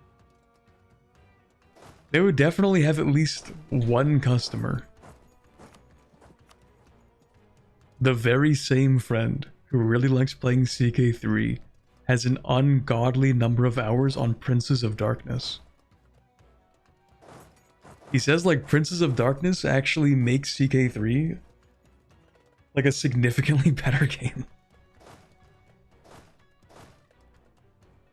I think he said he almost exclusively plays Princes of Darkness.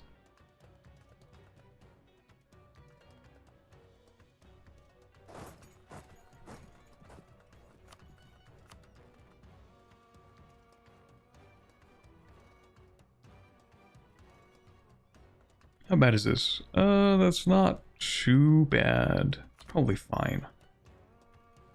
Probably.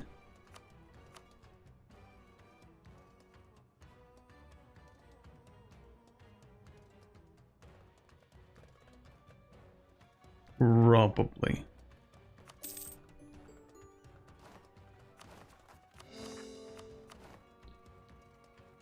I'm kind of pushing it. I'm definitely pushing it a lot.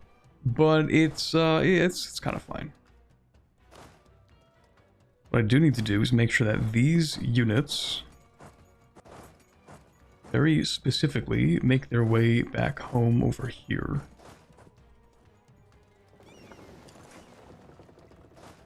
You need to deal with this for me. You can become an empire. Nice. We can also accept the Wonju culture, but I think we get that for free.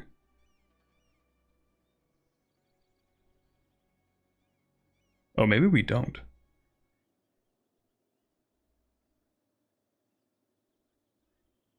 Oh, okay.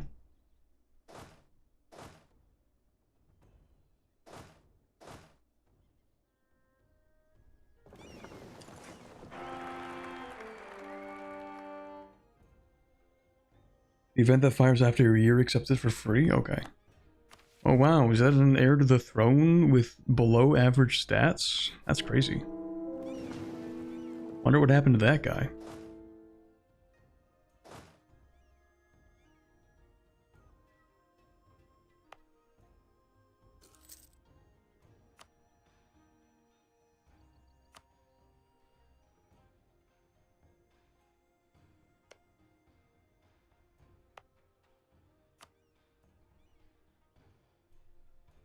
I'm wondering if I just turn this into a trade company. Maybe for now, yeah.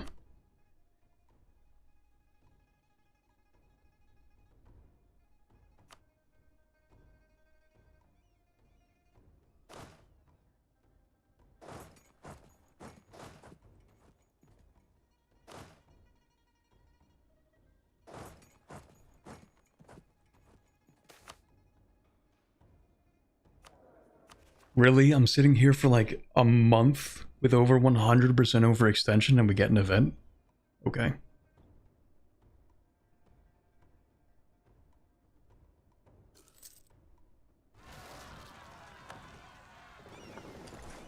Okay. 2 events. I barely even have this. 2 events in the span of like a month and a half. That's fantastic. That's really cool.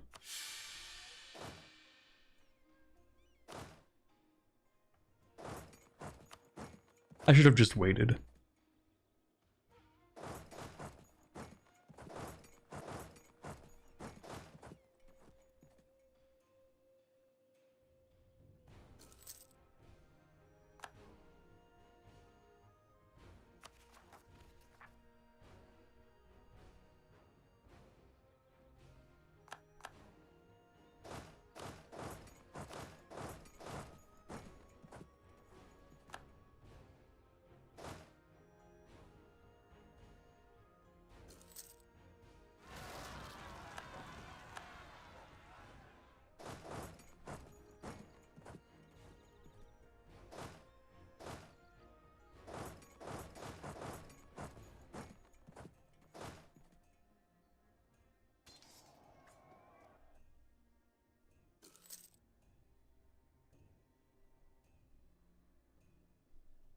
Any plans to stream Pal World? Probably not.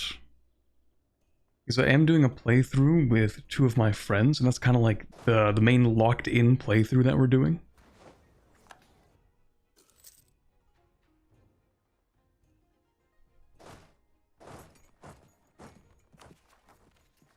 I mean, maybe if I can get a couple people together to stream it, maybe.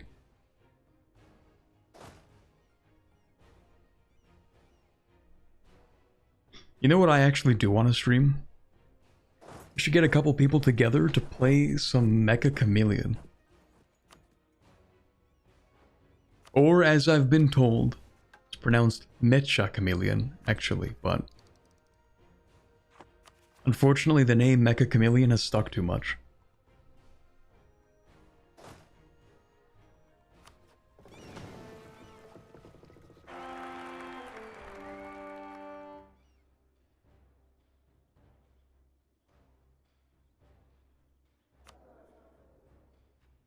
That's crazy. Man, what a shame that that last air went missing. That's so unfortunate. That's so tragic.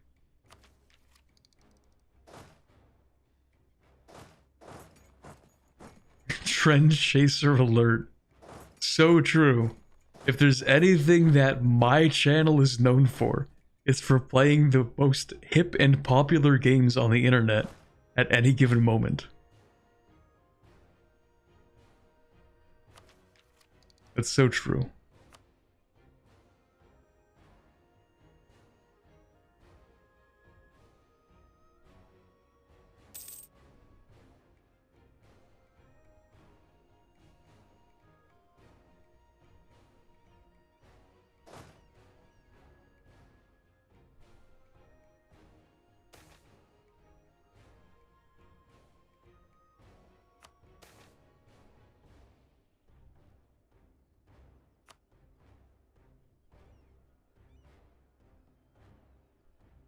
Want Corporate to play Power World just to see his reactions to some of the stuff you do in the game? I was actually there when Power World released. Yeah, I was there for the day that it launched. 2 years ago. 3 years ago? I don't know.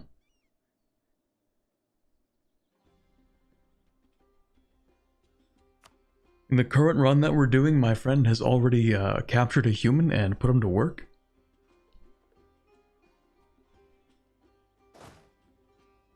Pal World is so brave to be one of the few games where it just like lets you actually practice slavery.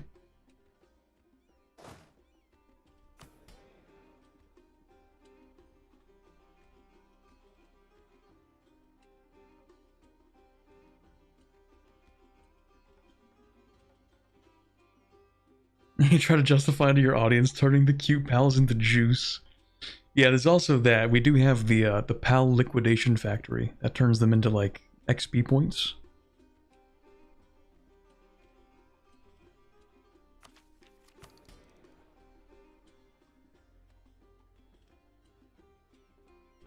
Do I want to sell titles for money?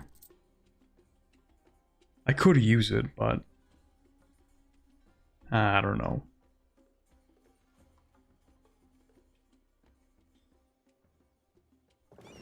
But yeah, I do need to move you guys into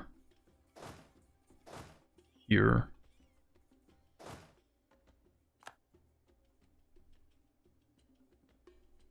Have you started a PAL soul farm yet? No, we haven't. I think we still need to, we haven't set up like the cake production you need to set up the breeding ranch. And that's going to be like the main easy source of getting new pals, and you know, you're going to get a lot of ones that don't inherit the traits, I think. I'm pretty sure. And you already know where those ones are going.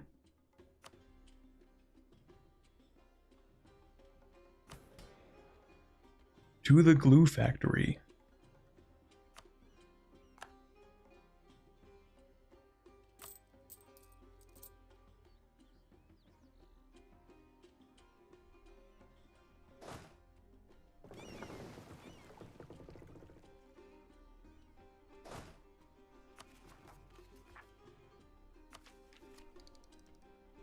Okay, I think I'm just gonna pick up the Miltech. This is really expensive.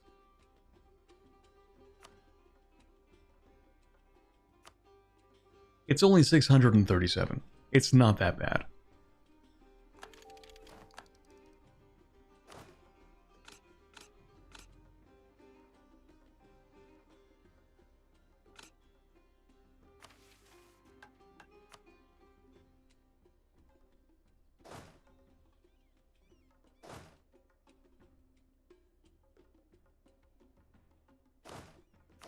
Actually, with our 10 guys here, how many people do you have?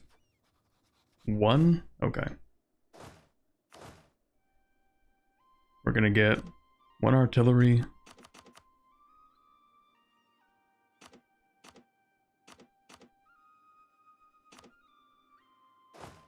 Nine infantry.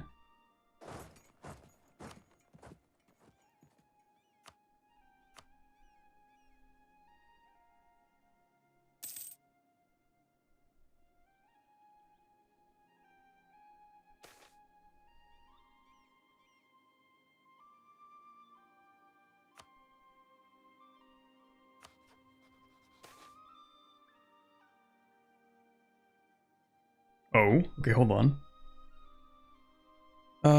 We can have all the treasure fleet events? Yeah, sure, why not?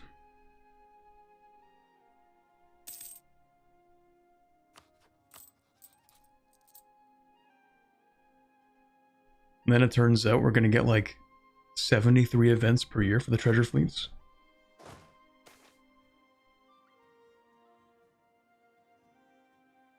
Whoa.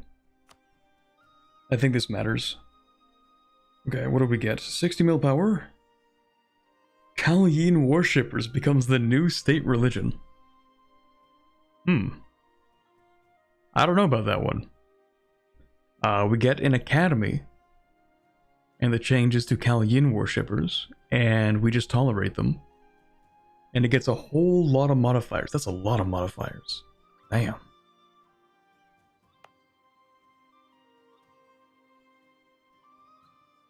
That's a lot of modifiers.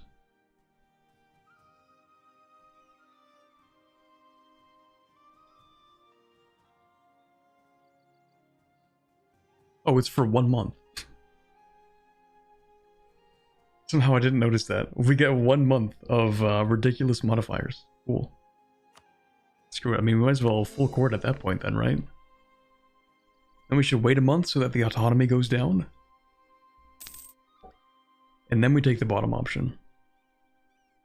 I'm totally fine with them being converted, because we're not really playing like a religiously strict country, so...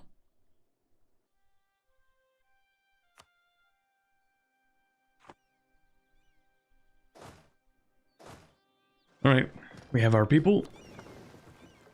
Send them on board, we go up to here.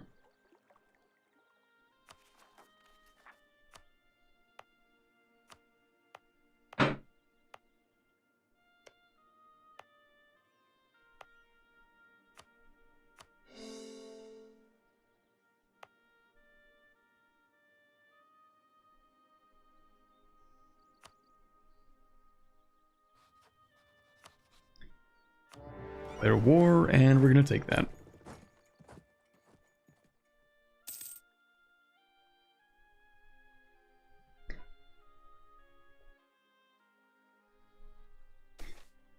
Have you done Rending of the Realms before, Corbett? I don't think so. I mean, I've kind of done a little bit of the Rending of the Realms, but not really. I kind of had to interact with it when I was doing my... What are these guys called?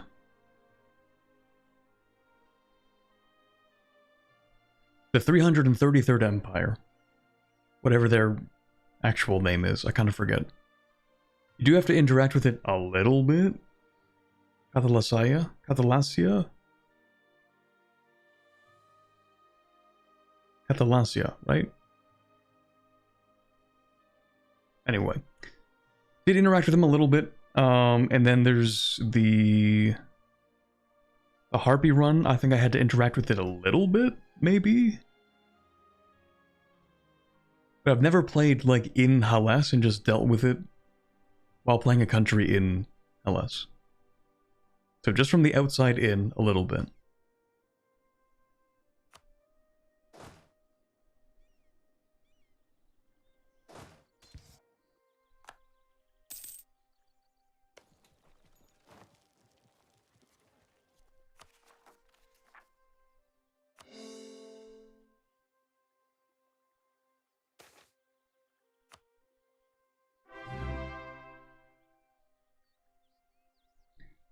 Ooh, thank you very much, Stolen Recluse, for the Tier 1 gift sub. It did end up going to Nightbot. Which I don't know if that was luck or if you intended to give it to Nightbot, but if that was an accident, it's a crazy chance for it to hit the bot.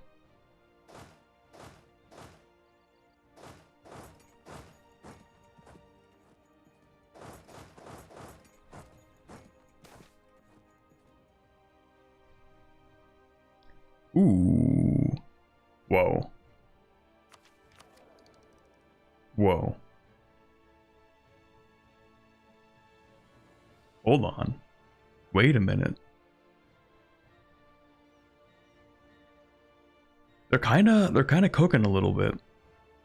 This is a really cool event. So the spear fire is as much tied to the mind as it is to the body. While we move the flames with our arms, we summon them from our cognition, bringing them to light through force of will. The nature of the psychic connection is poorly understood, but what is known is that the undying flame in its embers drastically boosts the strength of the connection. So we can attune to the spirit fire to become more powerful, but if we go to the maximum length, then our ruler is going to die in 10 years.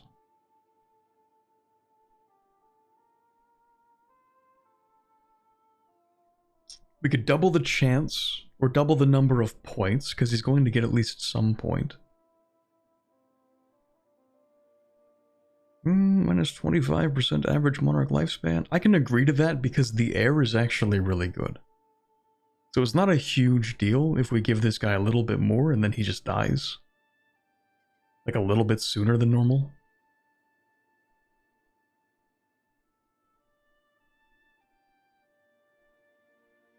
$480 Diplo and 120 mil at max.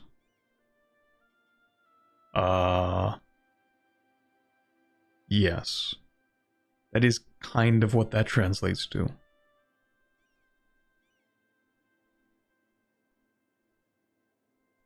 We'll go with the middle option. Okay, he got one of each point. Cool. I can work with that. Ooh, also because the diplomacy skill is at least 3. Now we can convoke the Sarandat. Okay, cool.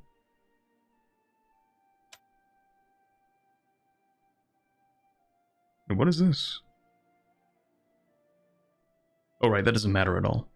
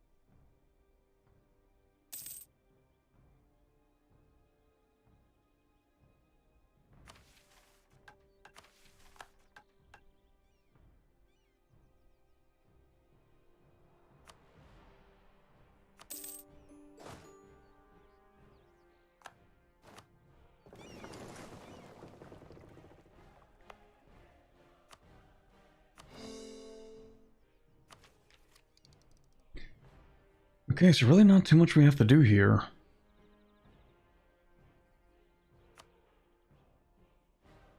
Not really much we can do. I could maybe decide to move my trade collection to here. And then basically we push from here, push from here. Oh, I need 3 merchants for that to work though. Otherwise, we're gonna lose all of our money.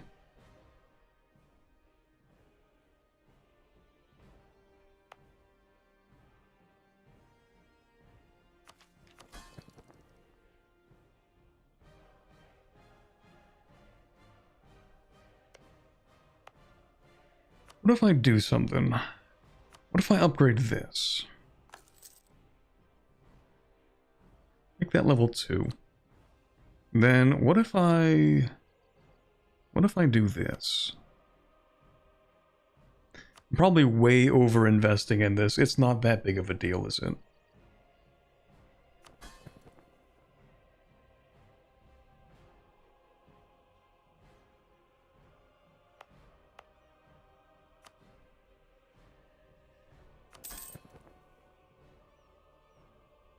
Yeah, that's not worth it. What I should do, though, is I should move the guy from here, who's making us 2 ducats, to here, where he will make us more than 2 ducats. Presumably. There goes the establishment of the Cinder Monasteries. It isn't. Because I am not doing it, but I should.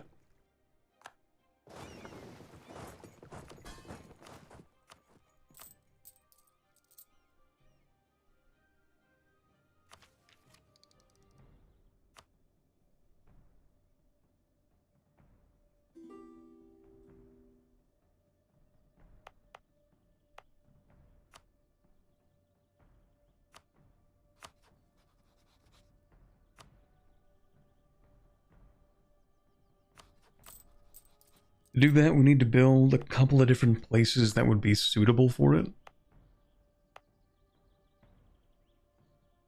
There are not many of those.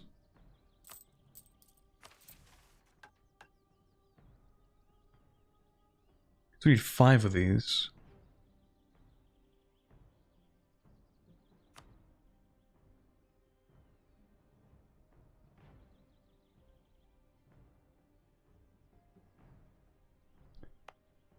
Okay, so this needs to be 1, which means we need to establish 2 more somewhere here.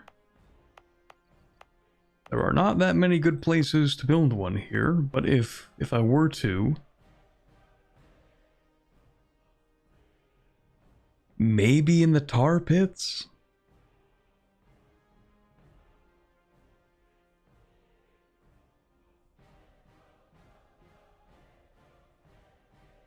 It is a little bit difficult to develop this area. Which is why building one here would actually be really useful, because it gives us a pretty solid reduction in development cost. So actually, yeah, we should put one here.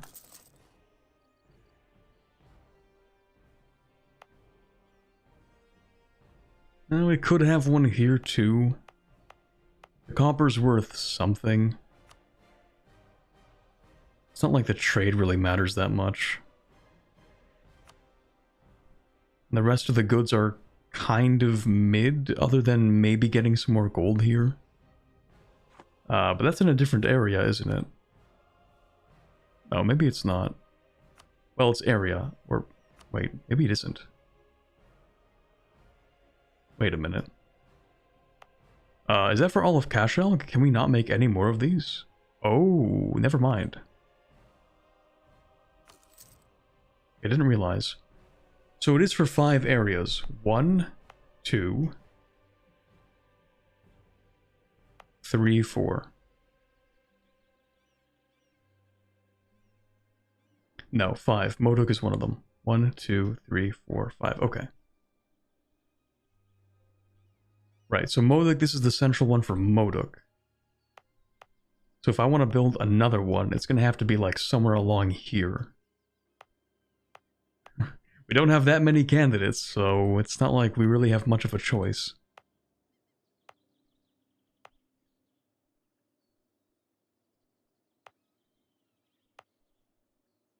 I guess we'll put one here.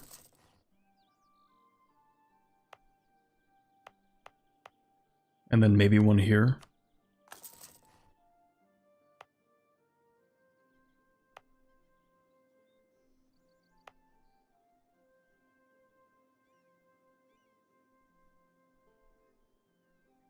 My first one won't count as in the same state?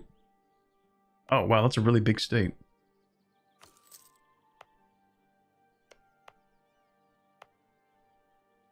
Okay. It'll go here then. 1, 2, 3. Okay, and then for this area, we have the one here. There's some pretty nice coverage.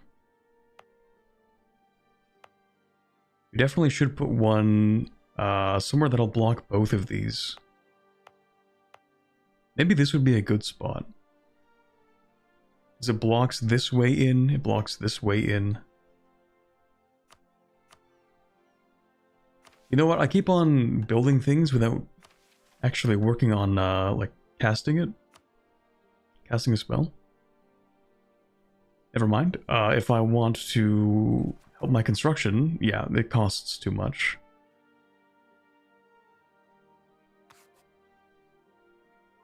I could wait to min-max it. Could I be bothered? I don't know. I don't think so.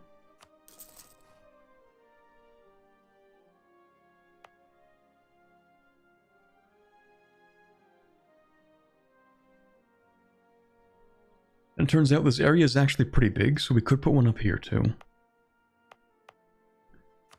What do we have? Cattle. Lovely. Cattle and more cattle. Well, this does count. And it's cloth. Surrounded by not cattle. But this one's already being built here, so we already have coverage.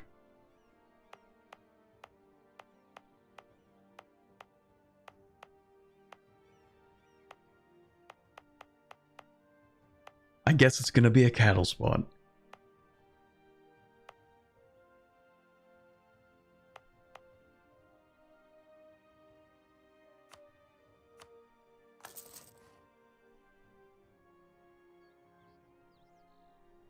Although the thing is, whenever we use this,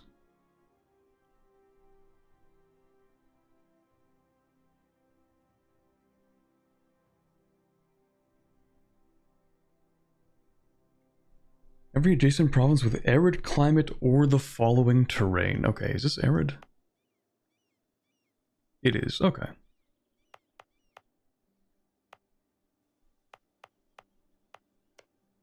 Okay, so it'll still be useful then.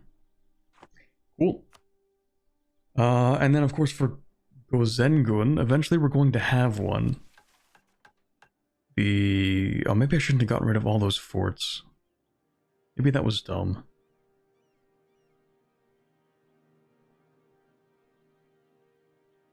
Well, anyway. This is going to be the capital complex.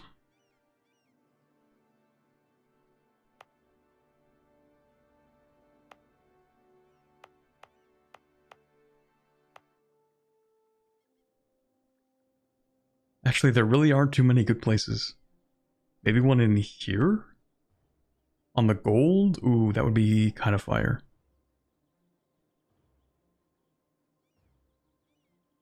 I do like it on the gold, actually.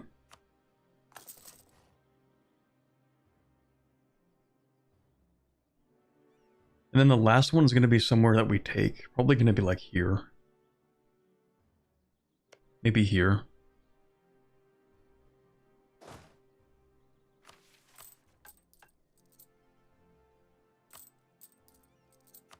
Didn't learn your lesson from episode 1? No, okay, the ones that I deleted here are actually fine to delete. Because there wasn't a fort here, and I need to place another one like here. So actually, I did nothing wrong.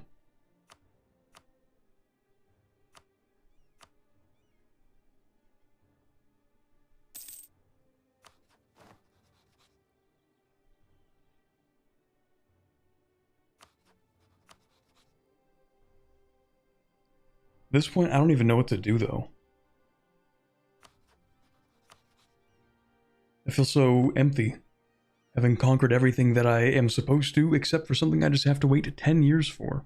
6 years, it's not that bad. But still. Oh, that's great.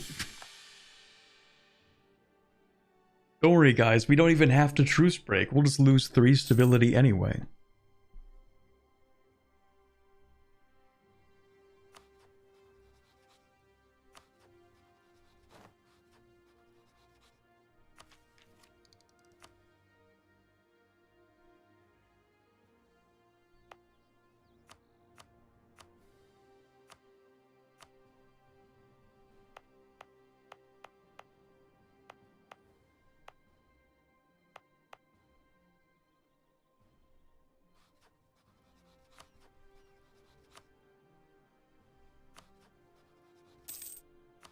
Yeah, maybe I will go into the Forbidden Plains. I guess.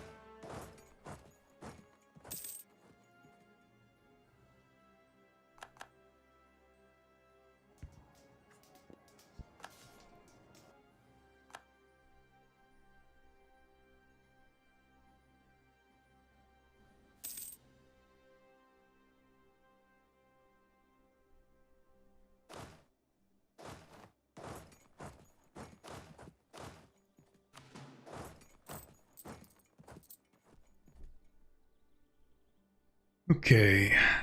After that, there's nothing to do. Well, I could rage bait the peasantry. That is one of my favorite pastimes.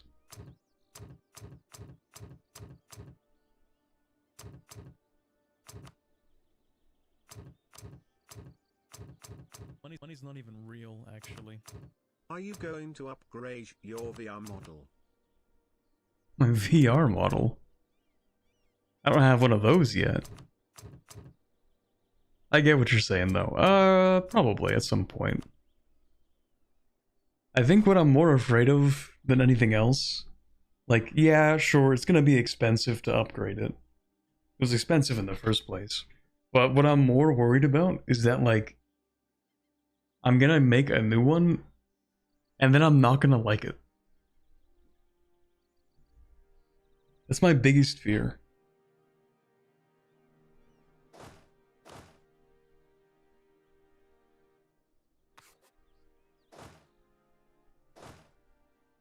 Make a new model and then I don't like the model. Also, thank you for the £2 super chat.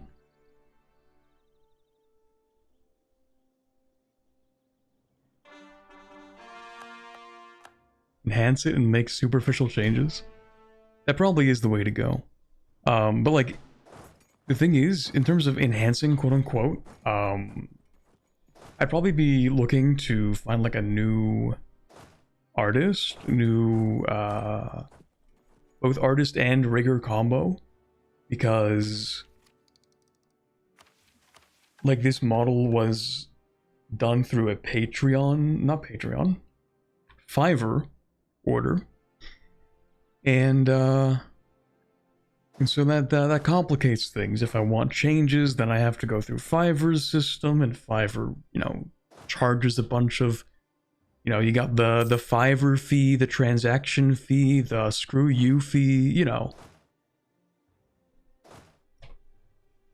the give us extra money fee. So I don't really know if I would go with like the same person again for those reasons.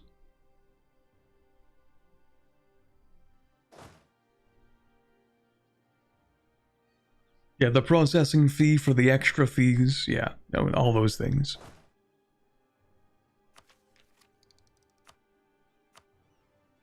The fee for breathing the same air as the Fiverr executive.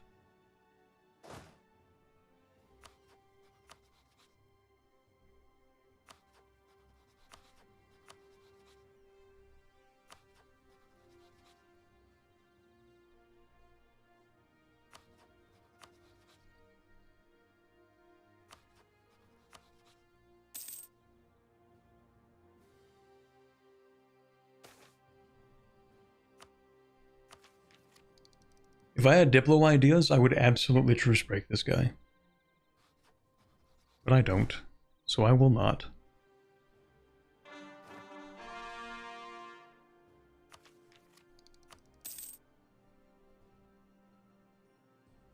I do feel a little bit dumb for not actually picking up the institution when I could have.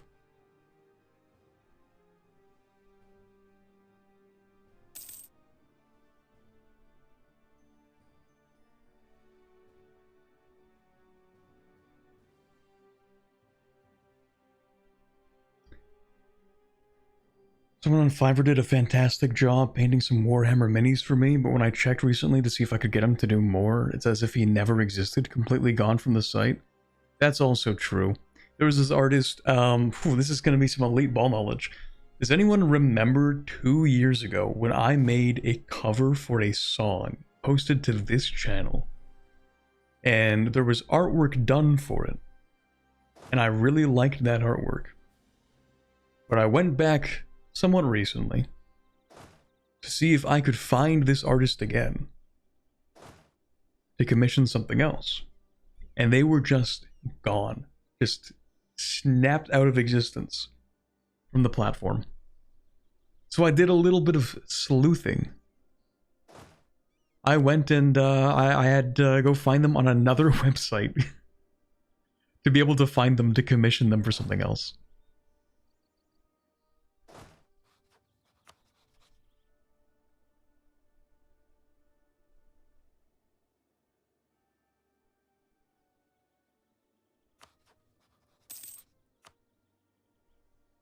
What website?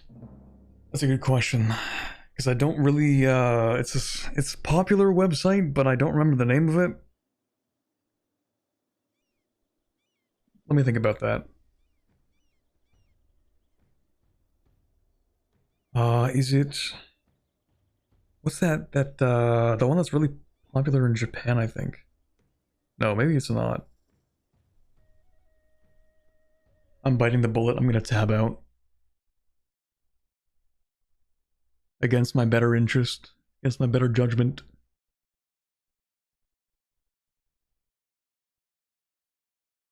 Pix IV? Is it? I don't know. I don't remember actually, which is bad because no, it might be VGen. I think.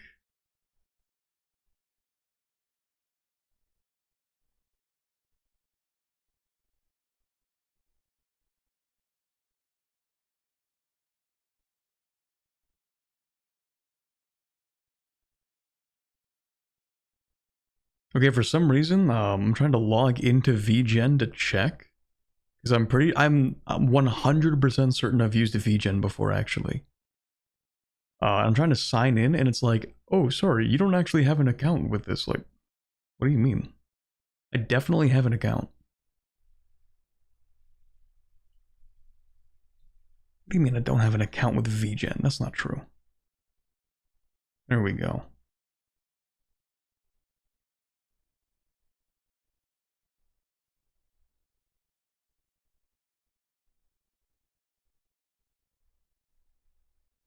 I think it's VGen. Maybe I'm wrong, actually. No, it is VGen. Yeah, that's the website.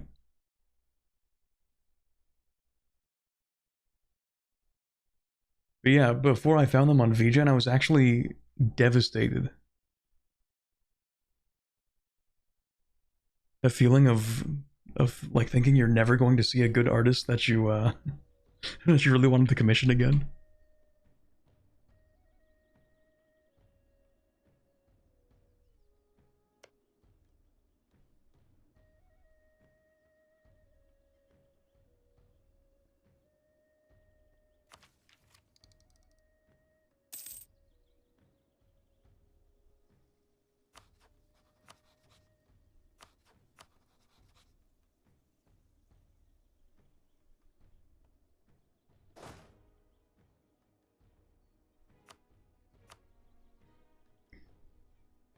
Hold on, which peasants did I rage bait?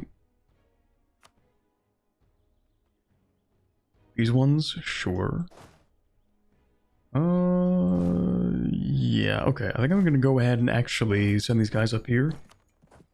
Maybe I'll attack these guys, see if I can pick up their trade node, this one. Might be a little tough, actually. This is uncolonized. This is colonized, and so is this, but they're by different people, so I don't think I'll actually get a merchant out of this. Maybe I could fight Kurai and Ulag. I don't really want to fight them.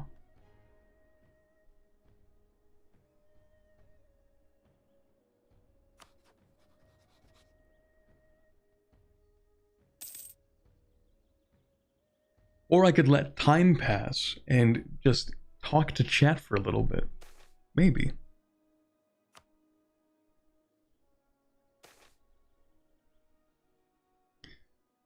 Oh boy, it's the face stealers again. Everybody's favorites.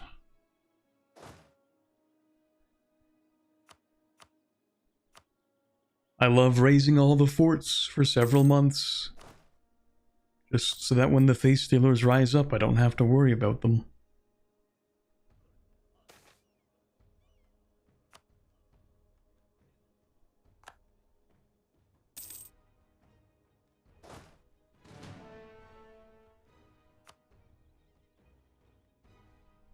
Anyway, the other side of getting a new model is like, who do I go with?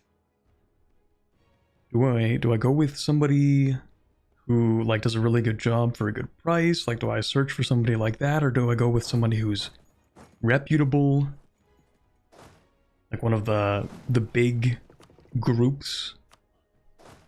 See if they're taking commissions. Some of the big names.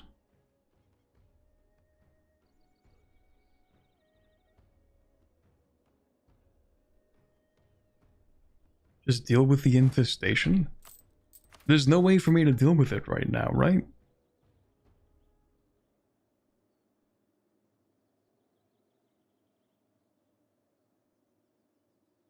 Because the problem is that I have a permanent one, and it's the permanent one that keeps on making them. Alright, this is the permanent one. They keep on making new ones. I don't know if I can get rid of it.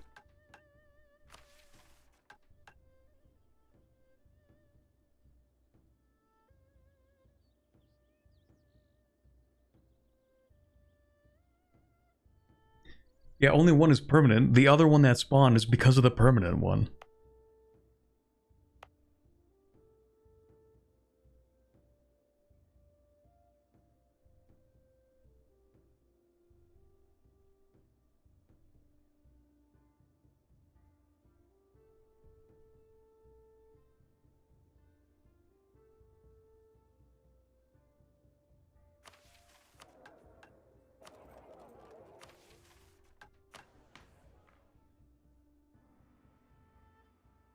Need a monument, which is currently in Jianxiang, or however you spell that.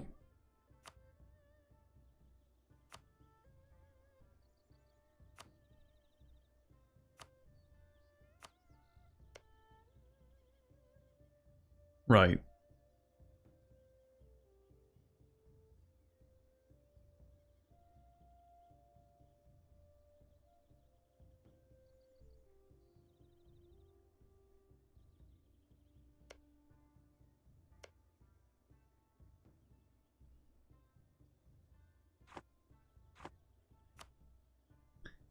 Yeah, so basically we can't stop them.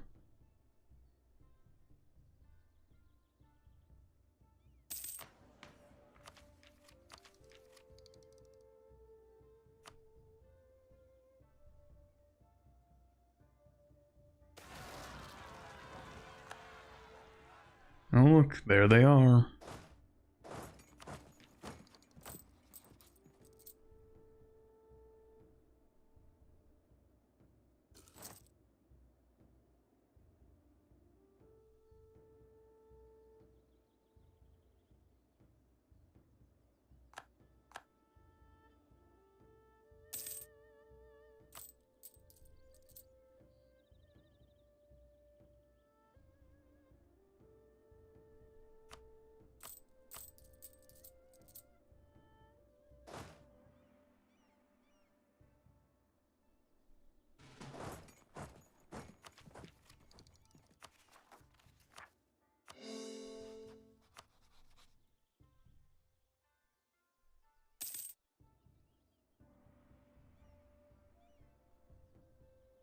Go for something that's reputable so you have some control over it, and also if you need to come back to it, they still have a presence. That's true. I actually don't know if the artist for this model still exists. I haven't really checked in a little while.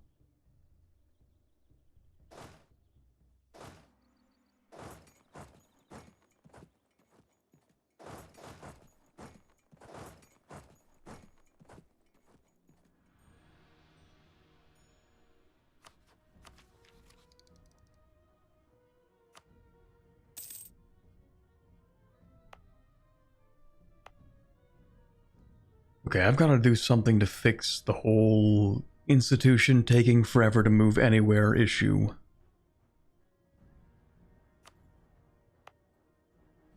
It really just needs to spread faster. So I'm thinking I could dev this to like 20. I like having a little development corridor, like a super highway for institutions. A little bit hard to do here just because of how expensive everything is to develop. But maybe still worth looking into a little bit.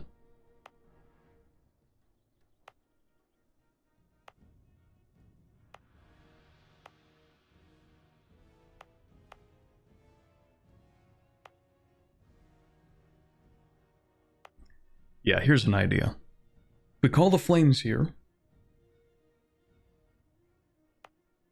It should make it a little bit cheaper to do a few things. Because you know what? Like, we have extra points, right? We make a decent number of points. So we're going to go ahead and spend them. We are kind of behind on tech, but we should be able to solve that. Kind of.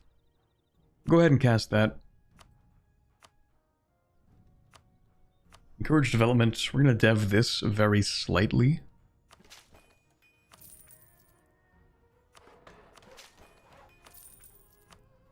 Just another 5, it'll make it faster. We'll do the same thing over here.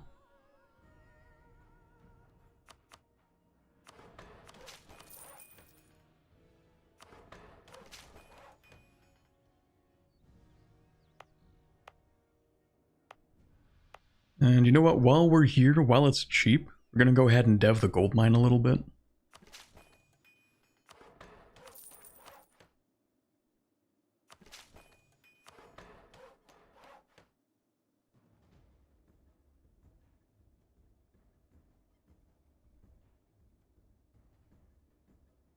We'll bring it to 10. It's not worth expanding the infrastructure. There we go. And production dev on that.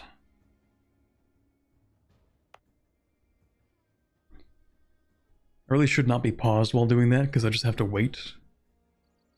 Just have to pass time.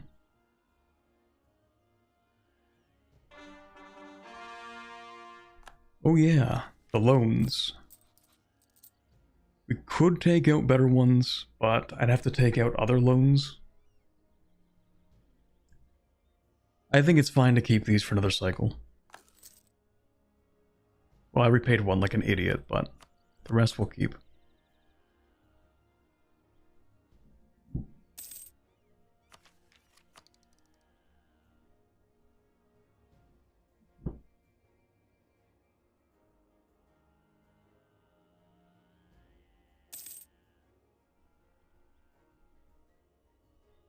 One of the main barriers to Anbennar kind of is just the speed that the game moves at. It's just really slow.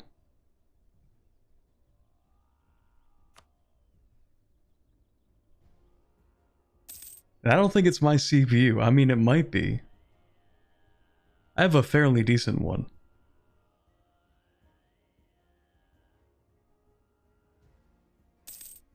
But keep in mind, and of course I am actually, you know, still streaming, and I'm running a couple different programs in the background just to be able to stream.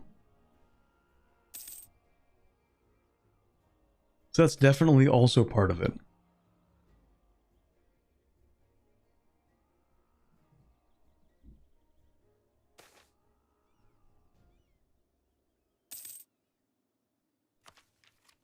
Yeah, they can have that, I guess. Alright, a few things just happened. Whoa.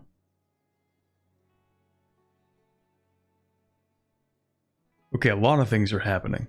Hold on. Wait a minute. Wait a minute. Lots of things are happening. So, I think we start with this one, maybe? Burning passions. As more knowledge on spirit fire is collected, the archives of our great cities grow.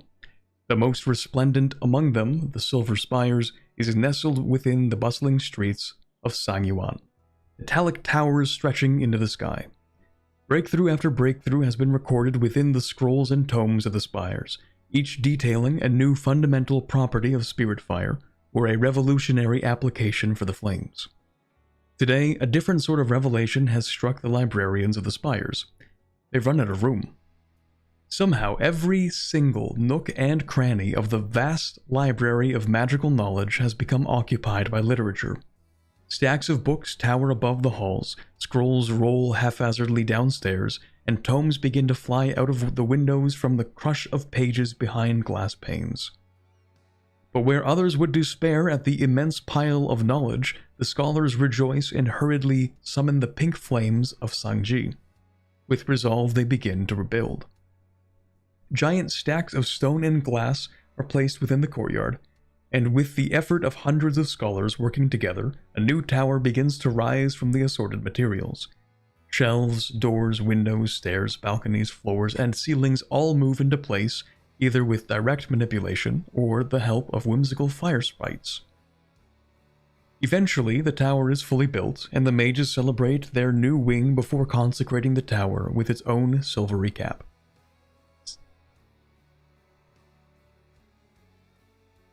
Okay, for some reason I thought I reread this. Never mind. Satisfied with their construction work, they nod to each other and flood the wing, hoping to fill it up even faster this time. So, our Eternal Cinder Monasteries are upgraded.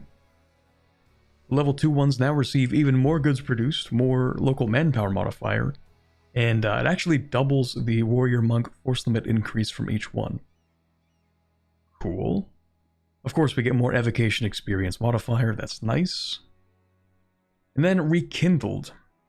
At the end of the harrowing period of uncontrolled blazes, mages of the Ashen Soul emerged along with the common people of the land to discover their braziers nearly extinguished. The efforts taken to appease the spiritual powers were draining for both the magic of the Ashen Soul and the strength of the fires burning within the monasteries. And as one grew weak, so too did the other. Watching hopelessly as the flames sputtered, the people feared for the first time that the fire would be snuffed out and their homes lost. At that moment, those closest to the braziers suddenly began to feel a tingling sensation, and their hair and fur stood on end across their bodies. From high in the clouds, spirits descended onto the braziers and began to gather around the flames in droves. As they joined the burned embers, the fires grew larger and larger, until with enough spiritual energy, they reached the same strength as once seen before the firestorms began. And while unseen to many, some close to the flames have claimed to even hear a playful laughing sound as they flickered and danced in the wind. In any case, with the merging of spirit and spirit fire, the possibilities for our homes and people are truly endless. Who knows what we will accomplish with the spirits on our side? The Ashen Soul looks to take this question and answer it tenfold, as they run off to grab their scrolls and quills as the hunger for knowledge calls them once again. Interesting. So these conditional modifiers... Oh, did we have these? I wasn't actually paying attention if we did.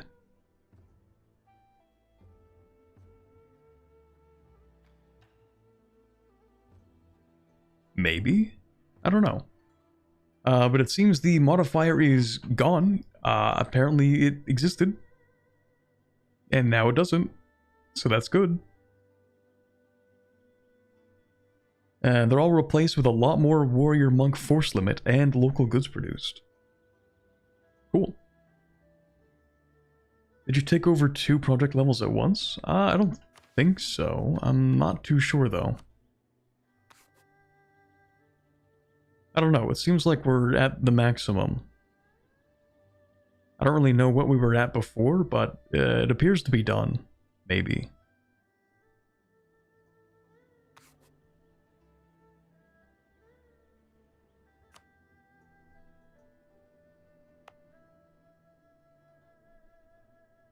In any case, it does seem quite strong as we look at our warrior monk infantry, and we can now have 68 of them.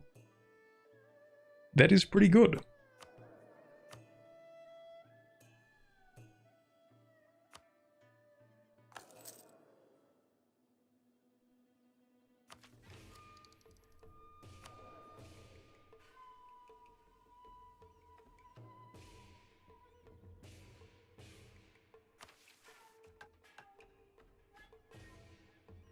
I think what I should probably do next is upgrade magical infrastructure, since it does seem like we can do that right now, and we probably should.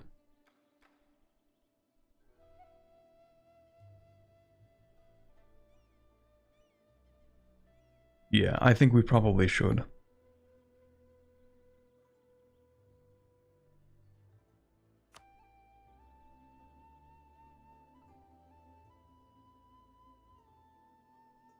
You end up with like 200% warrior monk force limit by the end of your tree. I feel like the entire point of the tree is eventually all of your units, all of your infantry are just warrior monks.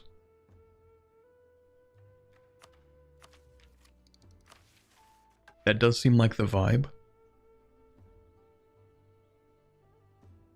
In any case, I think we've actually, or we're close to building a lot of these castles, so we should actually be able to build a few more of those too. Shorting up the wards.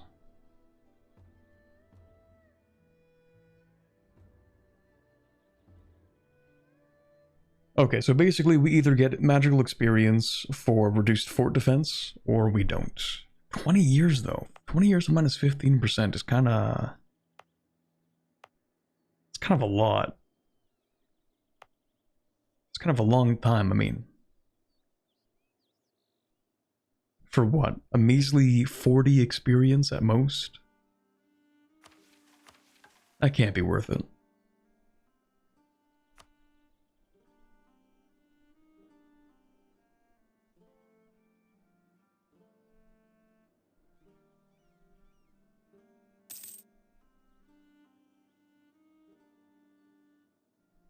Oh yeah, those face stealers did actually rise up, didn't they?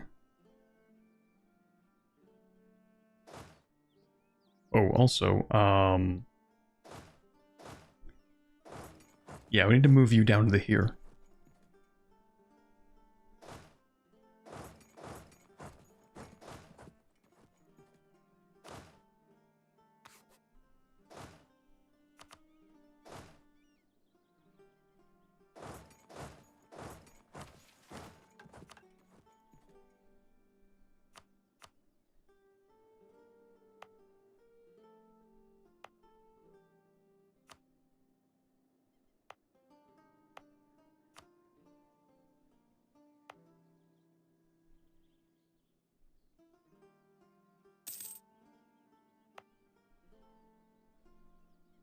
Okay, so this can be a monastery.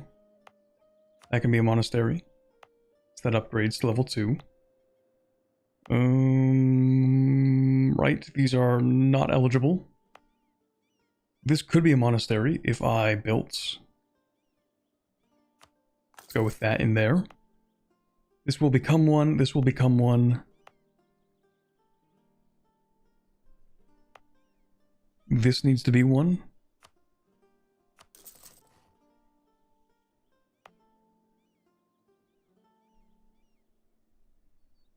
Sorry, hold on.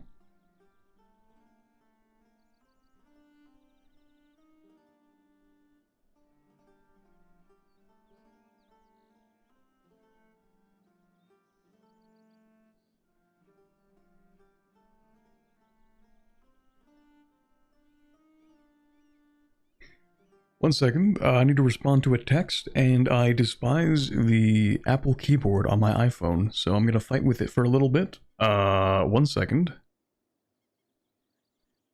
While I'm texting, chat, give me your hottest takes on what the best kind of apple is. I actually prefer Granny Smith apples. I like sour apples.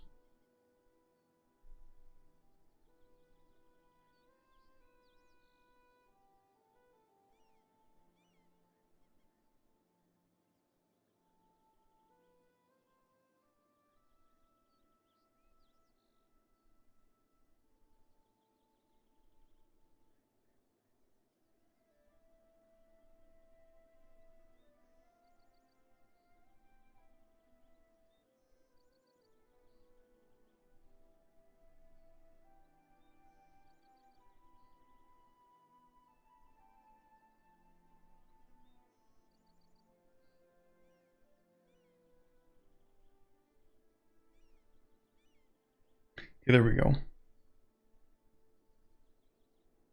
Anything that isn't red delicious. That is a controversial take. Because I actually do like red delicious.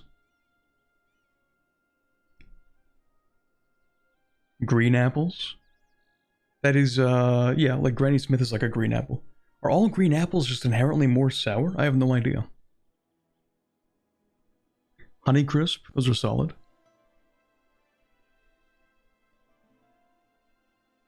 Now someone who likes mushy apples? Mushy apples.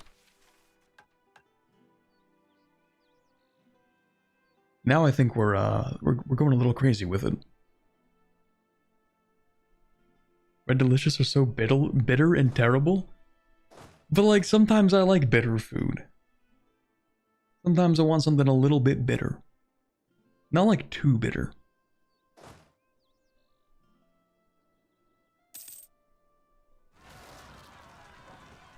Which guys? Which dudes are you? Oh, of course it's these guys. Shoot.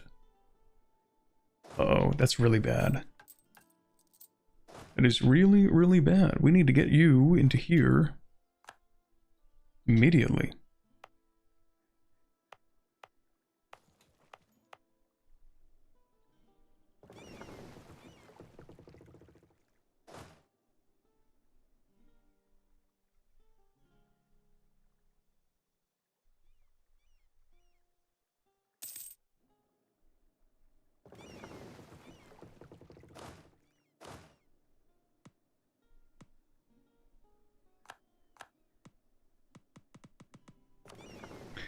Okay.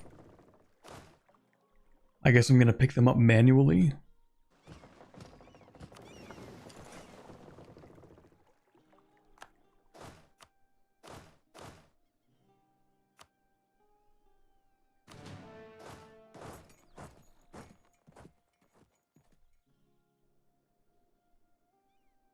We have... What rebels are these? One's up there? Yeah, you would be, wouldn't you? Yeah, you would be. You know what? If you're gonna get mad, I'm just gonna rage bait you. Okay? I'm just gonna rage bait you. I mean, if they're gonna be mad anyway.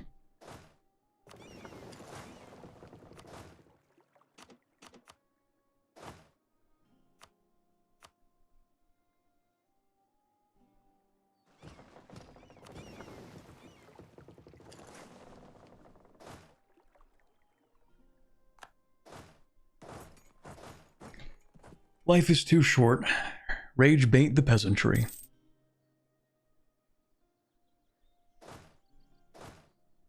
Also, I never fully adjusted my my Twitch chat's position on my second monitor, so I can only read like 90% of a given message. Give me 1 second here.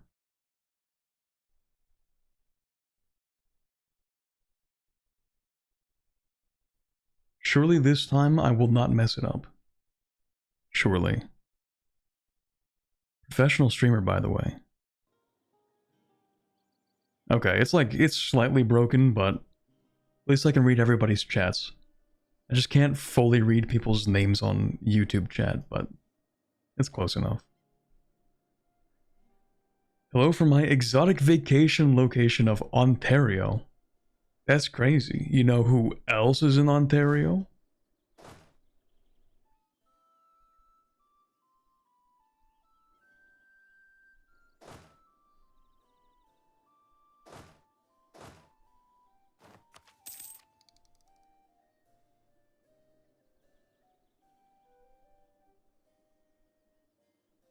Someone posted your stream to the designer of this mission tree because the project bugged out and gave me 2 levels. So that actually was 2 levels then. Interesting. Why is it like, what is it with me and finding the most obscure bugs in every single Paradox game? Like, how do I keep finding them?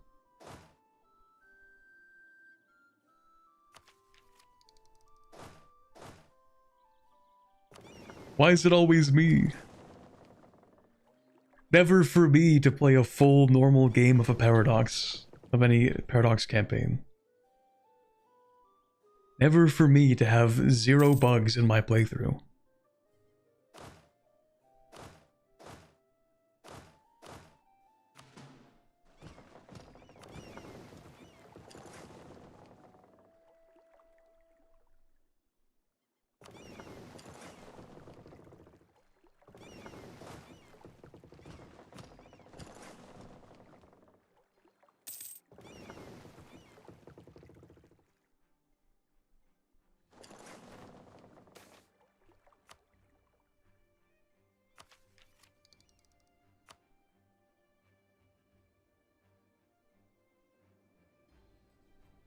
Look at my institution, man. We are never embracing colonialism.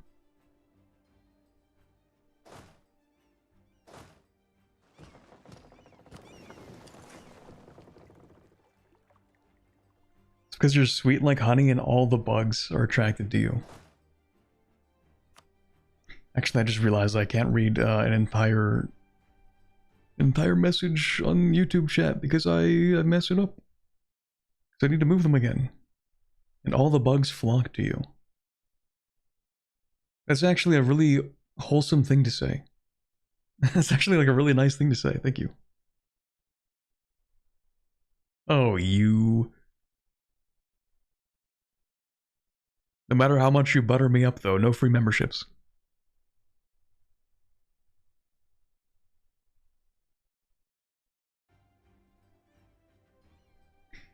I fear it might be cooked. I'm kind of doomed to never be able to fully read chat. Not while playing U4.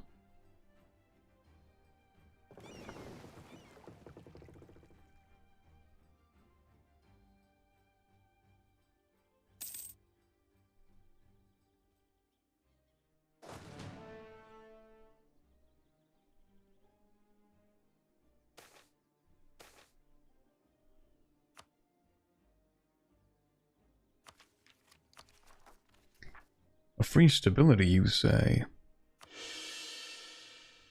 I can afford to.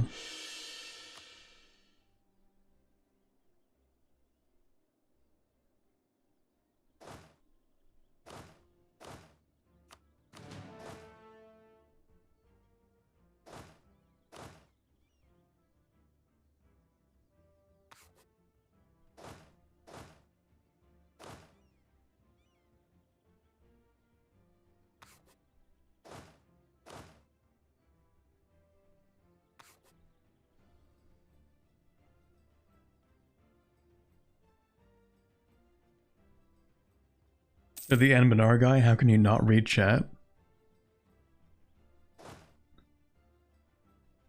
I really don't even know how to explain it. I don't even know. Yeah, the elementals can leave, that's fine.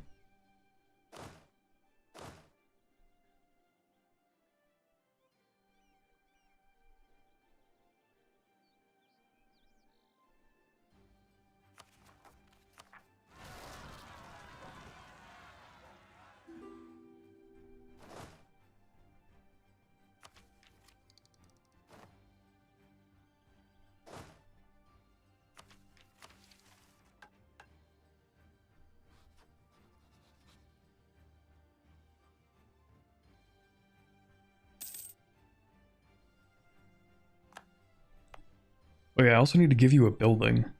There you go. You can be a monastery. That can be a monastery.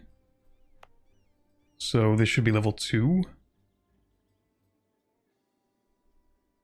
Nice.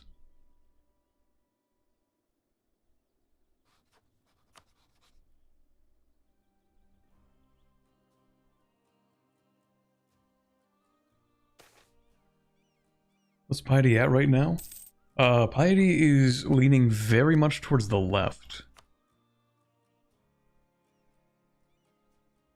Yeah.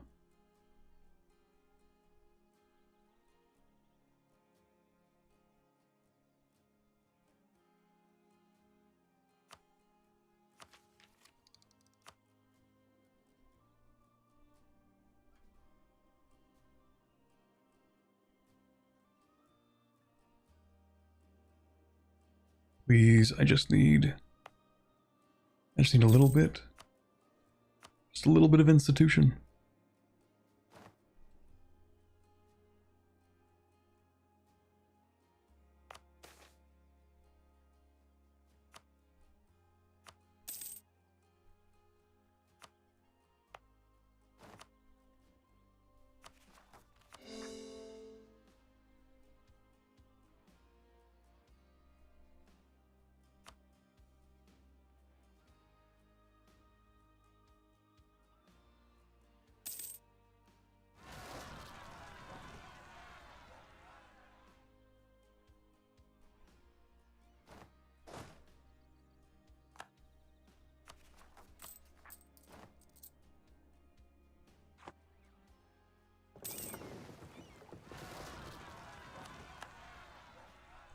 Of course, right after my elementals are now gone, of course we're going to have a rebellion right where they were standing.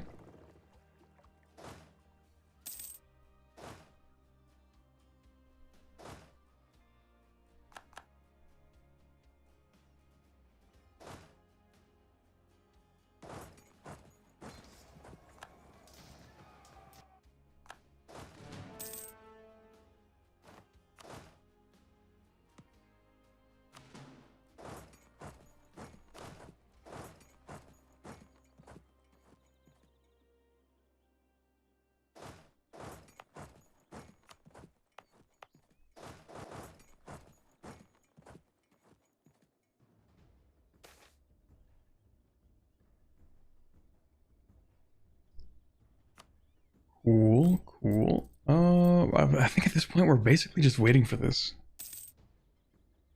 Really not much to do at this point, unfortunately. Yo, Chad, did you watch the Backrooms movie?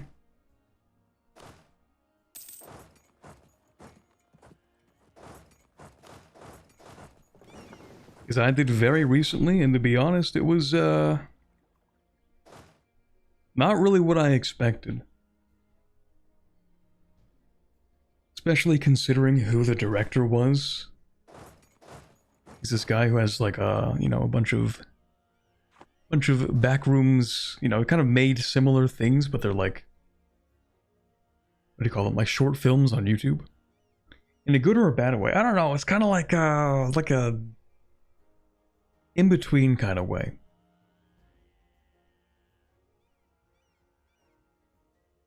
Like the interpretation of what the Backrooms ended up kind of being in the lore of the movie was kind of outside of what I expected. Kane Parsons, yeah, he made a bunch of the Backrooms short films on YouTube, and I really liked them. The movie's kind of different from his other stuff.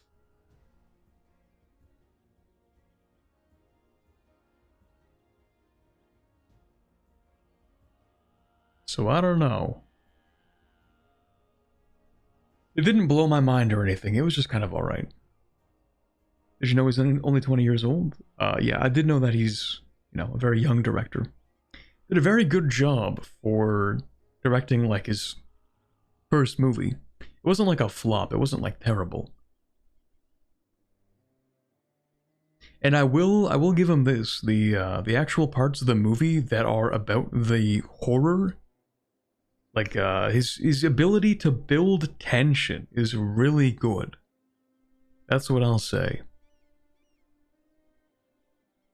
Making you feel anxious for the characters, he does a really good job at that.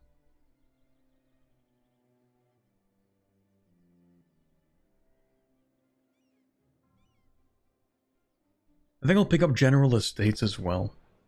I do like that one. This reform here.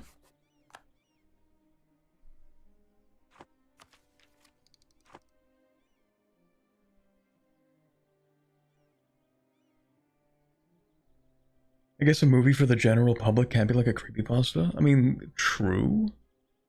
But it's, well, no, I feel like you kind of could. You kind of could, to be honest. it doesn't really have to be about like the, oh, you have to go down to the different levels and the levels. It doesn't have to be like this super, terminally online version of the back rooms, which is how it emerged into this. Oh, actually, there are 700 trillion levels, and on level 3, a group of survivors created this society, and they're like, there's the blob monster, and if you look at it for 3.2 seconds too long, it steals all of your acne or something. I don't know, man. Like the really weird stuff that sort of became of the back rooms. But it's also not like the simple form of what the back rooms was, which was just this idea of like having a super liminal space that you get locked or you get lost in. It sort of became like a, oh, actually, there are monsters in there, and that's cool, you can work with that. But in the movie, it does something kind of weird with how they interpret what these entities are, and I don't know if I'm going to say it because it is spoilers, and the movie's only been out for like a month.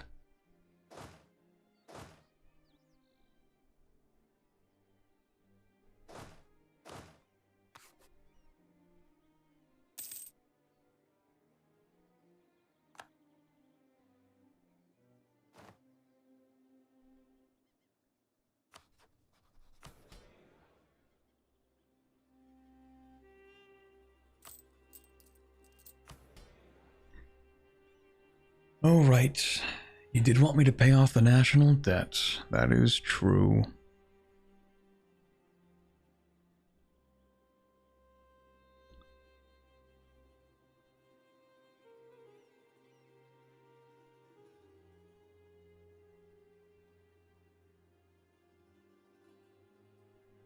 You know what? Just one last time, and I should have done this earlier. But I'm going to sell titles once the merchant guilds are a little bit more loyal. And then I'm going to seize land. For two reasons. One, I want to embrace the institution. Two, I think these loans are coming up kind of soon. Yeah, in 2 years.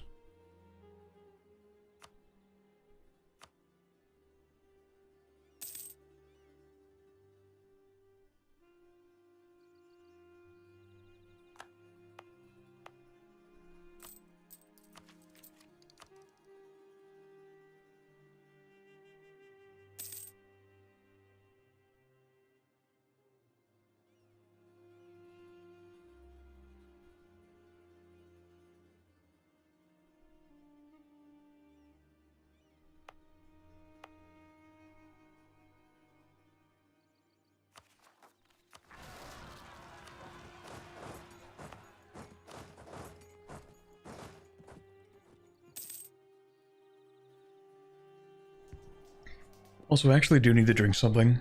I don't think I've had anything to sip on other than a cup of coffee in the past 5 hours.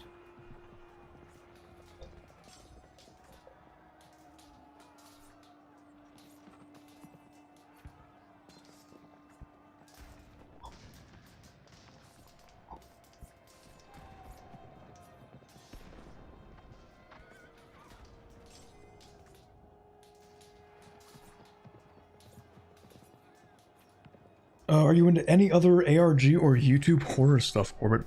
I used to be into horror short films on YouTube. Back in the day, back during my prime, my prime horror watching era, I used to watch horror movies all the time. And I would also watch, I would actually listen to people read creepypastas. That was my big thing. Nowadays, though, I'm not really into them as much. Like I've watched my fair few Wendigoon videos about the ARGs more so than actually watching them myself.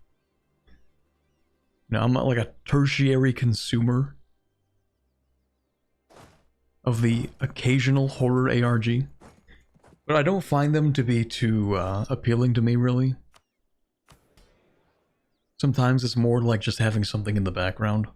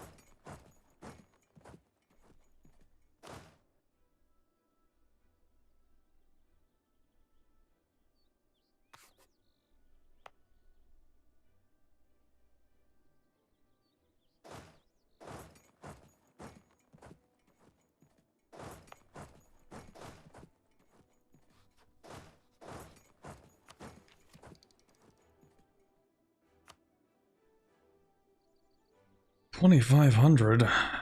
It's not really going to go any further. Yeah, you know what? I'm just going to embrace it at this point. Kind of sucks, but I'm going to take out a loan to do that. And then we'll just embrace it.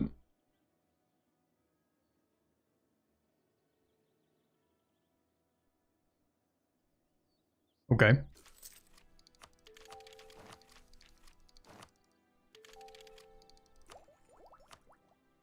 New idea group. Am I picking up diplomatic?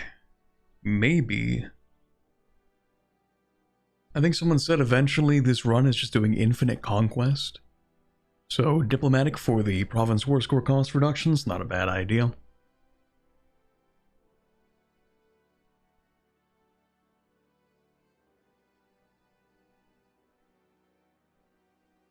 I do like tolerance ideas as well, but I don't think it's the move yet. Yeah, I will go diplomatic. And we're actually going to focus on Diplo.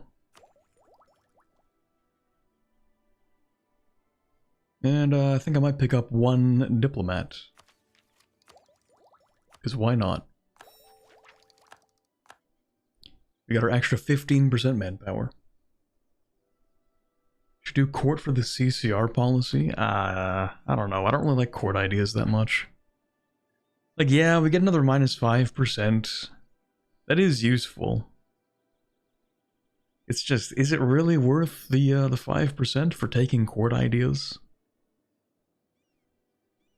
When I don't really like most of court ideas. Yeah, I don't know. I think you have plenty of culture slots right now anyway. True. True. 15 culture slots? That's amazing.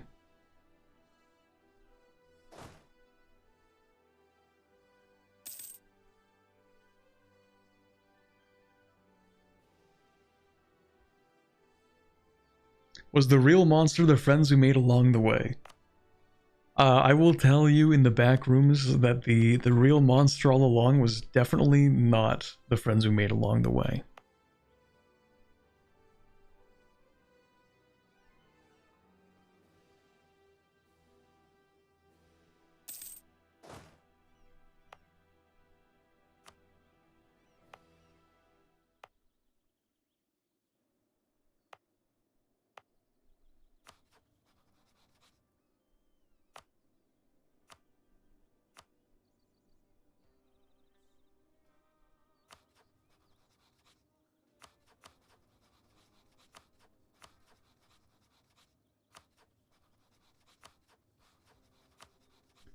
Could actually go to war with these guys. I might. Who knows? Was man the real monster?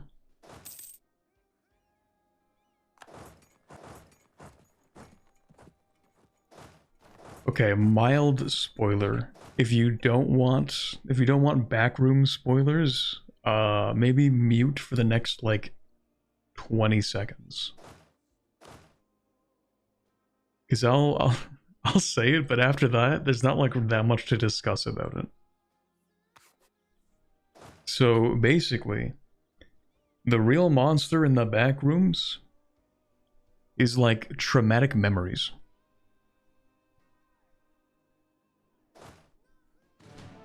The real monster is like the memories that people hold of like past trauma. And so like they manifest in the back rooms. Because it's like, oh, this place holds memories. Or like, you know, that's like what they do with it is it's like the back rooms remembers things. And it remembers them poorly. So that's why things are like all out of place. And so those memories, like it also remembers people, but it kind of remembers them as they are, like how they affected others as well. That's like the whole thing with the main character and how that kind of ends. So, like the main character is the main character until like the last 25 minutes of the film, last 20 minutes kind of. And then he goes from being main character to kind of being like part of the whole thing, so to speak.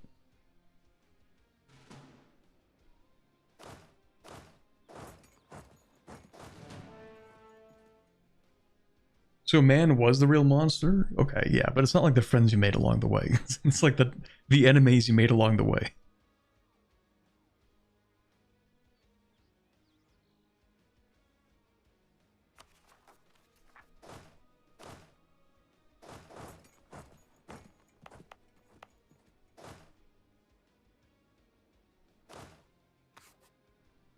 They also do this thing at the end that's kind of like... I don't really even know how to describe it. Like, the end of the movie was kind of perplexing to me.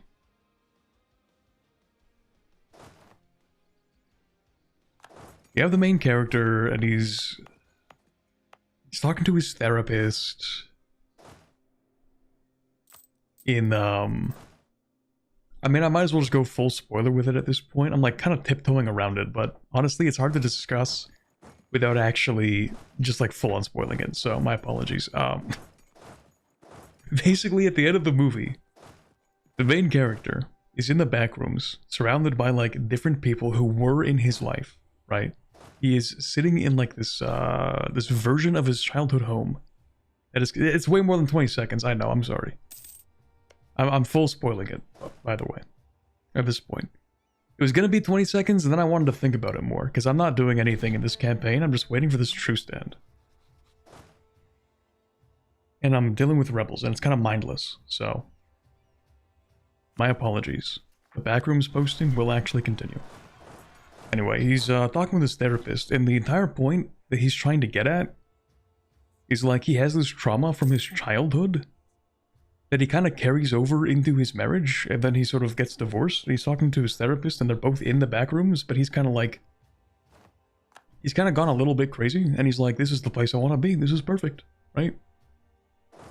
And as they're talking, it gets to the point where he's like, perfect, so I actually don't have to change. I was actually in the right the entire time.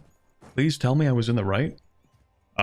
For the reason why he and his ex-wife split up. It was kind of weird. And I think it's because it's later, not really later revealed, but like kind of thrown on there a little bit, where it's like, oh, he learned this behavior from his father, who was also abusive towards his wife. And so he's like, actually, I was in the right, and this is something he learned from his father. Like, just, you know, this idea that he's like supposed to be right when he's, you know, kind of still being a terrible person.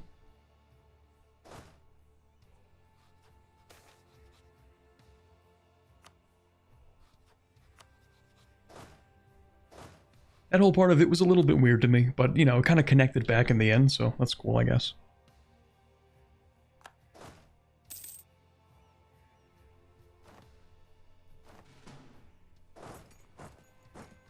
But if you forced me to choose between which of the two recent horror movies that released is better, then I would definitely say Obsession. I liked Obsession a lot more.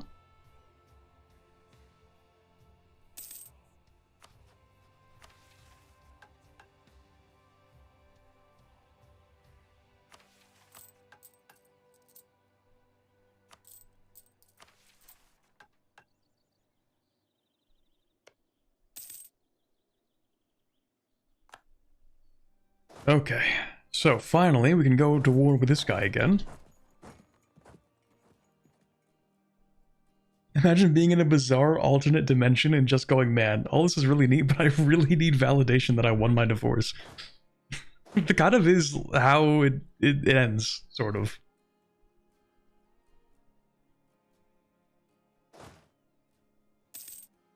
That's how it begins, and that's how it ends.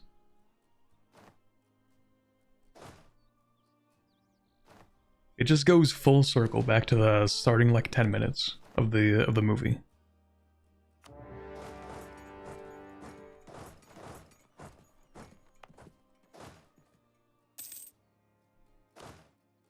That artillery is gonna slow it down. We're just gonna keep going. Get him.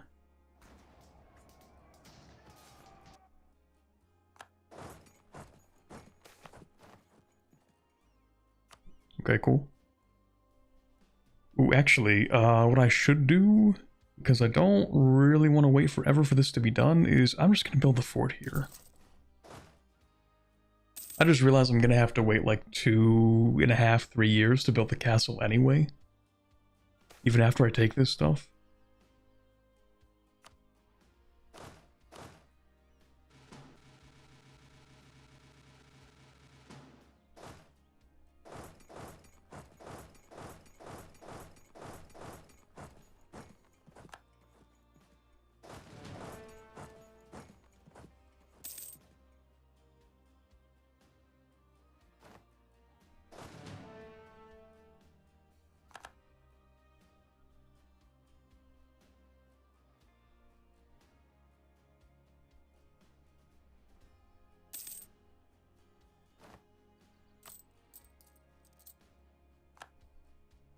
There we go. If you think about it, we basically waited the last hour to make this happen. Hour and a half, maybe. Alright, full annexation, and we get money. Isn't that neat?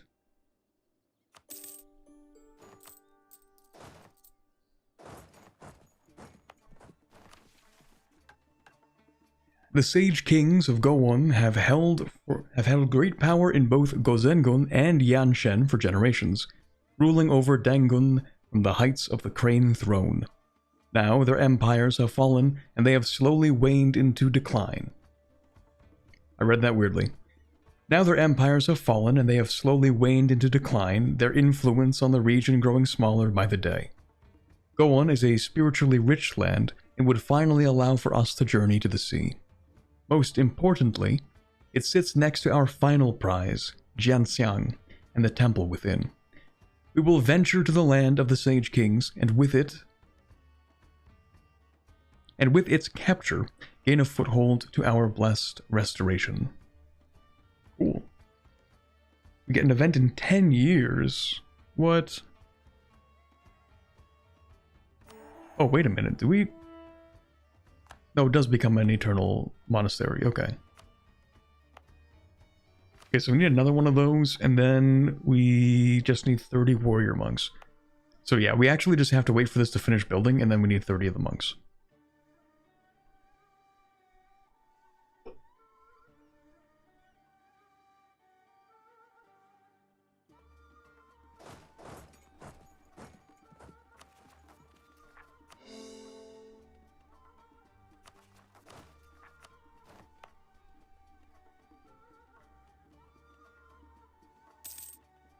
And then the mission tree ends and you obtain no more missions.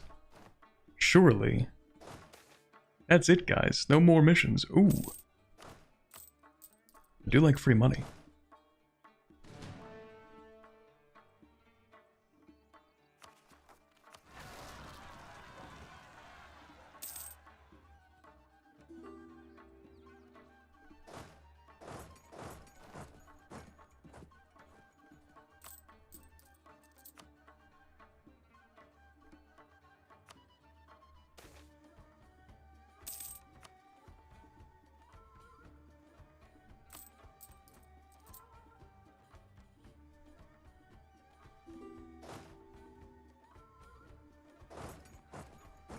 Speaking of money, look at that. Actual money?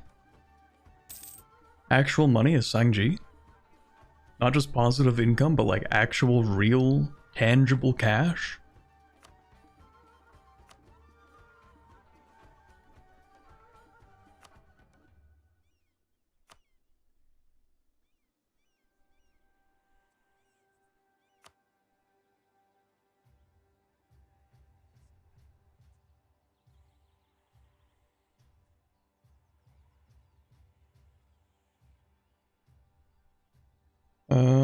Regarding the Forbidden Plains, the one thing to know is that you need to conquer whole areas so you can plant an outpost, and that way it's really nice.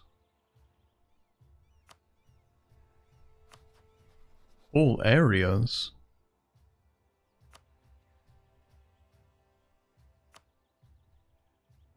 Oh, just like states. Okay. I keep thinking areas in like terms of EU5 where they're significantly larger.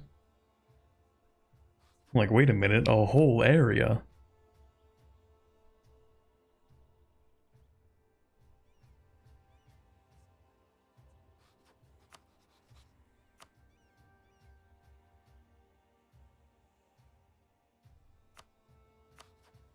Yeah, maybe I do fight Kuray Nulag.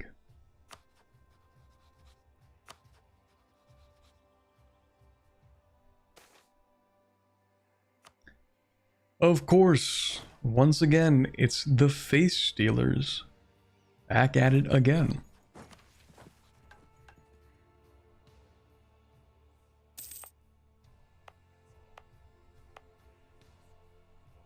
They always seem to rise up here, so I'll just kind of, you know, that stuff up.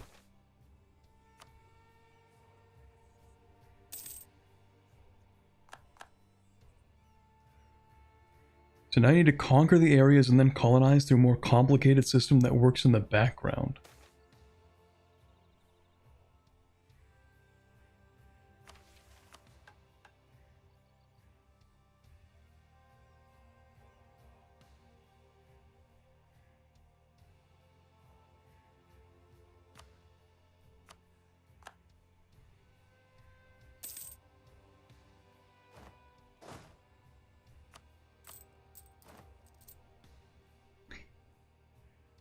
Alcedo is close, and if you cut them off, they probably become less of a hassle later. Probably. At the very least, I'm going to invade these guys. Because I have nothing to do for the next 2 years. And yeah, we do know where the face stealers are. They're right here.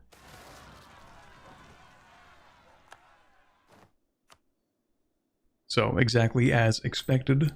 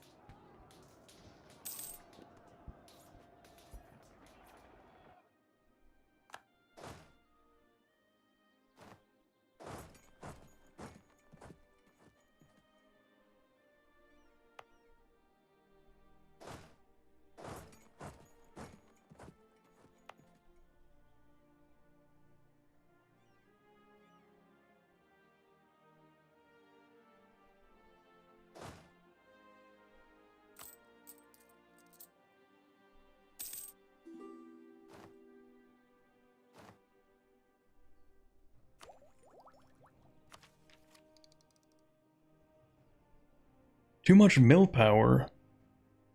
Suffering from success. Alright, what tech are you on? 7? Okay, it does not matter that much. I will pick this up though, why not? Make this guy even cheaper.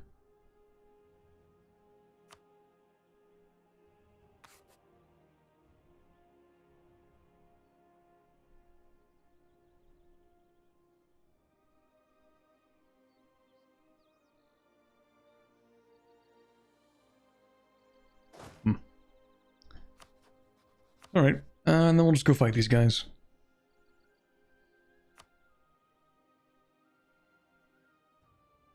Actually, before I do that, I have been added on Discord. I should probably read that, because I think it's been there for quite some time. Never mind. It is not all that. Not that important. I have to reshuffle my chats over nothing.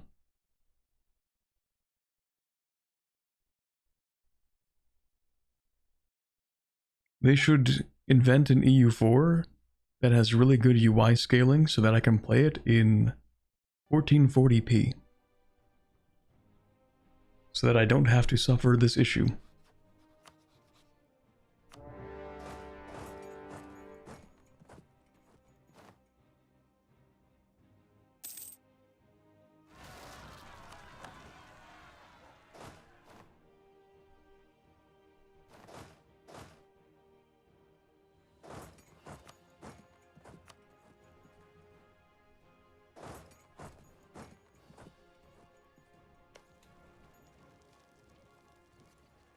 Oh yeah, I forgot Centaur's minus 25% fort defense.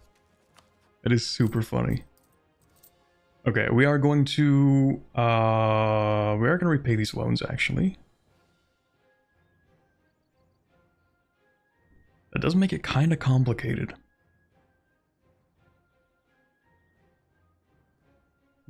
think about that.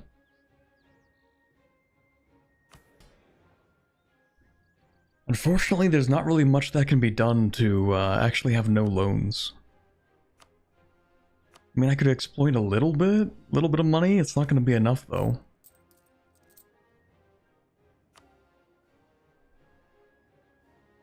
I think it's kind of cooked. We're just going to repay these ones, and, well, that's more expensive than I thought.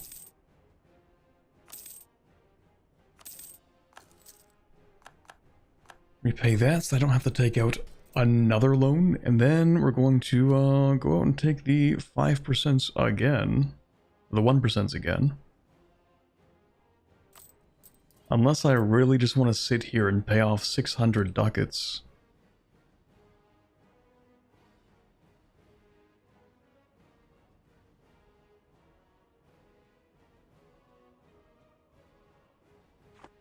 How much money can I steal from these guys?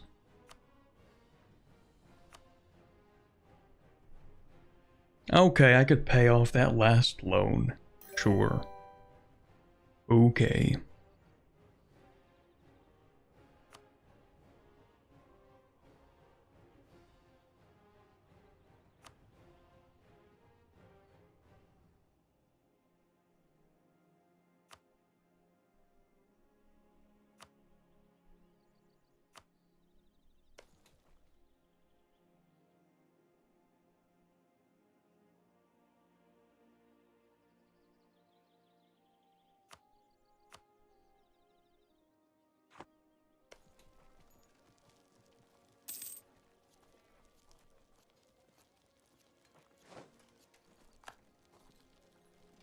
We played Venail / Elnar.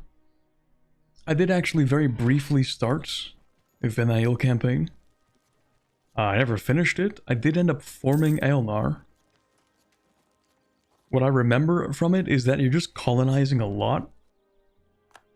Sort of just waiting for things to happen.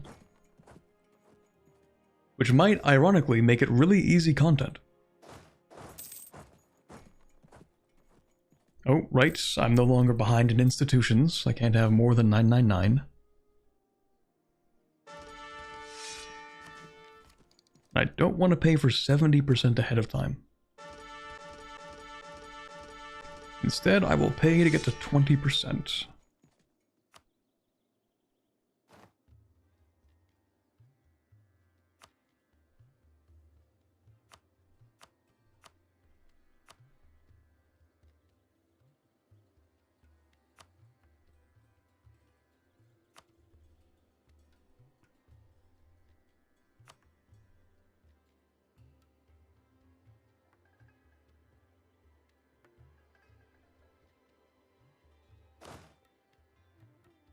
I don't like that guy, but he's gonna have to stay. We'll get rid of you.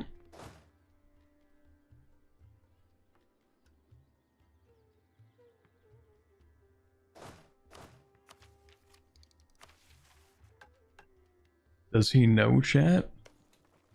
Clearly, the streamer is lacking critical information.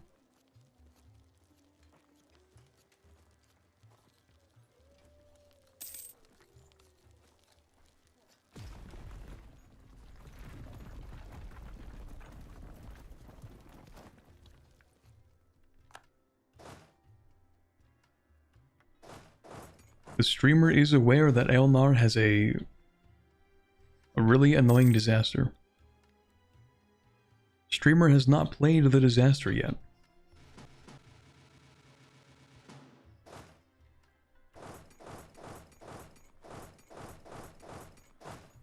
If it's anything like the old, what were they called? Not the Overclan. The Underclan? Yeah, those guys. Who remembers I want to say 2020. Back with the Underclan disaster, the one that was, the All-Clan, thank you, not Underclan. The All-Clan disaster that was made to be actually unwinnable. The disaster that was made to be a meta commentary on how goblins could not form a unified society or something.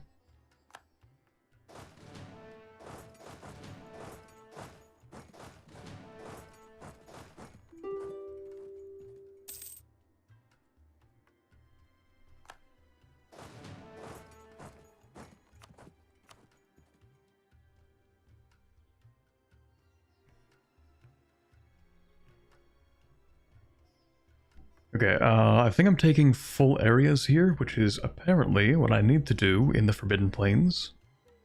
And I'm taking money to repay that one loan.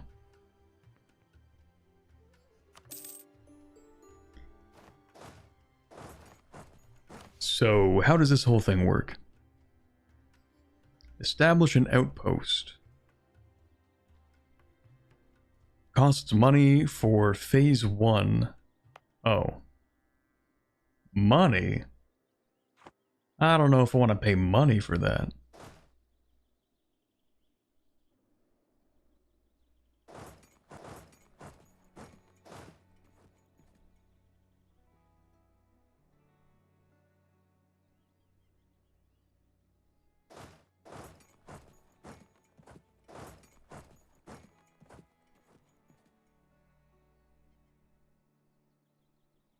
The old Kinstrife haunted the mod with bugs for months, even after it was removed.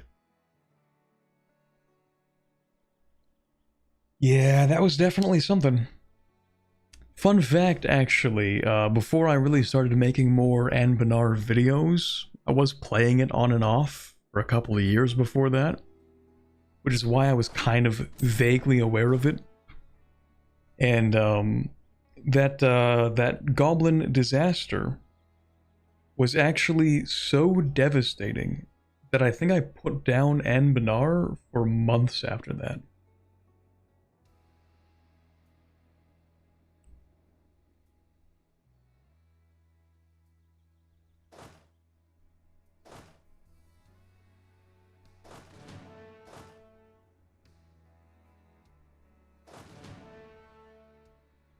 Because it was the first time in a while that I had picked Anbennar back up.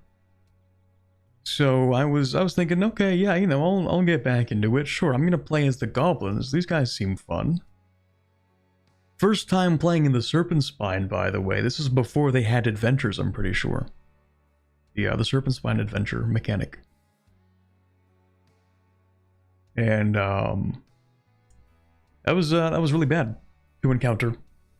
You know, I was playing this whole campaign. I think it was as Greedy Grin. Let me think. I think I was playing... It was somebody over here. I remember specifically somebody over here because I also... I was fighting the command multiple times in that run. And it was extremely tedious. And then after fighting the command multiple times... I unify the, you know, the All Clan, and then the disaster fires, and then the run's over. That's it. That's the run. Chain Graspers? No, I think it was Greedy Grin. I think maybe they have like a yellow map color to them. Not Verkal Gulan, not the dwarves. The guys that are like really into money.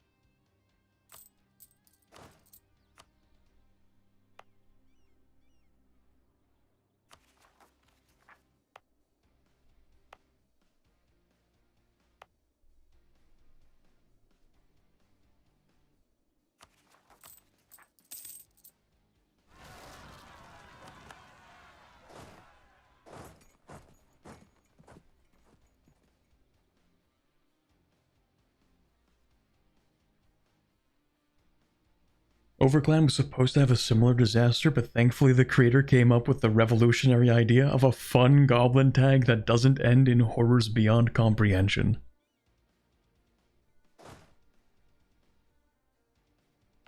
Yeah, maybe I'll play Overclan at some point. Oh, someone's dead. Oops. I did play a very small amount of, I think it's Mountain Shark. More like I dabbled in it a little bit. Didn't really play too much. I think that was before Overclan had a mission tree, though. I think that's why I stopped. What's the worst disaster nowadays? That's a good question. Subjective, and I don't know all of them, but the worst one I have ever had to fight is when you are playing as Amayon, and you have that disaster that forces you to fight a civil war against your richest territories, and you need to fully, and I mean fully, when I say the word fully, this is not like, oh, you need to get them to 90% occupation and then they surrender. No, no, no, they don't surrender, okay? You just have to, it's 100% full occupation manually of every single territory that you have conquered so far, outside of a little sphere that you get to have. So you are at war for like 20, 25 years. A brutal, grueling war against a, I think, numerically and like quality, more powerful foe. And you're just grinding that civil war for like 20 years.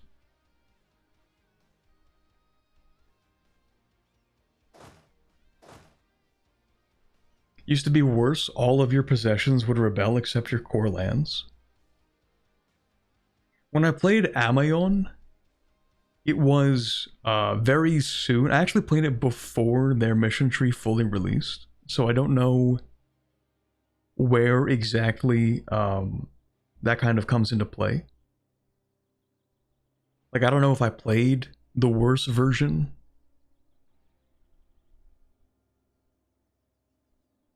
But it was bad. If you can go and watch that video, and I think you can see, you can witness the exact moment where, like, my soul is just entirely drained by the end of that civil war.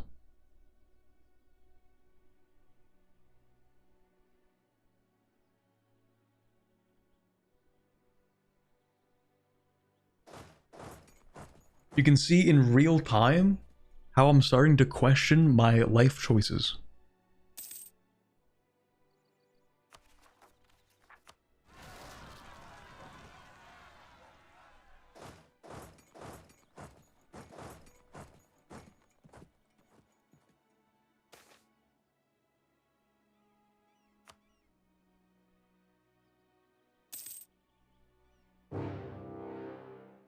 Oh, hello everybody. Saffron Raid.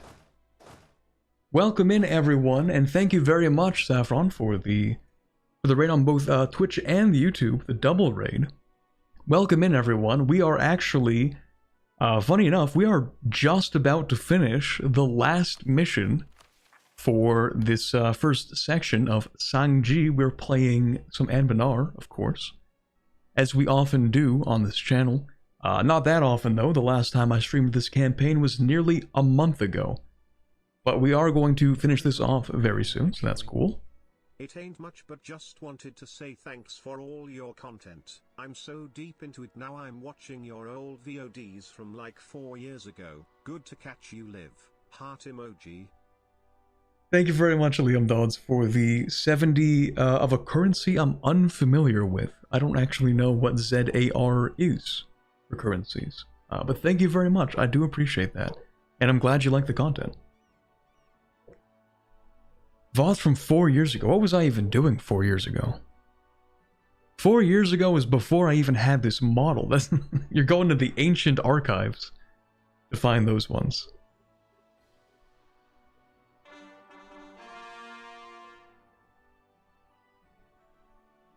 Also, hello Jillian, how's it going?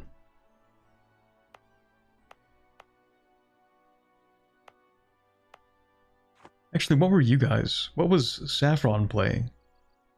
I should tab out and break my chats for a quick second, so that I can use my Twitch command that I very seldom use. After the NCK3, that's crazy. Because earlier today we were just talking about that. I thought it hadn't updated yet. So I haven't really played it in a little bit.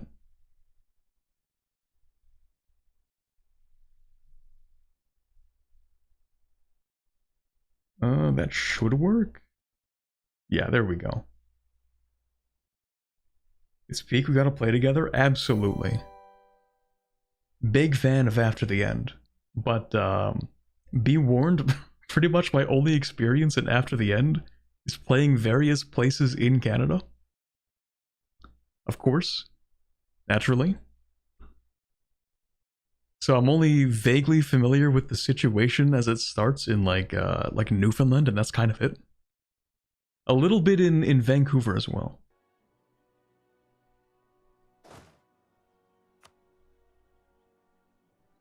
We'll play in Peru. It is now Japan. They Japanified my Peru. Can't have shit these days.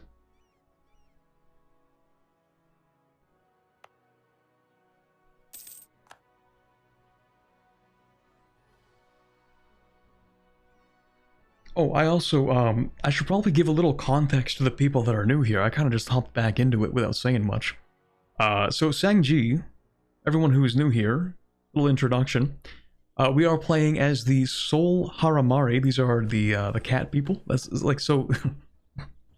More explaining to do. The reason that we have the cat ears in today's stream is because we're playing as the Haramari. Okay, these guys. Don't worry, or maybe depending on your preference, unfortunately, the cat ears will not be showing up every stream. I'm sorry. But for at least today's stream, and maybe another one in the future, as we continue playing the Haramari, we do have the cat ears.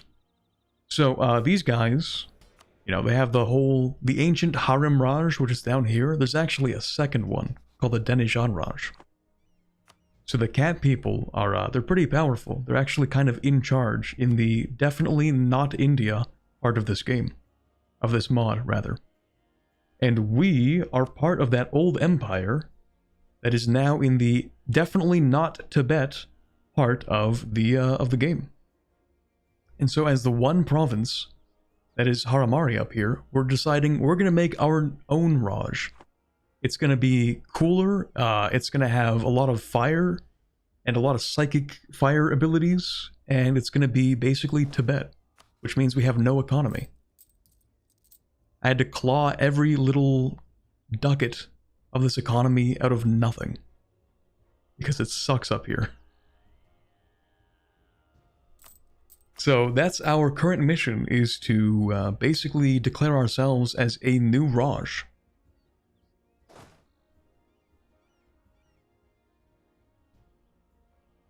So you're like those Hindu nationalist images where they control China but also a catboy? It's like that, but if instead of India controlling China, it's just like a completely separate Hindu state, and it's in Tibet, and spills over into China. But like entirely separated.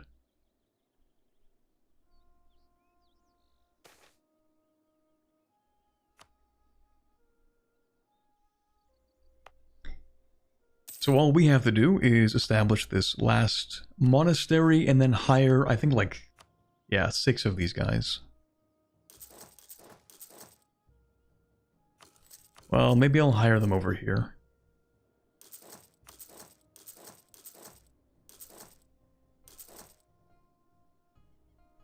Tibetan Fire Nation? Kind of, but not really. We're a lot more pluralist. Not as militarist. We're actually super chill with other religions too. Like our whole thing is just syncretizing with other religions. So we haven't really converted any of this stuff.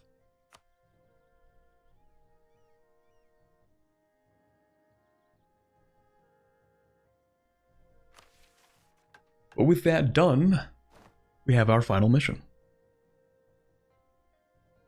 While we first ventured down from the mountaintops in a desperate fit of jealousy and outrage, we now find ourselves as the stewards of not just the Runsuhi, but all of Gozengun. Long have we considered ourselves heirs of the Harem Raj, destined to reclaim what was lost when it fell from grace. But looking out at the expanse of cultures, religions, and races under our care, it has become clear that our future no longer lies within the past. Now we stand on the precipice of our triumph over Gozengun, and with it rises a question that will shape the way forward as the flow of water shapes the banks of a river. What does it truly mean to rule? We have our event, the Northern Raj. We get a permanent claim on the Yanshen subcontinent, excluding the Demon Hills, which we kind of already own. Wait, did you say the entire Yanshen subcontinent? Okay. Sure, why not?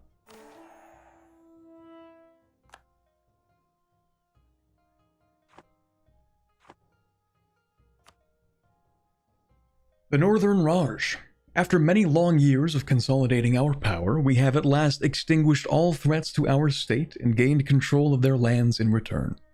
We now stand as the rulers of all Gozengun, from the ancient lands of Nomsilhan to the thriving societies of Kashalg and Gowon. Even the harsh lands of Modok and the fearsome bird riders of Shuvush were no match for our magical prowess and military might. But as we celebrate the triumph of our order against those who wish to break it, another feeling is present among those who made Cangji truly great. Many new peoples and societies have been integrated into our lands, bringing us true understanding of what it means to worship the spirits and commune with the other side. These cultures have given us magical secrets, economic practices, construction techniques, and military tactics we could not dream of imagining from the quiet halls of our mountain temples. This may be the zenith of Cangji, but we would not have climbed to this peak without the steps carved by the many races of Gozengun. In times like these, we must not consider ourselves conquerors of the hapless unenlightened of the valley, but the new stewards of their lands, taking on the responsibility of other nations who came before us. This task is a heavy burden to bear, but now we know we need not bear it alone. Let us walk forward together, leaving our old history of domination behind and entering a new era of cooperative growth. See, isn't that wholesome? Isn't that so nice? Is this one of the new trees? Yeah, this was introduced in the last update. As with, like other 52 trees that I've really not explored, to be honest. Now that I think about it, I've only actually played one of the trees in the new update because I made one video that was in Insia, and they do not have mission trees yet. This is the one and only tree I've played so far. I'll probably play more of them. Anyway, we have two options. The people of Gozengun stand united as one. So what do we get here? 10 power projection, prestige, Frost Lotus Court. Every 5 years, our heirs will be examined. 5 years, time for the heir inspection, allowing us to choose between the most capable among them.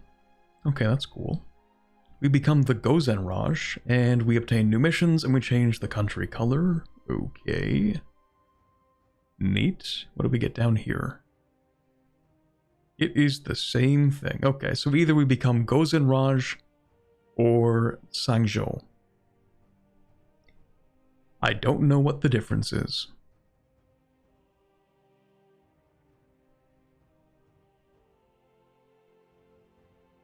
Save? That's a good point, actually.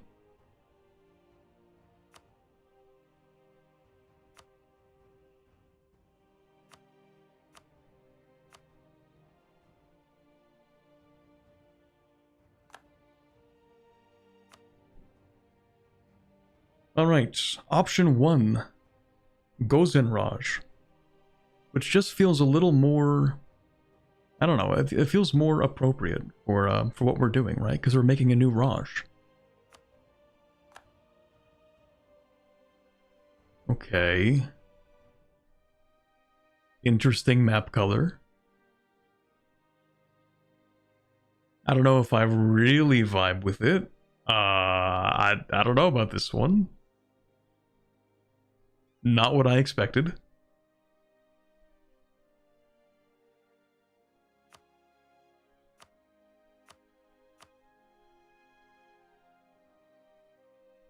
Pashiny-esque? True, it is pretty Pashiny.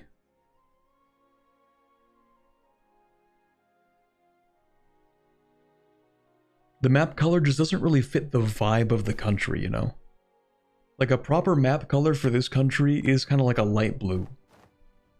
The white is actually perfect in my opinion. Like if I could just keep the map color white, that would actually be peak. Or, because it's basically just like whatever's on the flag, right? You have like the light blue, you have the white, and then you have the dark blue, it looks like. What's this one? I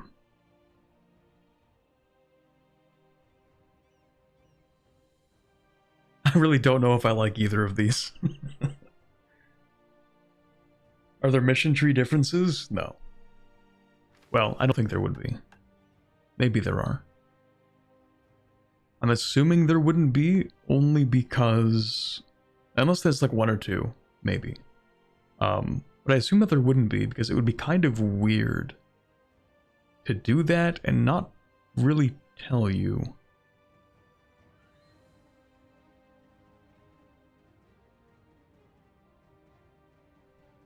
I don't really like either of these, to be honest.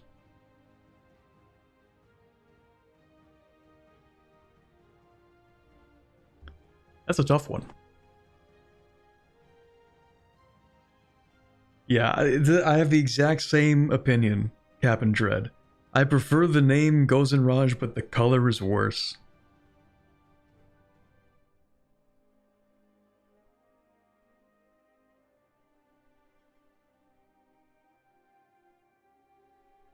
Devastating, to be honest. Can you console it to white again? I have no idea. Maybe. Maybe I can. Maybe I'm just going to change the map color because I don't like it.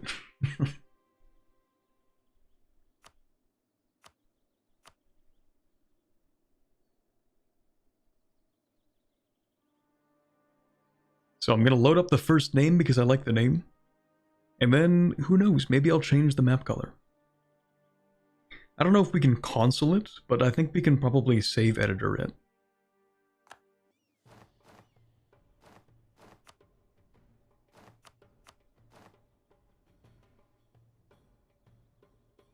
Alright, Gozen Raj. Man, it's really not the vibe. I don't like it at all. Anyway, I will save it.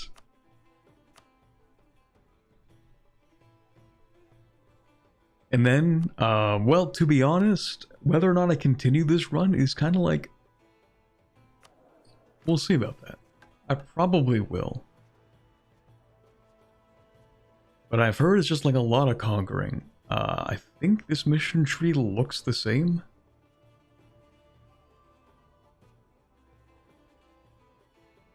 It seems to be.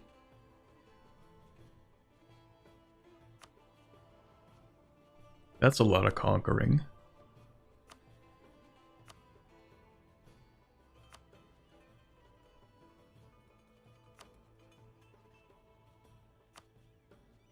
Ooh.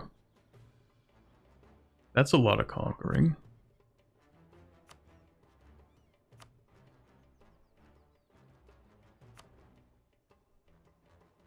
Ooh. That's a lot of conquering. And I don't think this is it, actually. I think there might be more than this. Oh, maybe not.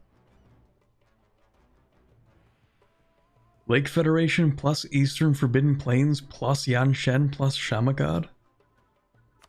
Oh, man.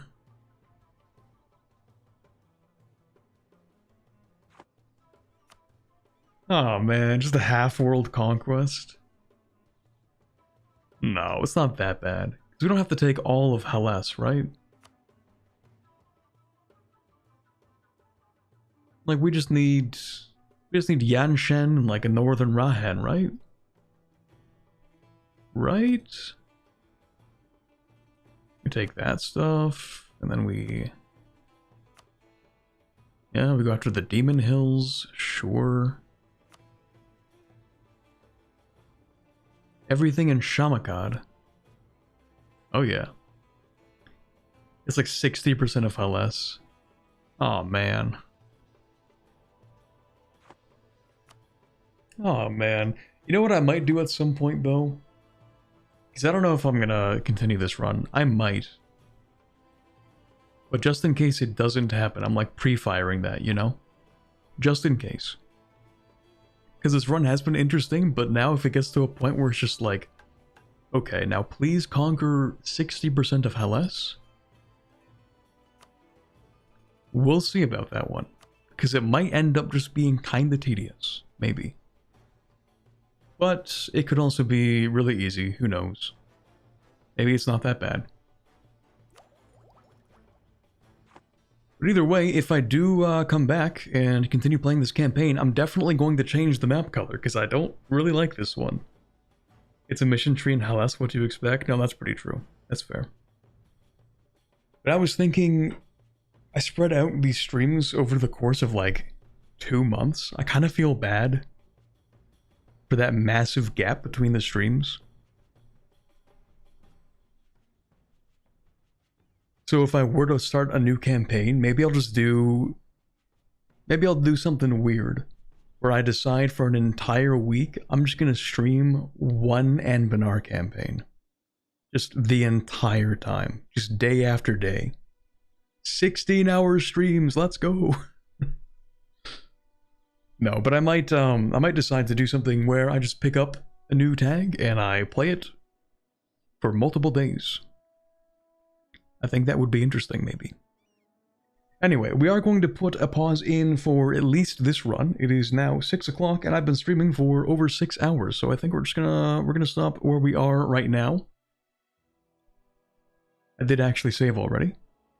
And then we're gonna come back to another stream sometime this week, hopefully. I know I haven't really streamed in the past 2 weeks. I've just been so locked in with that Manchu video that is releasing soon. In fact, it might even be up tomorrow for early access. Maybe even tonight. Probably not though, because it's getting kind of late and I don't want to do more work. So, probably tomorrow. And then after that, after I finish recording this other EU5 video that I'm trying to make, then at that point I might be a little bit more open to streaming more than I have been recently. I've been trying to get ahead / caught up on the new EU5 stuff releasing because I haven't really been doing too much for EU5, to be honest. Kind of in a weird place with EU5 where if I want to make a video, because a lot of my videos are like long form content, right? Sometimes I'll do something that's like, oh, I'm only gonna play the first like 40 years. But a lot of the time I'm kind of committing to something larger. And trying to do that while the game is in an open beta where things change all the time is kind of difficult. So I've kind of just been waiting for the beta to end. And now that it has, I kind of need to, you know, get caught back up with content. So that's what I'm going to be doing for at least the next few days, at the very least. But we could be looking at a stream maybe on Friday. I might even do this thing where I stream shorter streams in the evenings or / afternoons. So we'll see about that. But I am considering bringing back the stream schedules to make it a little easier because so far I've kind of just been planning streams like an hour ahead of time and it's not really giving people time to plan around the streams if they really want to watch them. And that's my bad. I should probably fix that. So I will definitely do something about that. For the time being, ironically, since we actually very recently had a raid, I'm going to go ahead and do another one. Another raid real quick. If there's anybody to raid, that is the question. That is the question. We do have the Playmaker who's doing a little campaign in EU5. Turkish Spain? That's kind of cursed. We might go ahead and raid him again. think that's twice in a row he's like the only person that's kind of streaming right now. Well, that makes sense. It's kind of late. Alright, let's go ahead and do that on Twitch. We're going to start that raid. And then also on YouTube, I think we're going to do the same thing because we can do that if he has the setting enabled. That's a pretty big if. Let's see.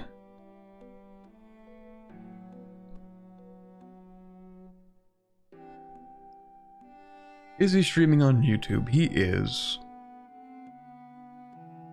Okay, we're gonna do the double raid then. So I will see you guys soon. Have a wonderful rest of your weekend for however much you have left. And I'll see you next time. Bye, bit.